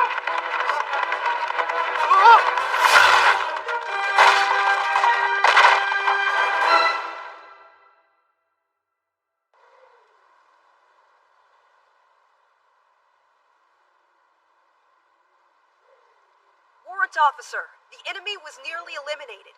No casualties on our side. Sir, it was almost... Too easy? I don't know. In a way. If you found this easy, I'm happy for you. When you've got a bad job, the best thing to do is make it as painless as possible.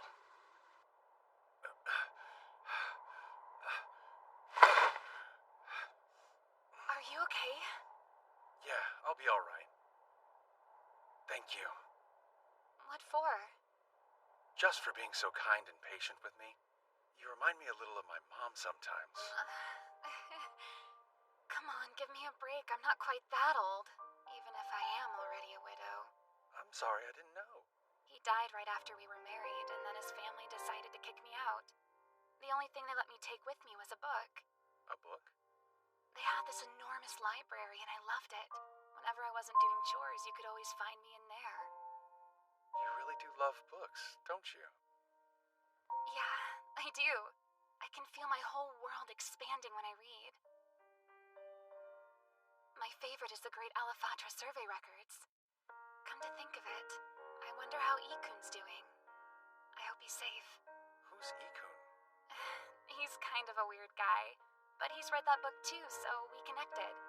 I liked hearing him call me a fellow student. So are you guys close? Oh, no. We've only seen each other twice. But he's a little like a book, really. Full of ideas. You can't wait to see him again. I can see it in your face. You can? Oh, wow. What do you think I should say? I mean, the next time I see him.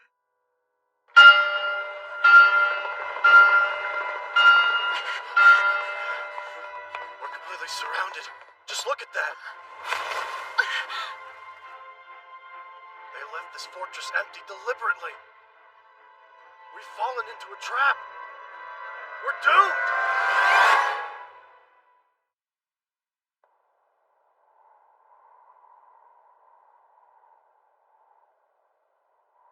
Hey, Suya. I'll count on you to correct me if I'm wrong, but aren't we delivering supplies to the camp at the front lines? Yes. Why? Do you need me to repeat the order to you again? What do you mean the camp was taken? That's just great! How are we supposed to deliver supplies if we can't get through to our men? I'm sure that was part of their goal. We need to move forward with a plan, sir, and a full reevaluation of the supply lines. You're overstepping your bounds! Officer Eita, Officer Matthew, I order you both to perform force reconnaissance! Here's the thing though, First Lieutenant. We estimate that the enemy has approximately 2 platoons worth of soldiers. It may be a bad idea to fight them in equal numbers under such unfavorable conditions. You shut your mouth! You will follow the order as given! Okay, well if that's the case, would you at least consider giving us Torway's platoon as additional support? I won't. I'll go! I beg you, sir. Let me go! You keep quiet. 1 hour. What do you say to that? An hour to do what? I believe I can take the whole thing back for us if you give me an hour. But only if you're willing to leave it up to me and my platoon. That's just crazy. There's no way you can take that whole fortress in an hour. Matthew, don't worry, my friend. If all goes well, it won't even take 20 minutes. Right, Hottie? If you've been thinking the same thing I have, then it shouldn't take us much time at all. As long as we're able to get into position. I'll give you 6 for my platoon. That's including myself. Okay, you think you could go ahead and fill me in on the plan here? Sounds like you'll have Torway's troops provide fire support from up above while we charge in, right? That's about right. Why, does some part of that plan worry you, Matthew? You kidding? What part of it doesn't worry me? An air gun has an effective range of 40 meters at the very best. The target's gotta be at least 150 meters away. They're not going to hit. And with only 6 people, there's no way you can fire enough bullets to make up for the drop in accuracy.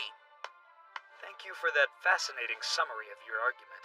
At least you always make it easy to understand which subjects you yourself don't understand, though you manage to form an opinion. I know that wasn't a compliment, and it's a fact that nothing you do makes sense to anybody in their right mind. Now, just calm down. Soon you'll see. The enemy is here! Everyone, get to your positions! Hurry it up! Cannons at the ready! I'll stand by. We have to let them get closer. Ready? Where's it coming from?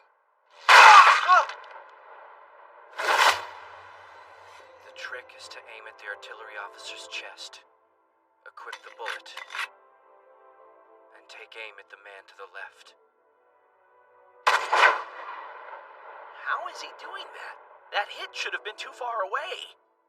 He dug several small ridges into the barrel of the gun. That makes the bullet spin once it's shot. It shoots in a much straighter line that way and at a much more stable trajectory. That alone makes it around 5 times more accurate than a typical air gun could ever be.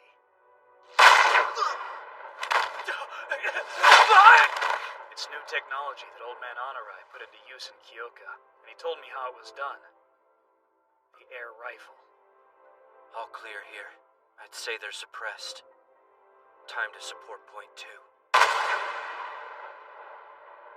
Pretty sure that's our cue. Let's go!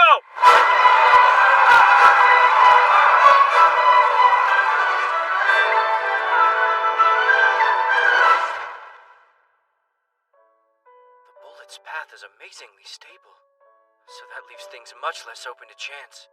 This really is revolutionary, isn't it? So this is part of the technology you mentioned? It was hidden in Honorai's box? Yeah, and it's still a prototype, so there are only 40 of them around. It seems the Empire really did lose a valuable man to Kyoka, didn't we? Or perhaps I should say, we lost a pretty terrifying man to Kyoka. I don't think that's something that we have to worry about. Old Man Honorai wouldn't think it was right for one country to have a technological advantage over another. He's always been concerned with keeping things balanced. It still blows my mind that you were able to shut down 3 cannons with only 6 shooters. It's unbelievable. I've been thinking about it a lot. This new technology is going to change what it means to be a gunner in the army. And to adapt to this new era of warfare, I came up with a new class of soldier. That's why from now on, I'm going to be called a sniper. What's a sniper? Warrant Officer Salork, I'm coming to you because First Lieutenant Naju is absent. We've just received word. The front line needs help. My camp, which is a day away by foot, is surrounded by the enemy. We're in danger of being wiped out. Please, I beg you to come back there with me. They must be rescued immediately. Please, sir. Hey, you okay? Someone call a medic, please. This man needs treatment. Until know one of this. I'll be giving the orders from now on. No superior officers have realized yet.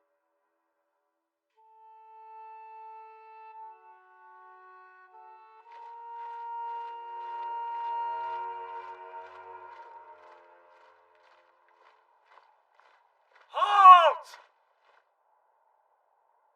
Set up camp. 2 days rest. Are you sure? There's really no time to spare. How are we supposed to rest? We don't even know what's going on with the others out there. And our troops are strong and ready to keep going. I know. That's not the issue. We need to stop here. We have to. We need 2 days to prepare ourselves, or else we won't be able to continue at all. You mean to adapt to the altitude? We're about to fight a deadly battle at the very top of the Great Alafatra Mountains. Now, if you want to attempt something crazy like that, it's imperative that you obey what I like to call the rules of high places. I've never heard of that. The air is much thinner higher up. That causes all kinds of sickness if you don't know how to approach it. Dr. Honorai had his own name for it. Alpine sickness. Hey, hang on! When did he get so frail? Stay with me, Azan. Wait! Where are you going? So dark. Why is it dark? I think it's day, right? Azan! My highest priority is keeping my comrades here safe. Do you understand? In order for me to do that, I can't skip the altitude adaptation step. Otherwise, we've lost already. So we can't go save our friends yet. Not until 2 full days have passed and everyone's been able to adjust to this altitude. This is an order. Please respect it.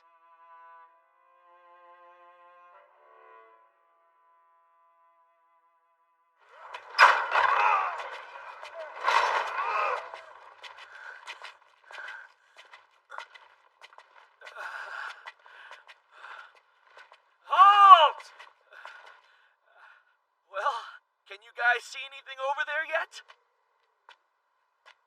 going to attack immediately. You just have to say the word. Looks like there's no need. I don't see any allies moving in the fortress. Which means it's already over.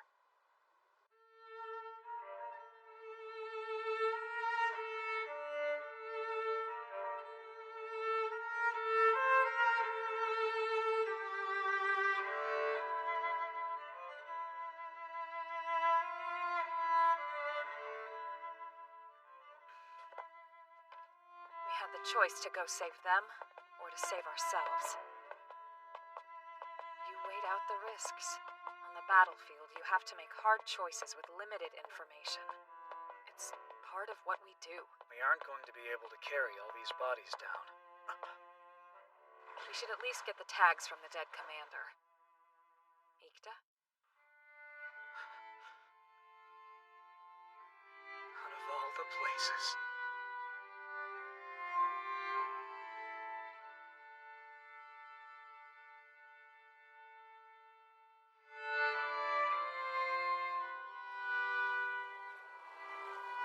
The truth is, I met you twice. You're one weird guy, aren't you, Ikun? I was really looking forward to the third time.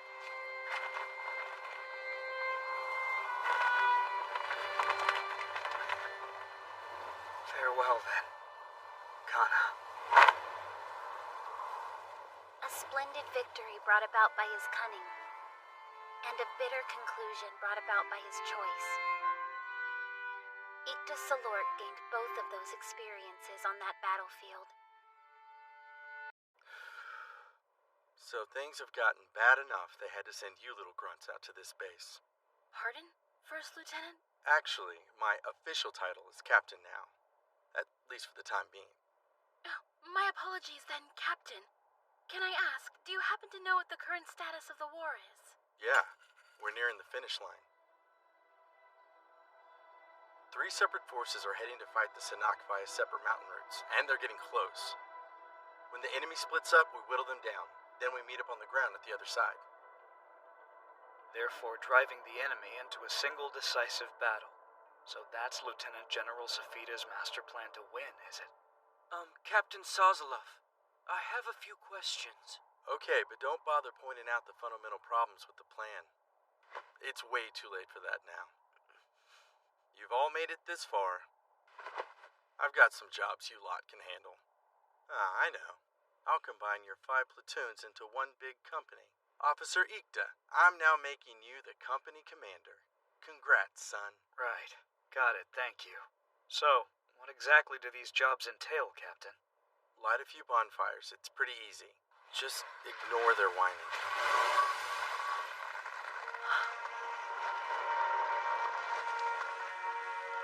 First you steal from us, then you torch our homes. When will it be enough for you? Have you no decency at all?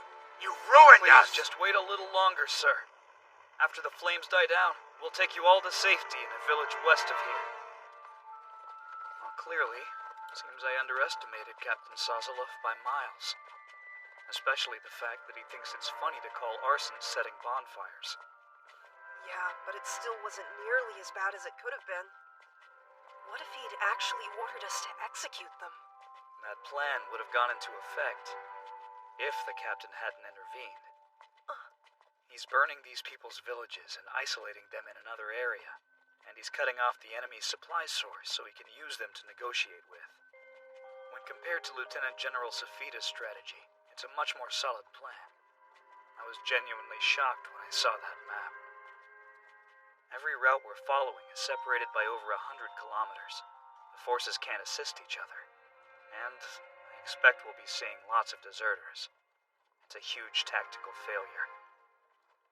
And to make matters worse, not only are we paying hard for these mistakes, so unfortunately are the Sanhok. Unlike this area where the captain's plans were enacted, everyone is being slaughtered in the villages to our rear. Nothing about this is scientific. It's a completely pointless war.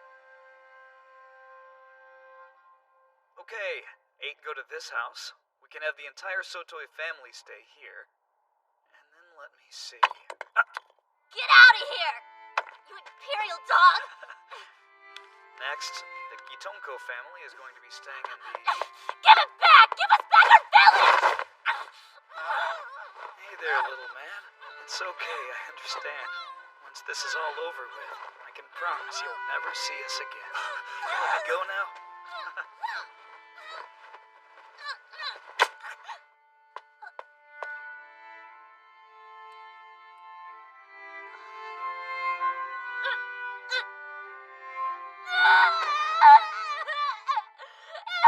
What have you done, you rat? Pick on someone your own size! Are you all right now, son? I'm very sorry. My comrades' actions were deplorable. A bloody nose is a sign of standing up to injustice. You should be extremely proud of it. It's splendid. I made sure to swiftly punish the man who did this to you, but that's not nearly enough. Now we match, young hero. So, how do I look? Hey, are you gonna be okay? How dare you lay your hands on a child? I am just disgusted with you, Ita Solork. How dare you? We're just trying to do our jobs. You have a problem with it? No, I don't. Thanks a lot. So, in the meantime, do you mind taking care of setting all these people up here? I don't think they'll hate you for it. Of course, I would be delighted to. Thanks again. Why did you back down from him? Making a child bleed was my own mistake. It's on me. Warrant Officer Danekun handled the situation for me. I'm grateful to him. That's unacceptable. We're in the middle of a massive war here. We have a sworn duty. And that's to kill lots of them. He should be doing the same thing, not helping them. Hypocrisy. It is. Suya, if you like unconditional kindness, but you also think it's hypocritical to offer people kindness with conditions, you might just want to reconsider your viewpoint. People can only do so much in certain situations. You can't force the issue. Yeah, but... Yes, we have to kill our enemies in battle. But the ones who aren't fighting deserve our help so that they can survive. Warrant Officer Danekun's just like us. It pains him to fight against our comrades. He's like us? First you get rocks thrown at you, then you get punched so hard you can't see. I'm sorry, Suya. I have to choose the right one for the job. Listen, Warrant Officer Danekun's a real knight, not at all like me. That's who he truly is. I can't ask him to be something he's not.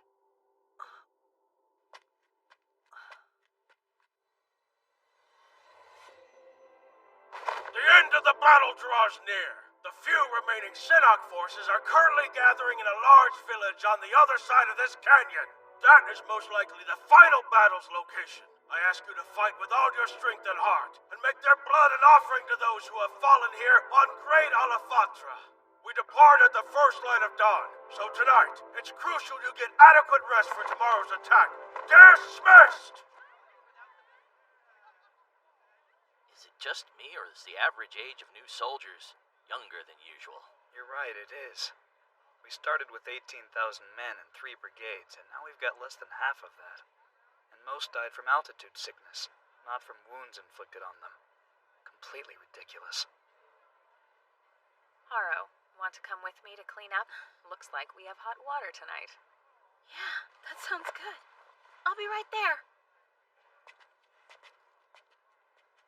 Hey, so I have a question. I've been thinking about this for a while. Go ahead, Makun. Ask away. How do you handle them during the war?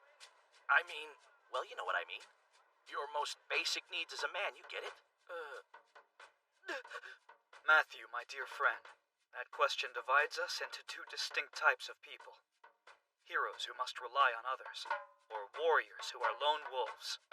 That's a very interesting metaphor. Torway, which one are you? A hero or a warrior? I don't know. I'm not really sure if I... Cut him some slack, Matthew. Hotties like him usually fall into the stubborn warrior category. Yeah, maybe you're right. But I'm really directing the question at you, Ikta. Whether it's hetero or homosexual, intercourse during wartime is strictly against all military regulations. You have the gall to bring up regulations? Based on that alone, I think you're doing it with someone. Who is it? It's someone in your platoon, right? Come on, even I know better than that, Matthew. Another platoon, then? No, I bet it's another officer. That's way more realistic. Wait, is it Haru or Yatari? Matthew, an Igsum family heir wouldn't violate that code. And Haru's a lot more demure than she appears. Glad to see you all in high spirits. But if you're gonna talk about that stuff, keep it down. Right. It won't happen again, sir. This is so humiliating, Makun. Our deepest apologies. By the way, how are you managing, Captain Sazalov? I'm still pretending to be a hero, but I don't want to talk about it. Spoken like a true elder. When we're back at base, I want to hear your tales of glory. Someday, maybe. That went really well, didn't it? Let's get back. Hey, not so fast. What's your story? I'm not gonna let you off the hook that easily. Now, let's hear the truth. So, are you a hero, or are you a warrior? Fine! I admit it, I'm a lone wolf warrior! You happy? Sir! Yes, sir!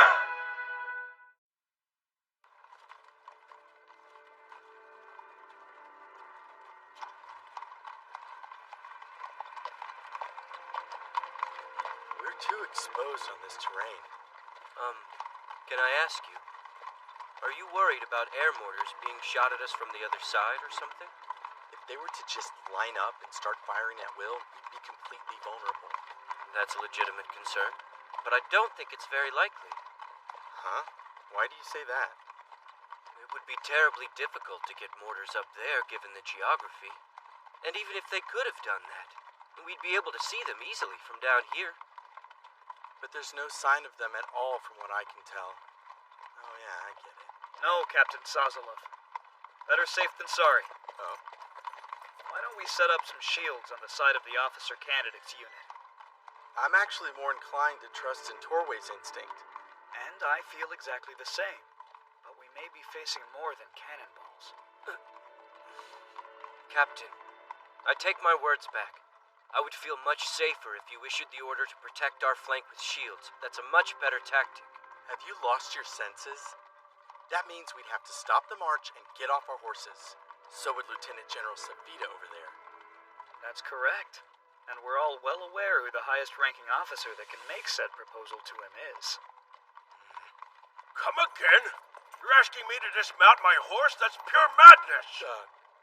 I know it will be an inconvenient strain on you, General. I'm awfully sorry about this, but we must be prepared for an ambush. Too much caution is no different than cowardice. That was about the most pathetic I've ever been. Excuse me, Captain Senpa? If I may, I'd like to say something. Oh God, what now? I bet this'll be good. Of all the officers who could lead us, you are the finest. We are in your debt. Huh? Oh. Don't poke fun at your elders, guys. You kids. They've given us the flash signal. The ambush is imminent. Our one and only target is Tamtuksk Safida, High Commander of the Northern Garrison. We'll complete our mission under the cover of the Sinnock attack. Again, casualties are forbidden. Be prepared to dive into the canyon, but only if you absolutely cannot avoid it. We won't shame ourselves by leaving corpses. Begin the operation. Kalakar moving out.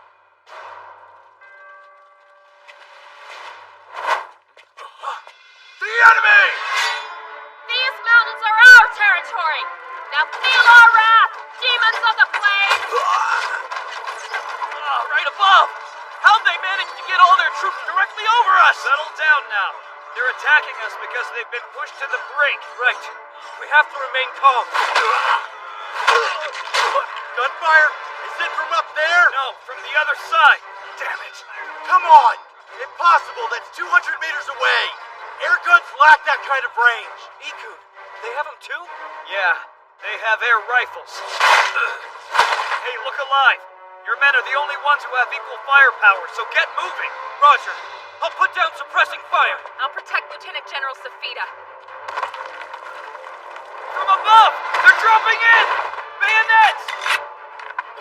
It isn't working. Haru! Look out!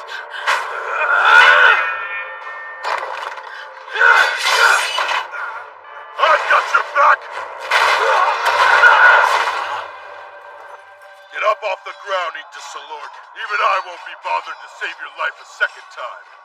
Thanks, Warrant Officer Dane Coon. But this is the second time you've saved me. The village incident doesn't count. By the way, I apologize for damaging your honor then. Don't worry about it. My honor can't be damaged by a mere punch to the face or getting rightfully knocked to the ground. I see. So what would it take to finally break the unbreakable Aegis Salord?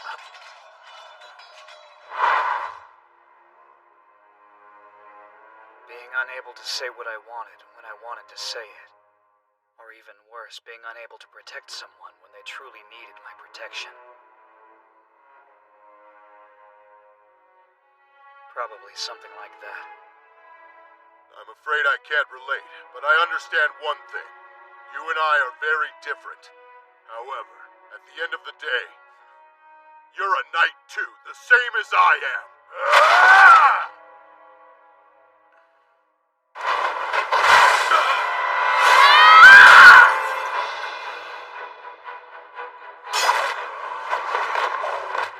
Please, Lieutenant General, remain exactly where you stand. We meet again, Red One. I am grateful for this opportunity, Sinak Chieftain. I'm Warrant Officer Yatarishino Ixim.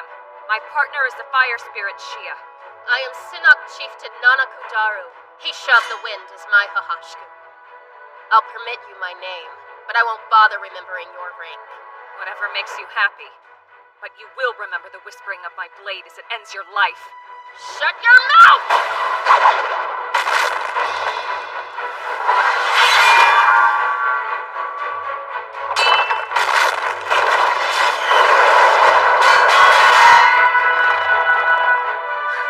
What's wrong, Red One? At least try to fight back. Her combat is so unorthodox, defiant and beautiful. Stop it! Fight by the rules! That's not happening! A dual axis spin? And bullseye! The other side again? No, from below the cliff. Who are they? Such brazenness! I will destroy you! Wait, stay back! They're different from the others! I'm impressed you withstood that. Believe me, it wasn't easy.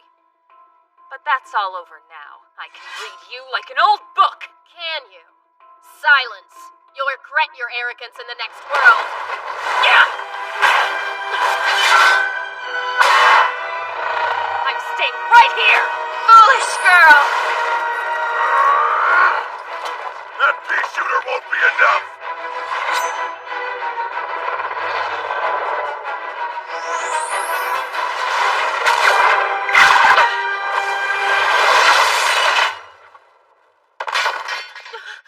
How did you... Several things just weren't adding up here. You didn't seem to have a spirit with you, but you never hesitated to offer up his name. That was one of the clues that gave you away. Oh yeah? Got any more insightful tips for me? Well, no. What really made me pay attention was your boldly unusual fighting style. A good swordswoman knows better than to leave her back exposed. That's when I knew for sure. You clearly had something up your sleeve. Hisha, was it? Move and I'll kill your mistress. The battle is over now. Tell your tribe to surrender, Nanakudaru. What are you doing? Stop it! Mama, save yourself. Hisha, no. Officer Dane-kun!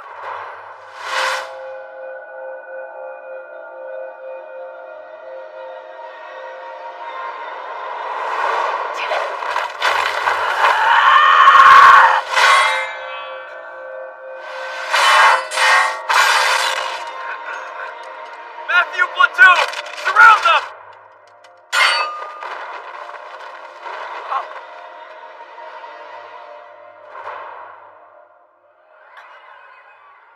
She got away. Dane! Dane! Please don't die. Yachiri, go to him.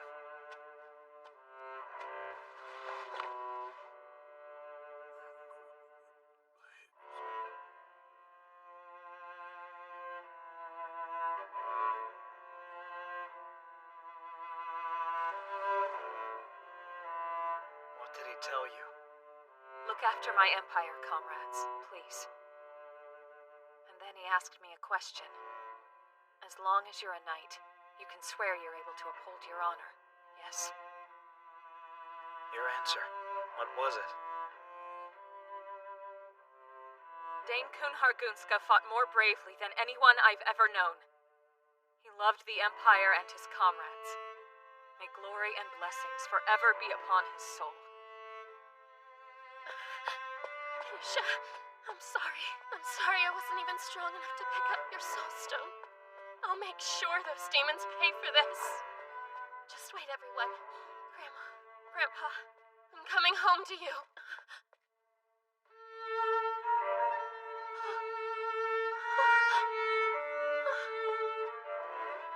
August, Imperial Year 906. The madness of the war deepened further and continued to spiral.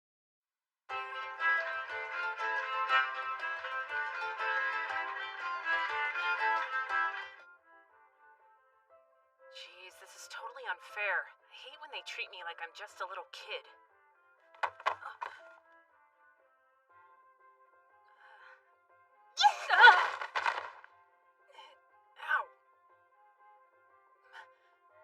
I'm here on a nighty call. Cool, huh?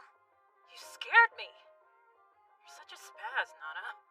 So, what do you mean nighty call? You don't know about that? It's a tradition. On the night of a festival, a woman is supposed to go visit a man she likes in his bed. What for? What do they do after that? I don't know. I guess they probably just go to sleep together. Weird. You can't do anything fun while you sleep. Yeah, I guess that's true. Wanna chat? Since I'm already here and all.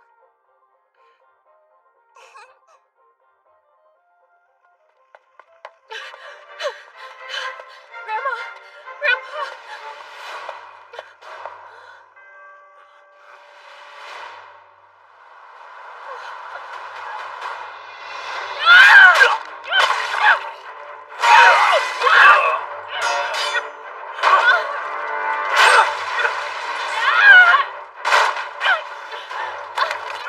Get ready to die, you barbarian! Hey, hold on! She's a pretty one, isn't she?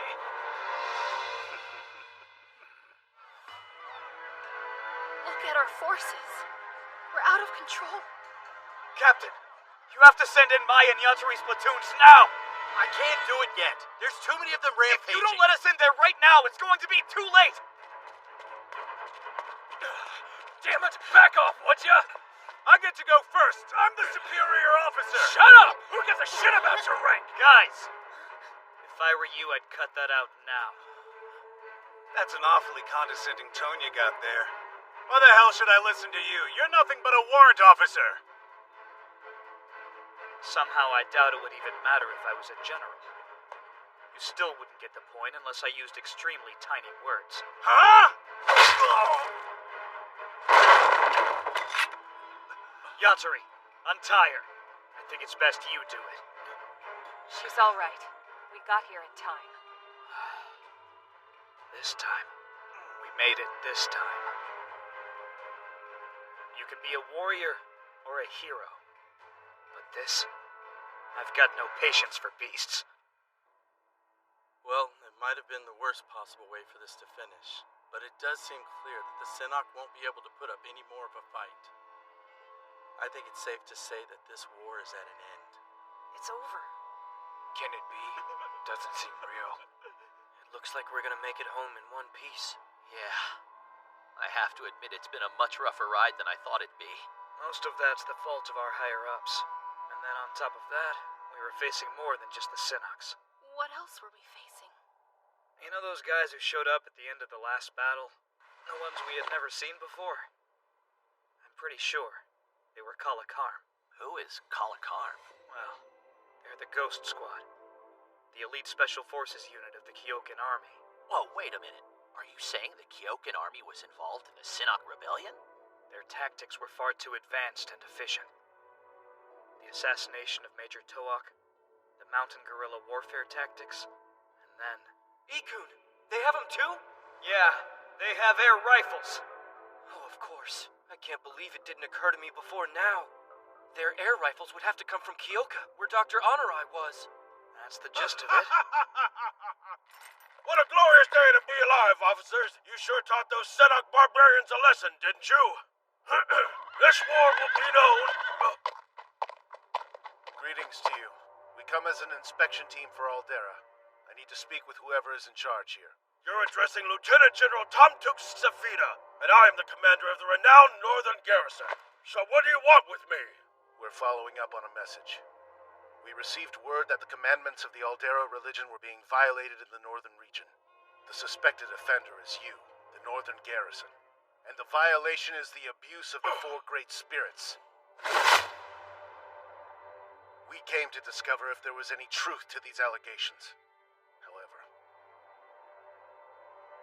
it appears an investigation isn't even necessary.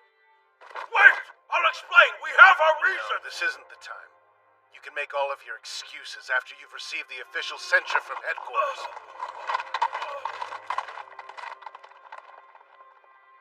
Chase him! Why are you standing there? Go stop them! Pick a company that's still got some spirit and send them out now! Well, there's only one company I trust.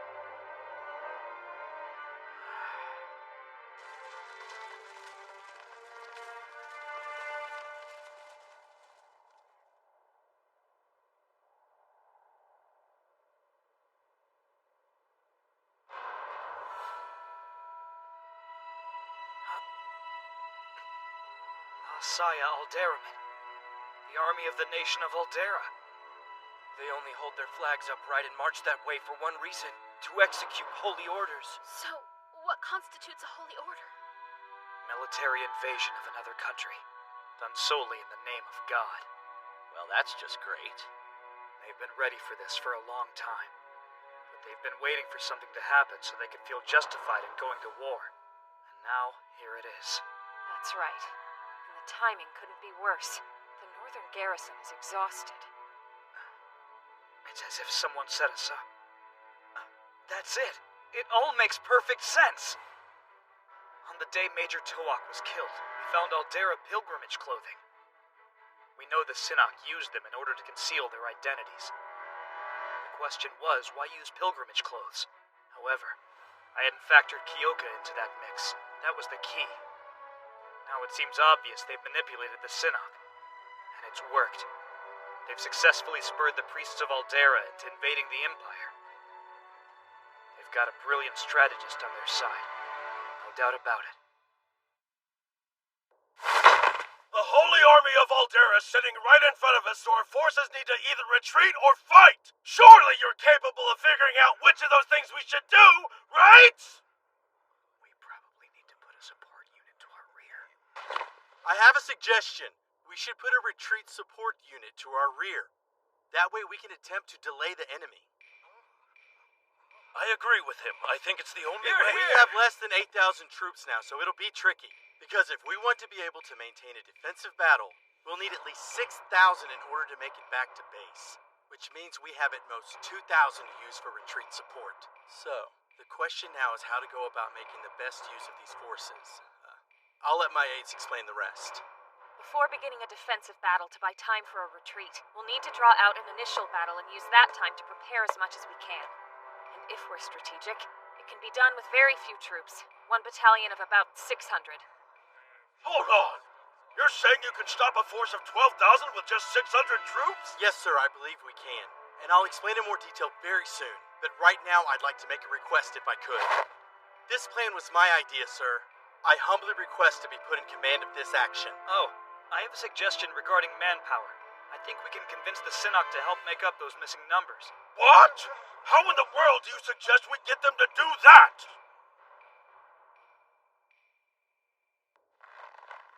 Why are you taking these off now? Because I think apologizing to someone while you've got them tied up indicates a strong lack of sincerity. Apologize. Is winning not enough for you? Now you want to humiliate the losers with your apologies? We broke the rules. Our methods were inhumane. I refuse to hear! I'm a warrior. Did you think I'd accept being pitied and condescended to by the one who defeated my people? I understand. And I have no intention of apologizing for the inhumanity of war itself. That's inescapable. But we do have to own up to the war crimes which we knowingly committed against your people. The senseless violence, the innocents who suffered.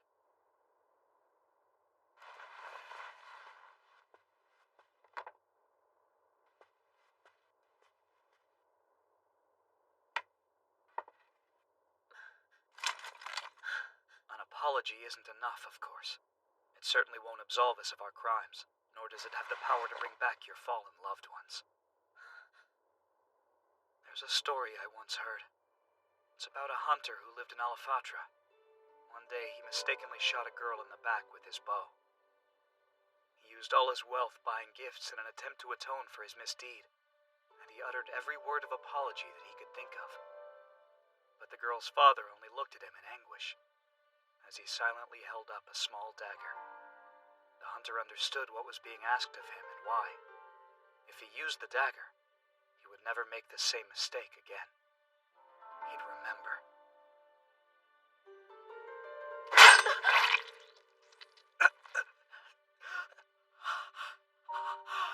Ever since, the Synod have cut off their fingers as a way to show deep remorse and a way to atone for their wrongdoings.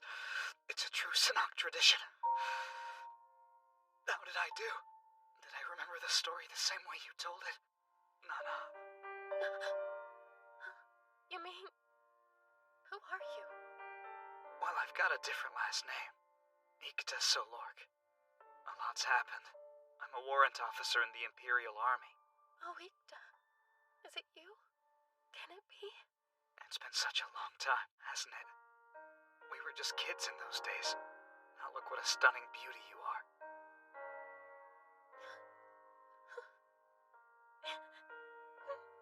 Nana, I know I have no right to ask, but I need 3 big favors from you.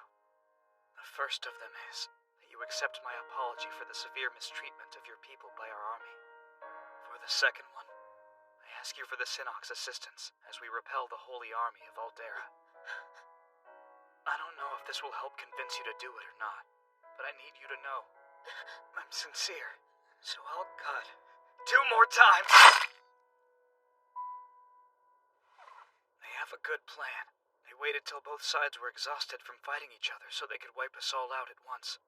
They knew it would greatly increase their odds. You mean the Aldera nation actually crossed the stairs of God in order to invade the Empire? Yes, but they intend to crush both the Synod and the Northern Garrison, and they'll do it all in the name of saving the spirits. They've made that very clear. The Aldera army is really just a pawn in this whole thing. Someone else is behind it all. The same ones who taught you those guerrilla tactics, as well as the whole concept of a holy war. You can't mean... Yes. The Republic of Kyoka. If the nation of Aldera succeeds, they will show no mercy to the Synod people.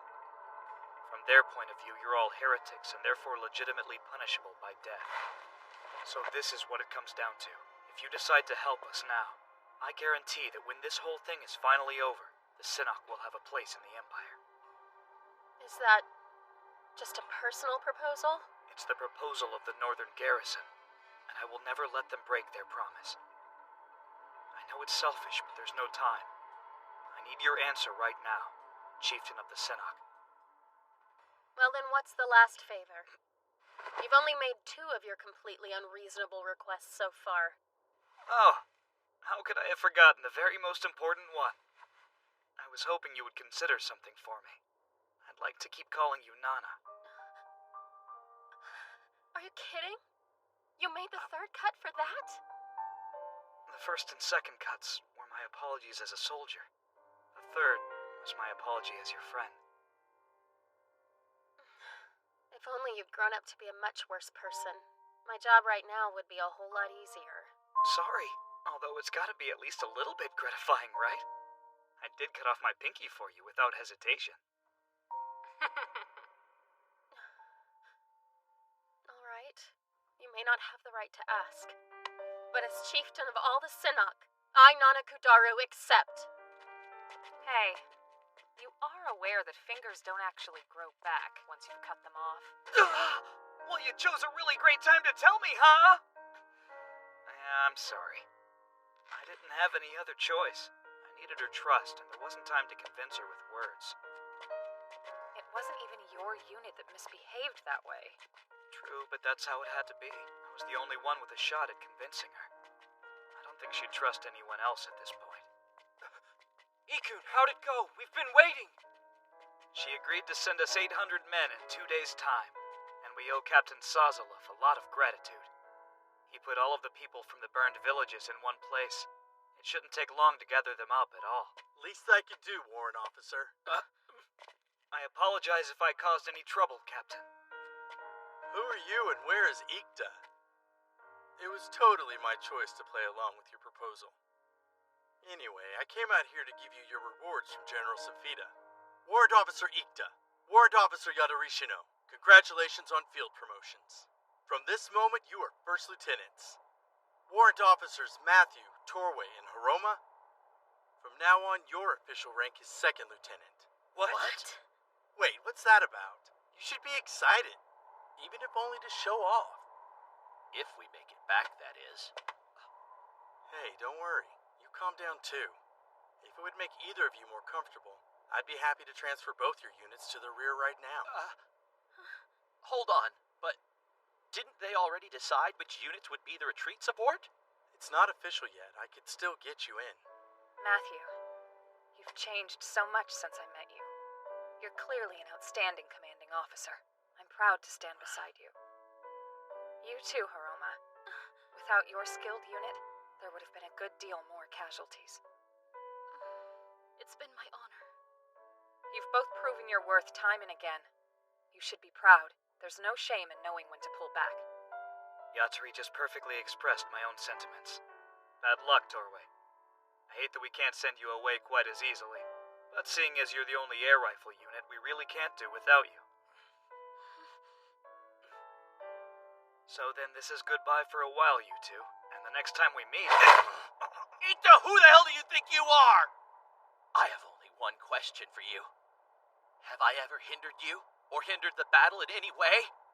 Not once. You've always been a reliable comrade. Then why? Why would you assume that I'd be any more willing to back out of this fight than either of you two are? This particular battle is going to be a tightrope walk, Matthew. So? There's a very strong chance your men will die. So? One single wrong move and you could die too. That's all it takes, a little bad luck. Yes! I know all this, but the same is true for you, and you're still going, aren't you? If I'm there, will I slow you down? I take all of it back, my friend. Forgive me. I was wrong, Matthew. I want to apologize as well. We're lucky to have you. Please lend us your help in the battle to come. See? Was that so hard? You could have just said that at the beginning. I'm staying with you too. More than ever, I know now the Knights are where I belong. Let me stay and look after you. Let me do what I can to turn the tide of this battle. I'm so sorry, dear friend. I shouldn't have underestimated your resolve. True. Oh, wow. Sometimes I really miss being young. As a matter of fact, I could actually use your help right now. Why? What happened? Ikta! Where the heck is your finger?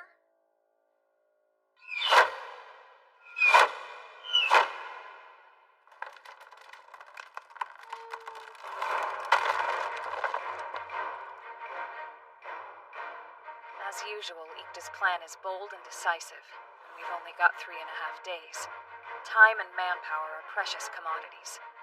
But if an Alderan force with 12,000 troops wants to invade Katya Varna, they have no choice but to come through the great forest of Gagal.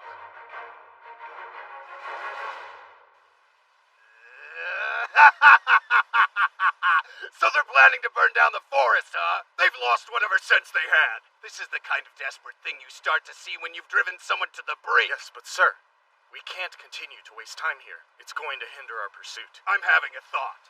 What do you think would happen if we all pissed on it? That'd put the fire out. A very creative idea.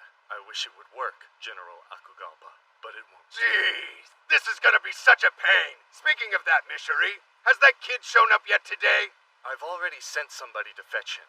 But General, I don't know how wise it is to rely on him so much. I don't care if he's only a guest officer.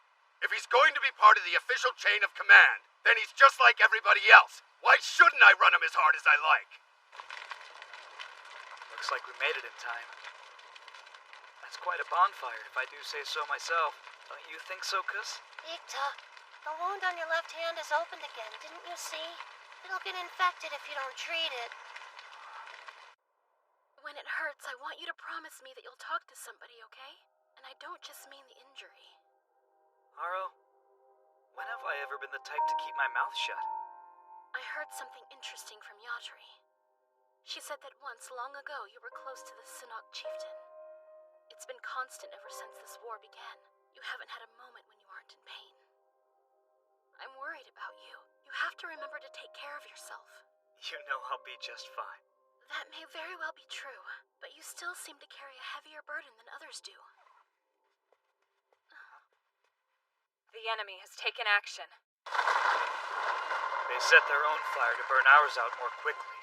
A bold move. And they made the decision unusually fast. Those aren't the actions of an army who's been lying dormant for over a century. It doesn't seem possible. Do you really think it was their call? Lasai Alderamin has provided advisors from the Empire and the Republic. It's considered a benefit for everyone for them to maintain their military strength. So they have a guest officer. I heard something a little while back, at the central base. It was about the Kyoka officer who was sent to Lasaya Alderamin. They say he's young, but his hair is solid white like an old man's. He prides himself on working harder than anyone. No one has ever seen him lying down, not even during the night. It almost seems like he was born to balance out my energy in the world. Sounds like we couldn't be more opposite if we tried, could we? Yeah. I actually thought the same thing when I heard the rumors. The moniker they gave him was the Unsleeping Shining Officer. I've got the tea, Jean. Why don't you take a break? You're burning through quite a bit of our paper supply, you know. Is something bothering you? I was drawing up the tactical deployments from here on out. This might be more tough than I expected it to be. How is it tough? We haven't even had a single battle yet. The enemy quickly gave up on any kind of counterattack. They've instead put all their energy into buying time for the retreat. Who made that decision? Who was capable of making a desperate plan like that succeed for the Empire? Right now, at the 11th hour?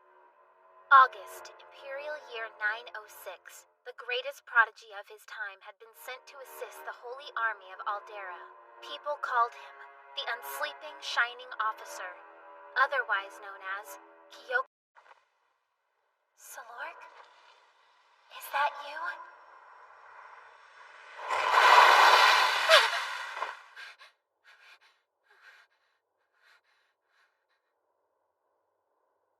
It's already been a month now. What are you still doing out there? Come back. Princess Shamil! An urgent report. The Lasaya Alderamin forces have crossed the Great Alafatra mountain range to launch their attack. The Holy Army of Aldera?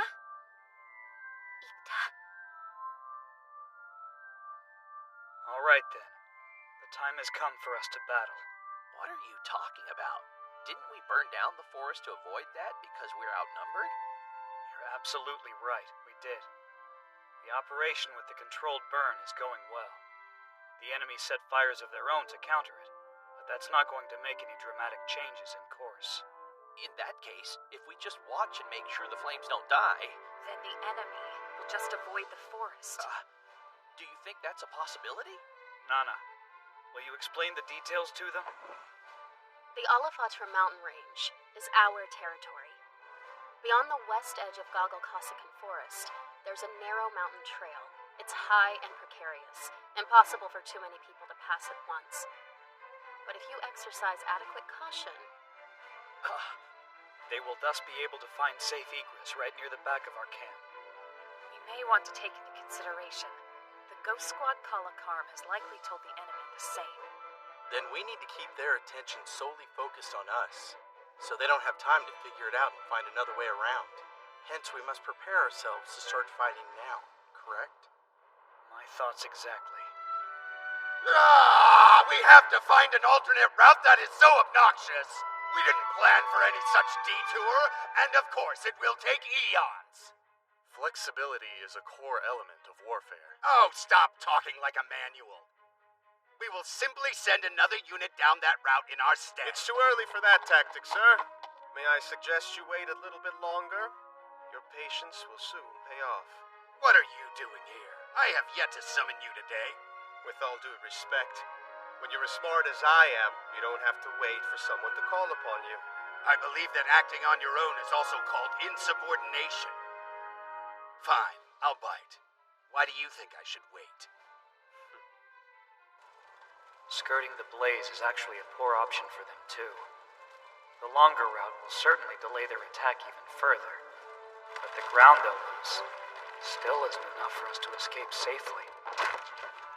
In order to buy enough time for the main unit to retreat, I'm going to need to pin the enemy down here for a minimum of 8 days. Reporting. The fires ahead of us finally seem to be subsiding. What? Are you certain? If we left now, we could extinguish them by nightfall. Interesting. Our situation has changed. They obviously want us to head that way. At least, that's the impression they're attempting to create.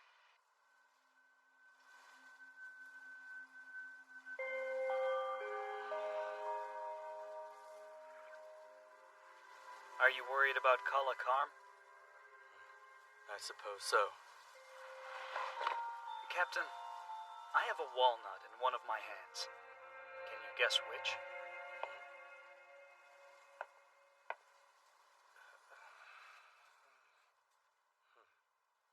The time you just spent deliberating between hands is about equal to the time you've wasted worrying about ghosts.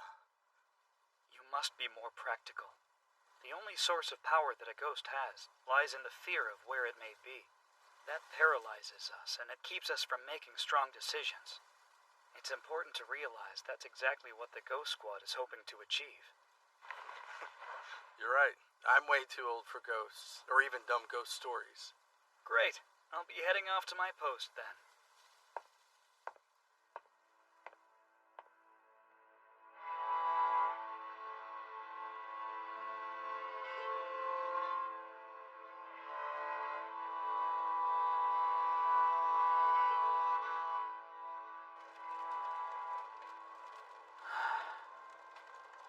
It's hot, like being in a cauldron in hell. The enemy could surprise us any minute. You're an utter fool, truly. You really think you can win? Against a force of 12,000 men, with a battalion of just 600 and 120 Sinnock? This unsleeping, shining officer of legend. Maybe he is the true genius of this era. If so, the bloom is about to come off the rose. Shut up! Please stop tormenting me.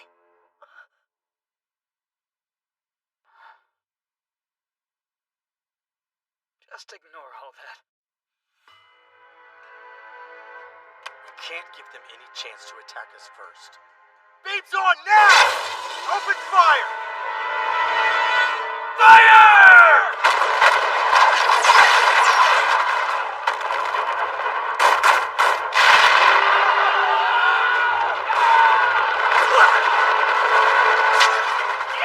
Where'd they all come from so fast? Get as many as you can. Do it now while Dankun's men have them distracted! Ah! The carnage is too far away to see from here. Can't we get any closer to it? No need to be hasty. I think we have excellent odds of breaking through their defenses. That's why I took them up on their invitation. Huh. All right. Wait for the signal, then send in the next wave. As soon as you see 60 stakes, do it. That's right, isn't it, young man? Yes, sir. I doubt we'll be able to cross that wall via brute force. Let's follow the plan, shall we? Stakes to block bullets. Putting those up was the first wave's bright idea. This isn't working! They're blocking the cannon's trajectory! Captain, we need a word.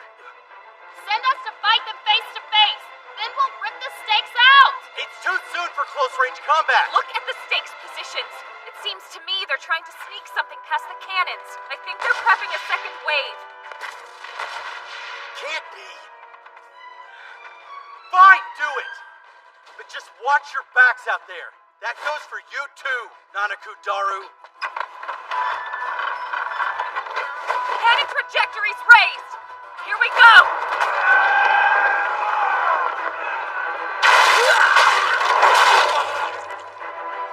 Okay, shield Yatsuris and Sinnoh units at all costs!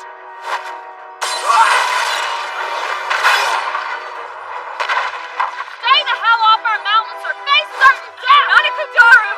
You're too far ahead! Leave me alone, Red One. Your advice is completely unnecessary. The enemy waves withdrew. Why? Come on, let's go pull out the farthest stakes now! Air guns. Impossible, they're out of range. Stop! Get down! Don't stop firing yet! Let them know we're here! Yes! Excellent timing indeed! John, watch out! Oh my. What an effective counterattack. It appears they have air rifles. I have to admit I wasn't expecting to see that. But I thought the Empire didn't have the technology to make those weapons. The man who taught us how to build them, Dr. Honorai Khan, was an Imperial researcher, was he not? He probably still has some students. It would make sense if he was teaching them the same. We carried out the order. The enemy is distracted, tending to their injured.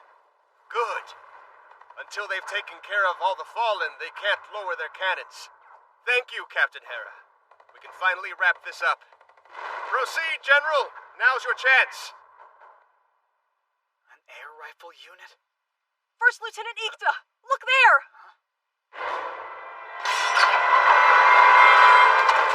They're bringing in an Escalade? This is bad. We've got wounded along that route, so we can't use our cannons on them. Are you hit? I'm all right. Maybe we should head back to the barricade and hold the enemy off there? No, that leaves the Sinnoh unprotected.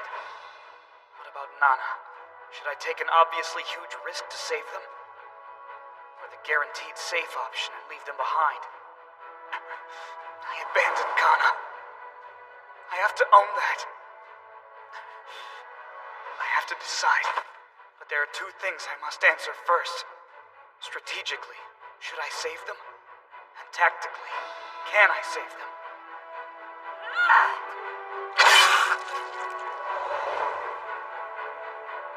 Okay, well, if I'm the right hand, then you better try to keep up if you want to be the left. What am I doing? It's Yatsuri we're talking about. A change of plan. We're done playing hide and seek. Our Sinnoh allies need us. Let's go! Fire! Nana, are you alright? Hey, be careful, Ikta! Behind you! More ranks now! Surround the right flank, hurry! Protect the left flank, go!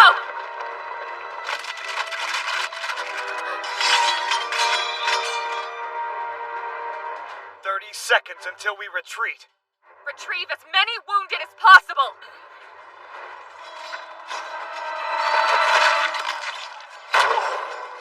Get back, morons. We won't last another 3 minutes out there. Open it! turned, Captain. It's working. Okay, troops, we're retreating. Now towards the place.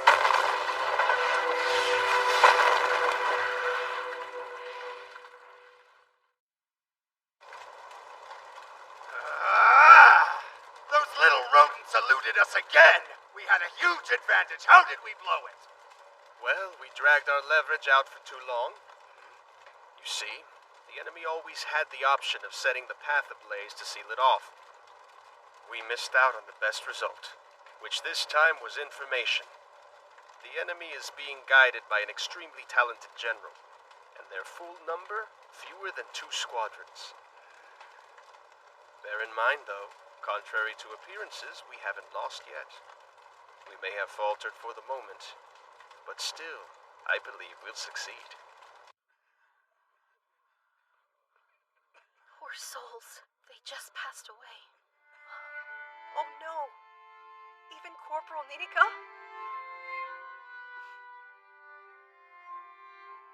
I'll go inform First Lieutenant Ikta. Wait, not yet, Sergeant Major Mikhalif. I actually need to go to the command tent as well. Do you mind if I tag along with you? Alright. Suit yourself then. Excuse me. Do you know where Ikta is? He's at the forest trail, but we expect him back soon. Did you hear that? Let's wait here a while. Hi, Matthew. How's your shoulder injury? Just 5 centimeters to the right, and I would have been a dead man for sure. Makes me realize that I'm pretty damn lucky to be alive. Excuse me. I'm going to the trail. Go with her. We'll be all right here. Okay. First Lieutenant Ikta. Sergeant Sisindi and Corporal Ninika are dead. Of the squads you led on this mission, there were 11 casualties. 6 out of them were fatalities from the 3rd Light Troop Training Platoon. Thank you for the report. I'll make adjustments to compensate for the losses. Go get some rest. Are you kidding me? Don't you have anything else to say for these soldiers who were killed under your command? Let me guess, you're referring to my decision to save the Synok. Am I close? If we hadn't abandoned our own troops to save them, you know we would have had less than half as many casualties! This is true. However, every last Synok would have been slaughtered. I wish that had been the case. It's that woman's fault for charging ahead like a maniac with no solid plan. Sergeant Sisindi, well, he had enormous respect for you. Were you aware of that? Yes. As a matter of fact, he was a fan of yours ever since they held the first mock battle. Remember? He said over and over again what an incredibly gifted commanding officer we had in you. That you'd be a legend someday. Corporal Ninika was the very first person I had under my command as a private. We were some of the only women, so we looked after each other. So you're telling me their lives don't mean as much to you as those of the Synok, who we fought until just yesterday? That it's natural that we'd risk our lives to save them, and we should deal with the casualties? How can I... No, why should I accept that? Sergeant Mitkalif, I'm afraid you're blaming the wrong person. First, let me clarify something. You have to realize it was my decision to rescue the Synok. It was not up to Ikta. That isn't true. Lieutenant Ikta gave the order himself. I heard him do it. Yes. And he had to give that order, predicated on my previous actions.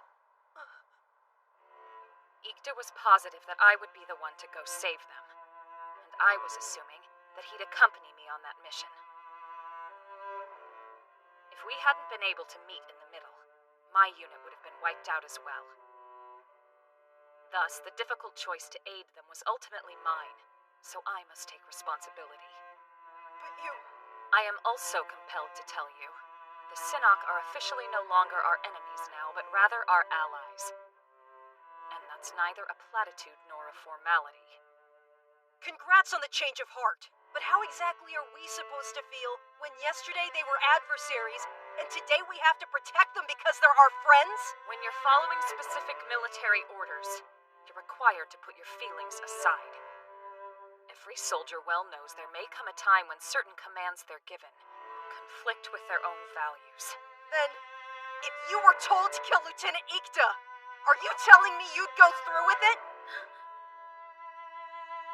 That question's 300 years too late.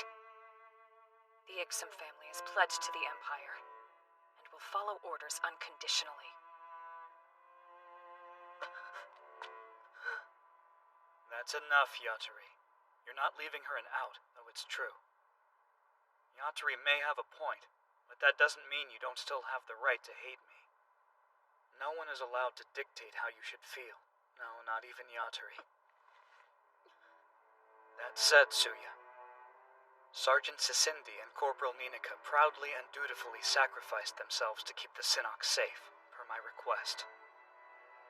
How could I then turn around and abandon the very same thing they lay down their lives to protect? I see your point, but it's still not fair. Suya. Until now, we never really understood loss. We could count on victory every time, as long as we listened to whatever Ikta told us to do. But that wasn't actually true. And when I realized it was when I'd lost 11 men in my unit. There's no winning in war, only killing and dying. And at some point soon, it's possible that my time will come to die too. Hey, Yatari. When you one day receive your order to kill me, if you're unable to refuse it, how are you going to carry it out? The first thing I must do is everything I can to kill Yatari Shino. I'll rip apart her soul, grind it to a fine powder, and throw that powder on the flames, ensuring that she's annihilated, never to return to life. And after I've accomplished that, the Igsum that's left standing will then dispatch you. Then, until the moment two gleaming blades slice through my neck, know this. I'll think about how I lost you.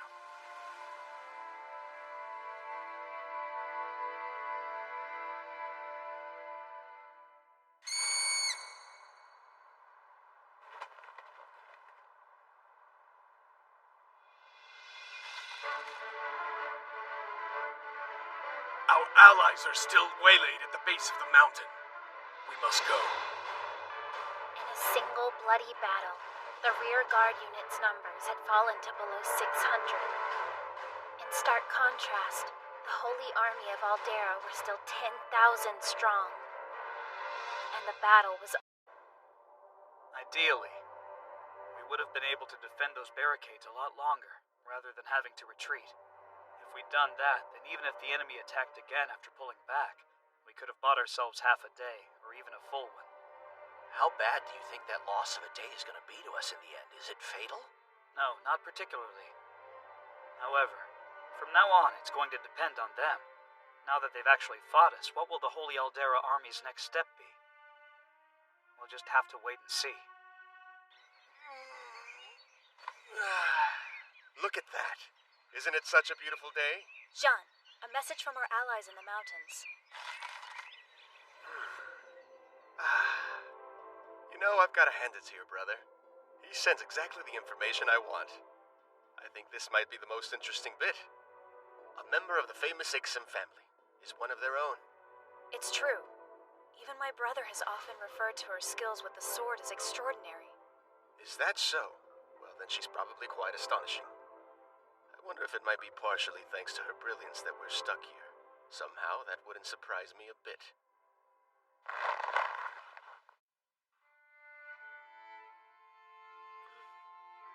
I know how it feels. I'm so sorry. I realize it's my fault your comrades are dead. You don't have to apologize. Ikta taught me the power of remorse. I want you to test me. I owe you some proof of my allegiance. I propose, as my penance, that you cut off both my arms. But please, I beg you to wait until the end of the next battle. I want to wield a sword and be of good use. No. No, I can't. Please don't say that. It's not right. No more bloodshed. How can I... How am I ever going to be able to forgive myself? I never wanted to do this. I never wanted to kill anyone.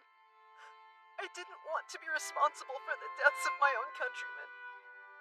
I had no idea what I was doing. Nobody told me being a soldier could mean fighting battles with no just cause.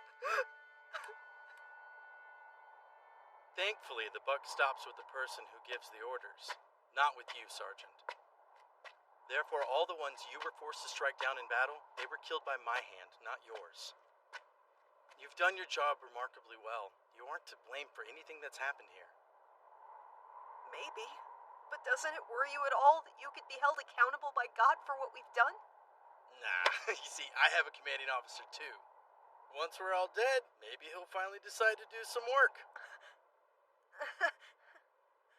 So, forgive me for changing the subject, but have either of you seen First Lieutenant Ikta around? I don't understand why he wouldn't just nap in his own tent. For God knows what reason he insisted that he'd sleep on straw today. It was something that they gave their lives to protect. And you don't see it as a statement or a platitude, do you? Ikta, you're such an oaf. If you needed someplace to lie down, you know you could have slept in my bed. Wait, did I just mishear what you said? Captain Sazalov! The enemy is on the move, sir! They're here, Another enemy platoon is split off for the bypass on the right. Approximately 500 mounted units. But half of their horses have two riders, a cavalryman with an infantryman sitting behind him. They're more clever than I would have thought. Yeah. It's faster than having their infantry walk. Cleverness seems to be a common theme with them. What if we send a force to intercept? It's obvious that's what they're trying to do, divide our numbers and our strength. But we have no choice. Agreed. So the only question now is who should we send? Send Torway and me. We can handle it. Or it could be Torway and myself. Actually, I think it should be me. My reasons are pretty pathetic, but hear me out. Frankly, this battle has been beyond my ability to handle for a while now. If I'm left in charge here, I don't know that I can make the right calls. And honestly, First Lieutenants Ikta and Yatora Shino, I'm not convinced this operation would make it without you here. If occupying a fort and fighting a textbook war of attrition is all that's needed, even I can handle that. Makes me a failure as a commanding officer, but I know I'm the best choice. I beg you to let me go. All right, my friend. I trust you to know what's best. But take Torway with you. Use him. His platoon is hard to beat. You'll easily have the bypass covered. Are you sure? They're our air rifle unit. That's exactly why. You can handle it, can't you?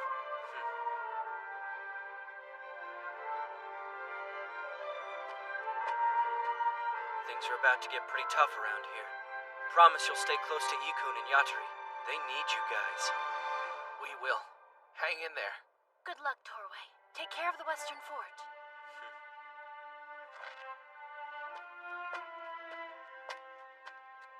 He's really changed, hasn't he? He stands up straighter. It's like he's grown up. He carries himself with much more confidence these days. Yeah. He's a lot different than me. Hey. Yeah? I was just wondering. Anything that's taboo for the Aldera religion would also be taboo for the Aldera army, huh? Sure. Why do you ask? Wow. It's a beautiful day for a trip through the sky, isn't it, Miara? It seems to me that if you've got time to talk, then you could go ahead and finish this up already. Sure. I see a force of over 100 heading towards the west. Okay, I have written it down. Let's get back to the surface. Right now. As fast as we can. Oh, come on, let's not. It took forever to get the old man to give the okay to go up in the first place. Not that he'll admit it. As far as anyone else will know, I'm doing this on my own. No. Sir, I can't believe what I'm seeing! Take a look at that abomination in the sky! What on earth is he doing up there? That Kyokan boy goes too far! I'll arrest him immediately! These stupid little charades are not my style at all. You don't seem terribly happy at the sight of that accursed thing either. It's the Kyokans who think it's acceptable to break commandments. But to me, even winning a war is not worth it. I hear you, son. But it's also true that it's impossible to win a fight if all you care about is looking good for God. I never expected them to send a blimp. Guess we underestimated the Alderan commander. He must be a lot more flexible and progressive than we thought. Attention! That blimp's just a recon vessel. Don't stand around staring at it. Don't even give it a second thought. But instead, think of our reality and our future. Here's the thing. In order for us to support the retreat, we need to buy 7 days at least, and a couple more would be preferable. As I'm sure you've noticed, the fire we set in the forest is burning out, and won't be long now. The enemy will attempt to cross the burnt-out parts to attack. So therefore, it's clear what our next move should be, wouldn't you say? Clear as day. Restore the wall of flame, then repel our enemy at every turn as they try to cross the forest. Absolutely right. An adaptive mobile defense. That's what we'll need to maintain from now on. I'll be sending a number of you out to the appropriate places depending on enemy movements and where the fire burns out. You just have to keep that up for 7 days. To pull this off, I'll ask for only one thing. Rationality. A scientific stance from all of you. For the next 7 days, I need you to be lazy in the smartest possible way. That means work when it's time to work, rest when it's time to rest. And then 7 days from now, when our mission is complete, we'll be heading back home on our own retreat. Don't doubt that future. Have faith that it's ours. As of this very moment, we commence the mobile defense operation! Oh, wow. They're not kidding around with that barrier now, are they? I guess that means we can take a nap. No, we can't, you big dummy! That doesn't look like anything we would knock out at night or by surprise. Huh, we got the plan Jean gave us, too. You giant Udo tree! How many times do I have to tell you not to pick people up for no reason? So, they finally made it, huh? There's no way they would attack tonight, though. I bet they'll deploy their air guns tomorrow, when they'll be most effective. Your name's Moraes, right? What's the update on the air mortars? We brought them down from the mountains as you requested. But we only have 6 total. That work? Yeah, it sure will.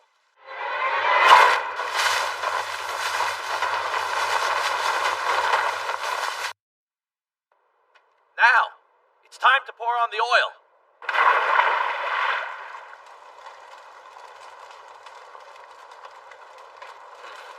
At this rate, it should only take about 5 minutes.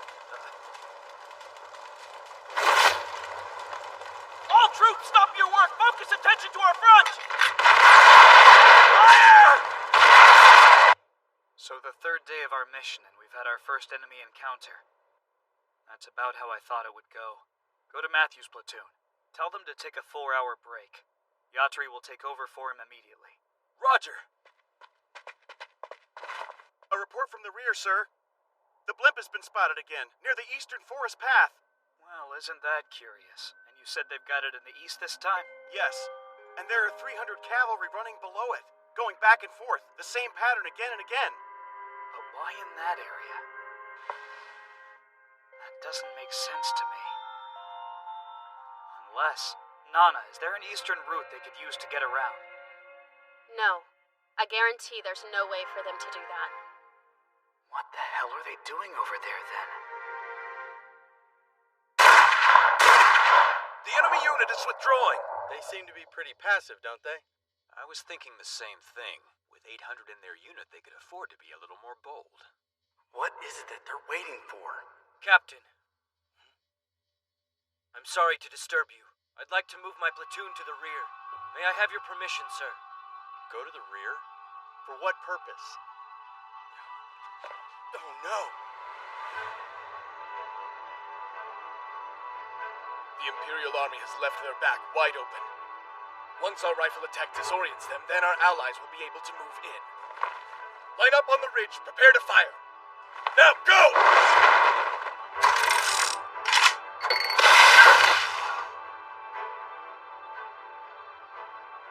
Where's the Ixum woman with the red hair? 2 blades. What a shame. This isn't the weapon I should be holding. We'll attack on my mark.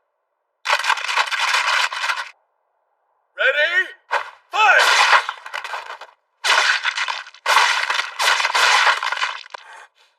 An ambush? Keep firing! The enemy is bunched up! We can win this! On your 3rd day at the fortress, or perhaps on your 4th day, no later, Kala Karm is going to attack from the rear. He'll do it while the sun's up. Be on the lookout. You think so? We haven't seen Kala Karm so far in Not once. No. I think that's just because this area makes it difficult to attack. But you'll be at the western fort. That's right. The western fort is different. This is exactly the kind of chance they've been waiting for.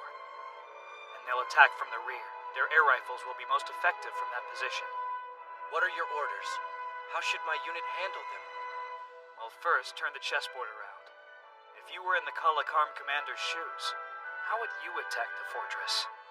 I'd look for a place about 150 meters from the target, where I could easily set up a firing line. Just keep asking yourself that question as you go. If the enemy did attack in that way, what would you propose to do in order to deal with them?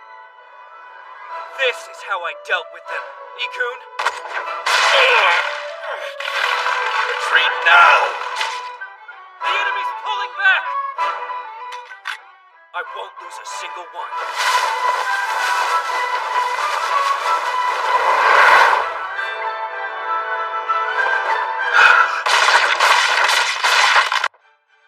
You've got to be kidding me. You just took out Kala Karm. There's no choice. We attack. The enemy had to split their forces to set up that ambush. Huh? You sure? You know they're going to come right back! Then we'll just have to knock out their fortress right now. They're here! Roger. All troops intercept! The air mortars, are they ready? Last word. The battle of the fortress continues on. However, they say there's no risk of failing at the moment. Use the light signals to say well done. After that, tell them they should defend it for 3 more days. Then they can start the retreat. Yes, sir. So, Torway actually pulled it off. Reporting in. My platoon is finished replenishing fires in Sector 2 in the west. Hey, Yatari. Very good work. Yeah, I had a feeling that might be the case, so I brought us some dinner to share. So, Torway did it. Yeah. It's pretty impressive that he managed to deal with those ghosts. Did he take out the commander? I don't know. The report says they were almost entirely wiped out. Can I assume you're hoping to exact some revenge for Warrant Officer Dane-kun? That's right. But either way, Torway wins this time. He's the man of the hour. Actually, we're past the point of talking about winning or losing. The power of the air rifles is overwhelming. It's impossible to compete with that. Feels like the age of the sword's finally coming to an end. From the great Ixums of the sword to the Remians of the gun, the star of the battlefield always changes. But even so, I don't think it necessarily follows that that's a bad thing for you in the long run. I hate the burdens you bear right now, Yatari. If I were to tell you that everything I'd done since I joined the military were mostly my attempts to make that burden on you a little lighter, would you be angry with me? Because if I can have that as a goal, maybe I can actually forgive myself for all of it. For breaking the promise I made to my mom. For becoming the soldier that she never wanted me to be. Ever. I couldn't get angry at that. But even if it's true, I don't... There's still time left, you know. I want you to use every bit of it to think about your future. And I'm going to do everything I can to help make that future a better one than what's staring at you right now. Until the day returns when you can hold your head high and be proud of who you are, I will always be right by your side.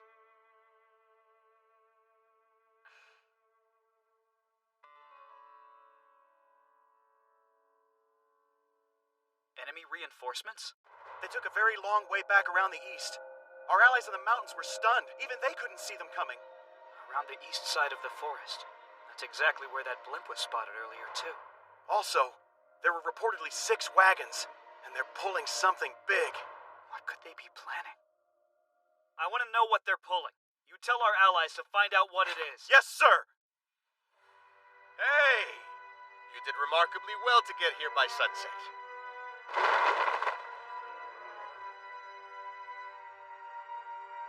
Begin loading! Inject sun energy! All cannons, prepare to fire! And fire!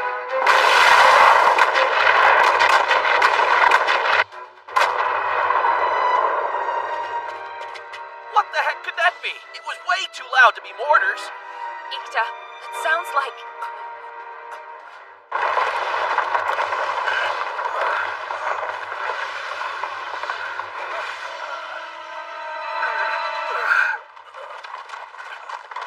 What is that? Sounds like horses. But no, that way is all...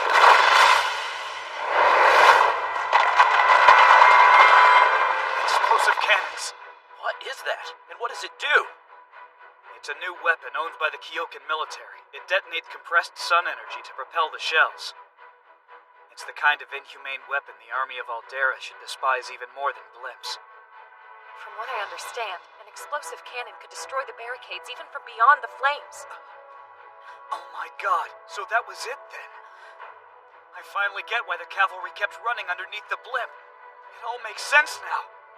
It's simple. They were just in training.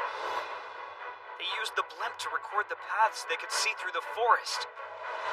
That, they built an obstacle course to mimic them. Then they memorized all of it so they could break through the wall of flames. They've got us. So, the explosive cannons which were brought to Aldera and never put to any use have finally found their purpose. You know, to say the general will be upset is an understatement. Don't I know it? I'll have to worry about him later. Come, time to make the Empire pay. They've kept us sitting here waiting long enough. All troops, to the west! The Imperial Army's desperate attempt to maintain the firewall was finally forced to succumb to the will of the unsleeping Shining Officer. There were less than 2 days left before the rear guard could finally afford. According to reports from our allies, an enemy cavalry of around 300 burst through the flames. They're probably Kyoka's elite forces, which means they're equipped with air rifles. We can bring 120 or so to engage them, but considering how exhausted they are from the battle, the difference in force is about 5 to 1. This is where the great Imperial Army finds itself. How has it come to this? Again? How do we always get backed into these corners? I know exactly how. This was my failure as a commander to fully comprehend what I was dealing with. It's my fault, so it's mine to fix. Second Lieutenant Matthew, as of this moment, you are the commander in charge of this location. Continue on with the mobile defense mission. I'll leave all our air gunners here with you. Defend this place for 2 more days, then we can retreat. Thanks, buddy. Second Lieutenant Hiroma. Oh, yes, sir? You should leave your second in command in charge of the field hospital and rally the troops. I'm not staying here, Ikta. Why not? You promised to give my people a place where we can all live. If you die, who do you think is going to do that? Let me stay with you and protect you. As you wish. Thank you, Nana. Okay, next. Just hold on, Ikta. You're telling me you think it can be done? You really think I can defend this place for 2 days? Right, about that. To be honest, you probably can't. But listen, Matthew. There's one order you'll never hear from me, no matter how long we fight side by side. Defend it to the death. Protect it with your lives. Sacrifice yourselves rather than making the most scientific choice. Here are the acceptable choices. Number 1, you protect and defend this place safely. That'd be ideal. Number 2, you're safe, but you couldn't defend the camp. That's the next best. But either of the remaining 2 options are equally bad. Do you understand now? Any outcome which includes your not being safe is equally unacceptable to me. So now that I've made that clear, I have only one order to give you. Stay alive, Matthew. I'll see you again soon. 3 days. Damn it, Okay, fine. Yes, I'll do it. Well, Yotari? It's you and me against the world, huh?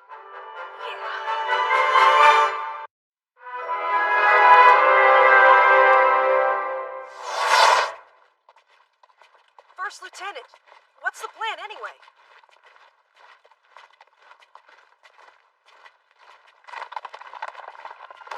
I went to have a look. It's just as the map said. There's a narrow path along the top of the rock wall. I considered the possibility of sealing it off, but it really depends on restoring the fire beyond it. If we can't do that, then the enemy's main unit will still come storming right through there. She's right. Just delaying them isn't going to be good enough. We have to defeat them, not just stall them. And we have to rebuild that firewall. The problem is their cavalry, and those air rifles. I've got to do something about their overwhelming offensive power. What else? Give me any other info you've got. I need something to jog an idea. Well, there's a work area right up ahead which we had been using to restore the firewall. We've still got plenty of logs and straw gathered over there. Maybe we could clutter the pathway so the horses won't cross through. He gathers good intelligence, then uses his freakishly well-trained troops to steer the entire battle any way he likes. A commander who operates at that level, he isn't going to be thrown by a blocked path. I think I have an idea. I think it'll work. Okay. If they're going to counterattack, it'll be up here. Right. It's the same path we saw from the blimp. I wonder what they've got in store today. Crossbows? It'd be quickest to charge in and wipe them out. Sean, I think I can smell oil. Yeah, I noticed that too. Oh, now I get it. It's a fire attack. They've laid down a bunch of straw soaked with oil. Next, they'll launch burning arrows at us when we charge. Not a bad idea, truth be told. But I'm not about to play into their hands. Advance to 150 meters from the enemy at a slow gait. Then form ranks immediately and prepare to open fire.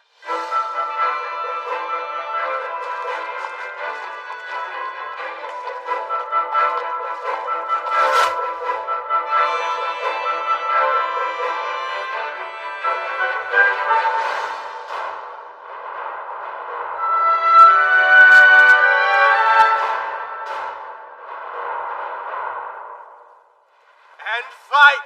No, wait.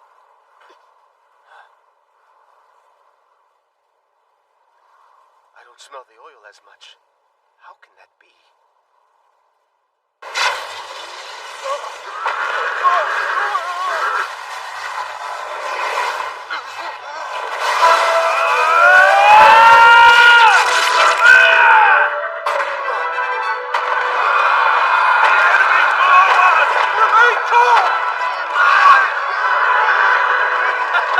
Yeah, that's right. Let's hear it for chaos! You're too far ahead of me. I can't protect you. I don't think he's listening to you. Damn it! What the hell happened? Okay, we've got to reform ranks now. Gather up! That was fast. Now let...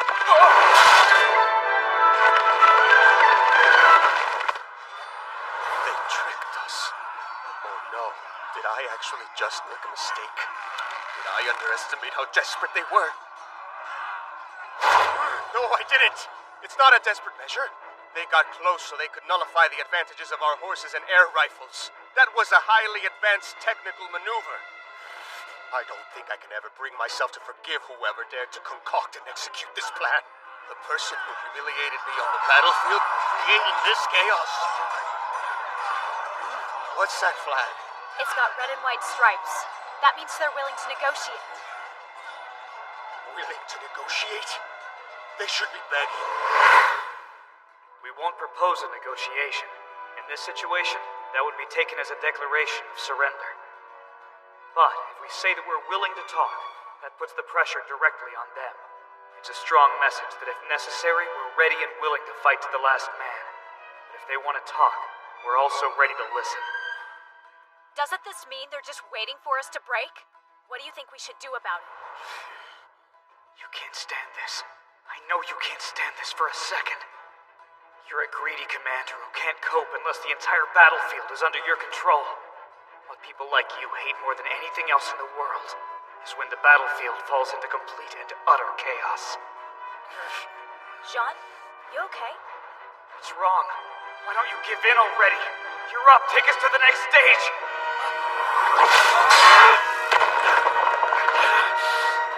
We're both sick of this battle. We've both had enough. Stop working so hard! All troops, weapons down!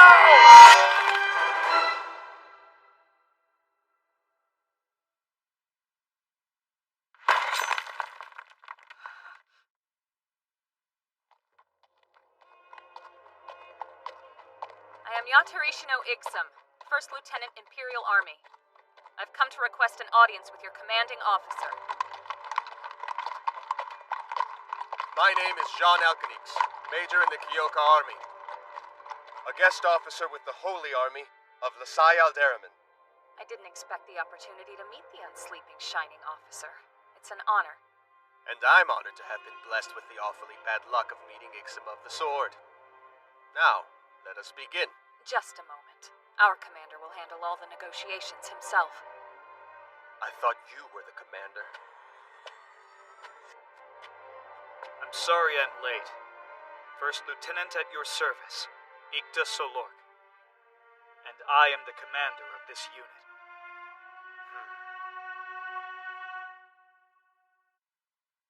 I'll be plain, we come seeking full surrender from you. If we continue this fight, you have no chance of victory. And we're not monsters. We don't want needless casualties. I understand your position, of course, but my answer can only be an unequivocal no. Can't say that I approve of you sending your troops to their pointless deaths, Lieutenant Solork. There's only one option that makes sense for you. You must surrender. In a battle of numbers, there's no doubt in anybody's mind that we'd be the winners. If that's really what you think, then all of this is a waste of time. Why not just restart the battle right now in that case? But for kicks, we'll give you our terms too. We'd like you to pull back to the other side of the forest, and in 2 days, we'll finish our retreat. It is true. I've had enough. I don't want any more bloodshed. However, a retreat is out of the question for me. I'm here to bring victory and glory to the Holy Army of Aldera. If you're unwilling to agree to these terms, we'll be forced to fight whether we like it or not. If we do fight, then we will undoubtedly be the ones who will survive it. A war of attrition is the worst of all possible outcomes for me. But if it's my only choice, then I'll resign myself to it. However, my bet would be that you aren't nearly as willing to die as you've repeatedly implied. Well, you've got one thing right and one thing wrong. First, the part you got right. I'm not willing for myself or any of my comrades to die. And now for the part you've got wrong. You won't be the ones to survive. That honor will be ours. That's enough! We're all getting tired of your bluffing. I know how much manpower you have. I'm afraid you're looking at this the wrong way. What? You keep insisting that you'll be the ones to survive based on numbers, right? But no matter what the difference in numbers may be, you can't win this if you don't personally survive. Isn't that right? 'Cause... What is this? Don't move an inch or your commander will die. Well, that's a new one. You actually think a beam of light is going to kill me? It's more than that. Oddly enough, it looks like a shooting target, doesn't it? Surely you've heard of the Rimian family. I have one of their renowned gunners here. Second Lieutenant Torway. And, of course, he's got his air rifle handy.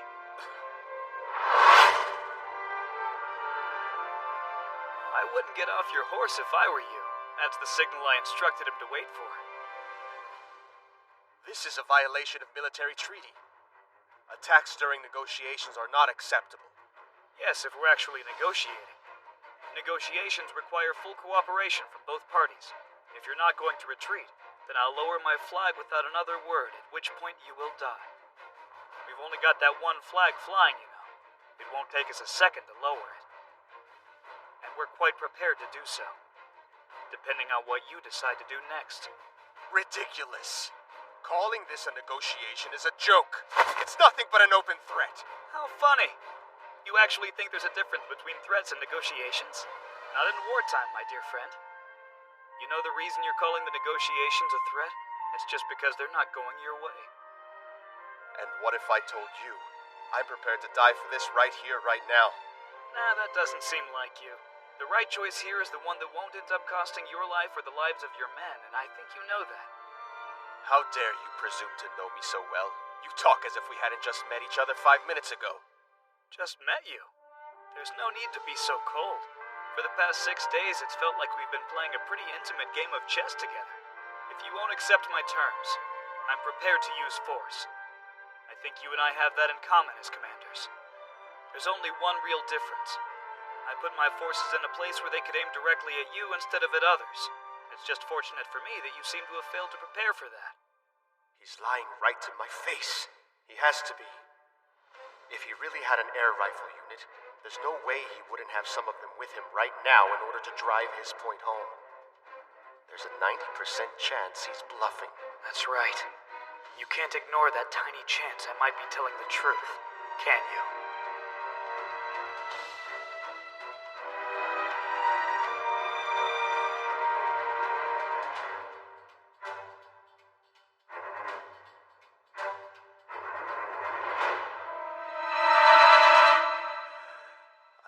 Choice. We'll agree. You've made the right choice. There's nothing for you to be ashamed of, Major Jean Alcanix.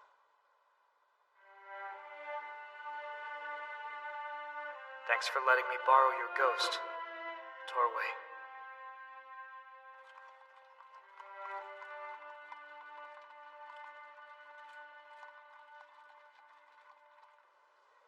Okay, set the fire.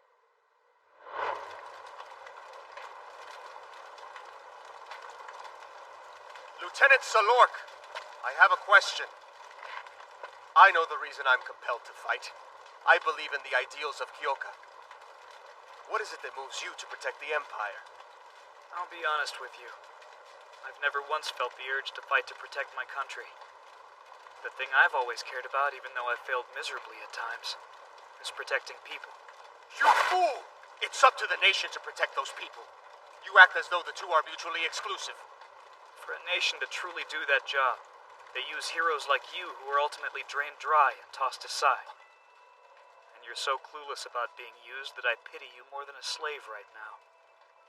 It's just such a waste because you're working hard in all the wrong ways. So everyone around you is being lazy in all the wrong ways. John, you're like a big clumsy giant who's trying to hold the whole world on a tray on his shoulder. I'll leave you with this, unsleeping, shining officer. The thing that all heroes die of is overwork. Damn you, Ikta Salork! I'll make the world the way it should be, and I'll do it my way. I swear it!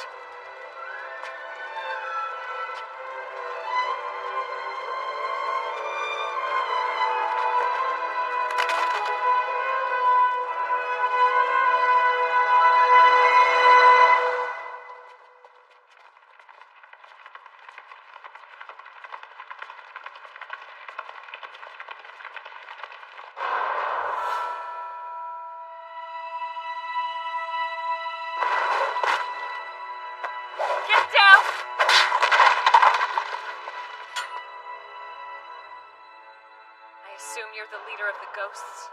This isn't the first time we've met. The ghosts are dead. What you see before you is simply a warrior, nothing more. I'm Neil Begin, I am otherwise known as the heir to the Geen clan, a proud military family of the Japonic nation. Now it's your turn. I believe you're one of the Ixum clan, correct? Yatarishino Ixum. I am indeed a true Ixum, and I am the bearer of 2 blades. I've come here to strip your title. You'll no longer be called strongest. Do your best, but you should leave the hostage out of it. An Ixum never runs from a duel, and I have no plans to run away from this one.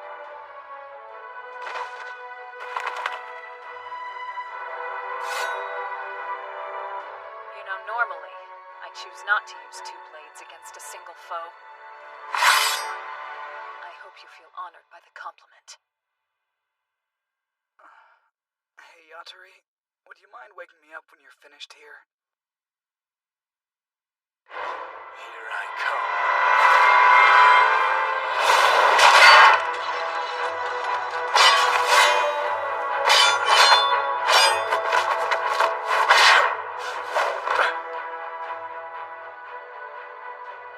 I can see now.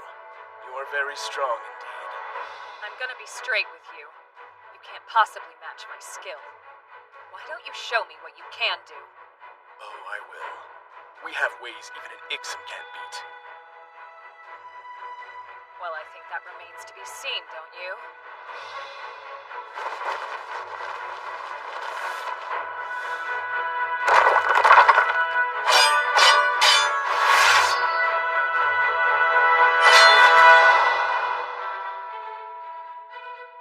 You matched my breathing so you could anticipate me. That's a very smart move. The mirror strike. That's the answer I learned in my training for foes like you. It transcends skill, and that's what you wanted from me, right? Yes, I did. Because now, I can respond in kind with an Ixum technique.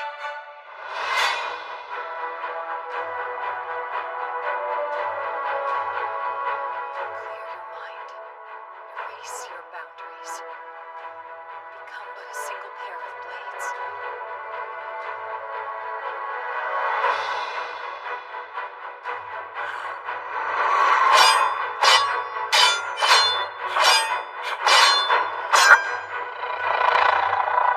It's impossible to mirror her when she's moving on pure instinct. It's like she's nothing but those blades.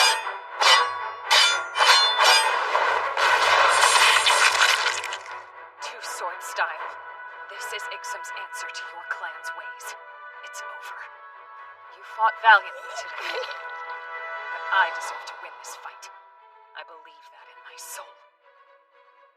Though you may disagree.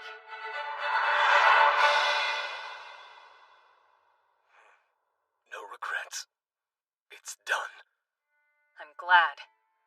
Because if there's nothing to cloud my victory, then I will make a report of this. I'll report it at the grave of Dainkun Hargunska. Farewell, Nilbagin. And die knowing this. Your skill struck terror into the heart of an Ixum. Take that, rather than the title of strongest, to your grave.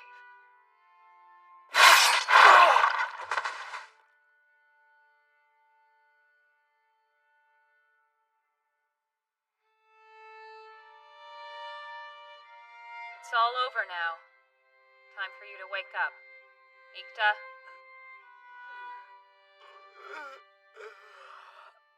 Good morning, Yatari. Oh wow, look at you. Red really is your color. Perfect for a wake-up call.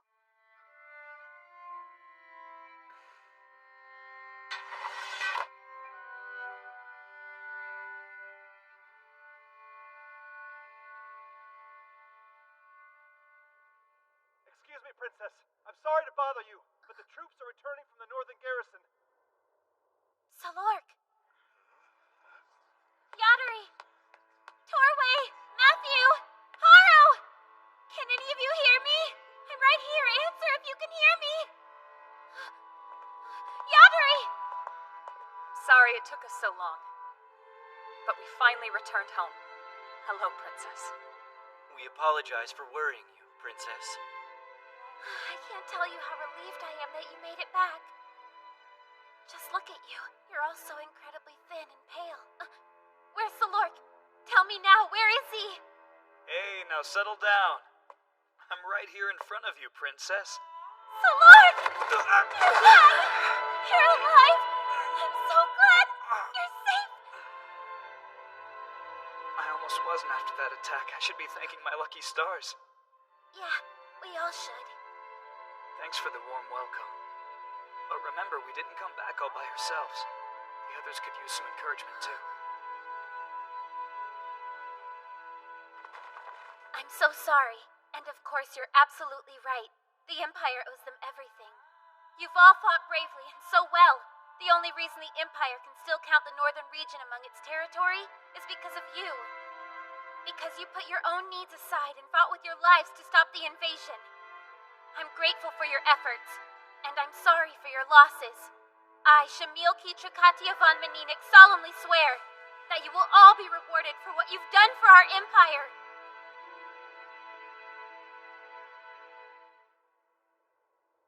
You oppress the Synod for no reason we can see, needlessly cost soldiers their lives, and your impudence invited enemy invasion.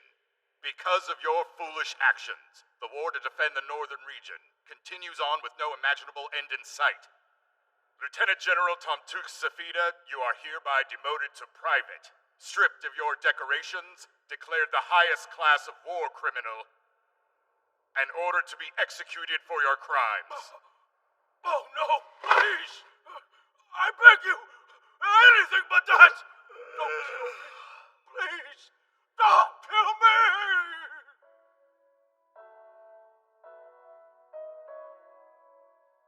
So, what is it you need from me this time, Princess? Do I get an earful about something stupid I've done? Just tell me, Salork. Honestly, what do you think of the state of the Katyavarna Empire? I think it's going downhill pretty fast. Its influence is waning, its politics get more corrupt by the day. The Emperor is nothing more than a puppet now, and he's failing to fulfill his duties as a ruler. That seems pretty harsh. However, I completely agree. That's why you're here. I have something to ask you. Ikta Salork, you've proven to be one of our most valuable assets. Rise to the top of the Imperial Army and change this country from its core. Don't try to tell me you can't do it. You have a truly unique military talent. An overwhelming talent, really. Look, this is stupid. Even if I was to rise all the way to the top, what is it you want me to do then? You want me to start a coup or what? No, I want you to lose a war. And in doing so, save the country. That loss will then usher in the culture of the Kyoka Republic. Their economics, their political philosophy. We can use all of these external pressures in order to purify the Empire. Look, Princess, it's just, if we did that, then the Empire would lose all of its unique culture. I want you to lose the war, but in a way that maintains enough power to keep that from happening. You asked me what I needed from you, so there you go. So you're saying that you want... I want you to lose the war in the right way. You hate soldiers, you hate the Imperial family, and you hate heroes. I'd say you're tailor-made for this role. So don't even hesitate, Ikta Salork.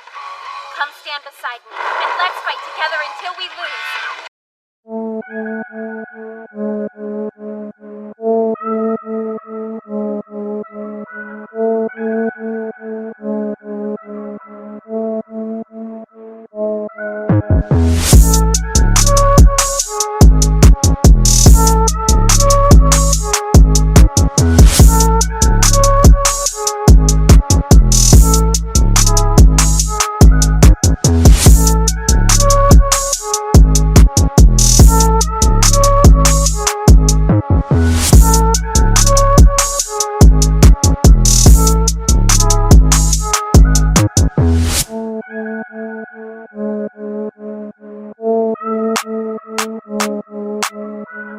Thank you.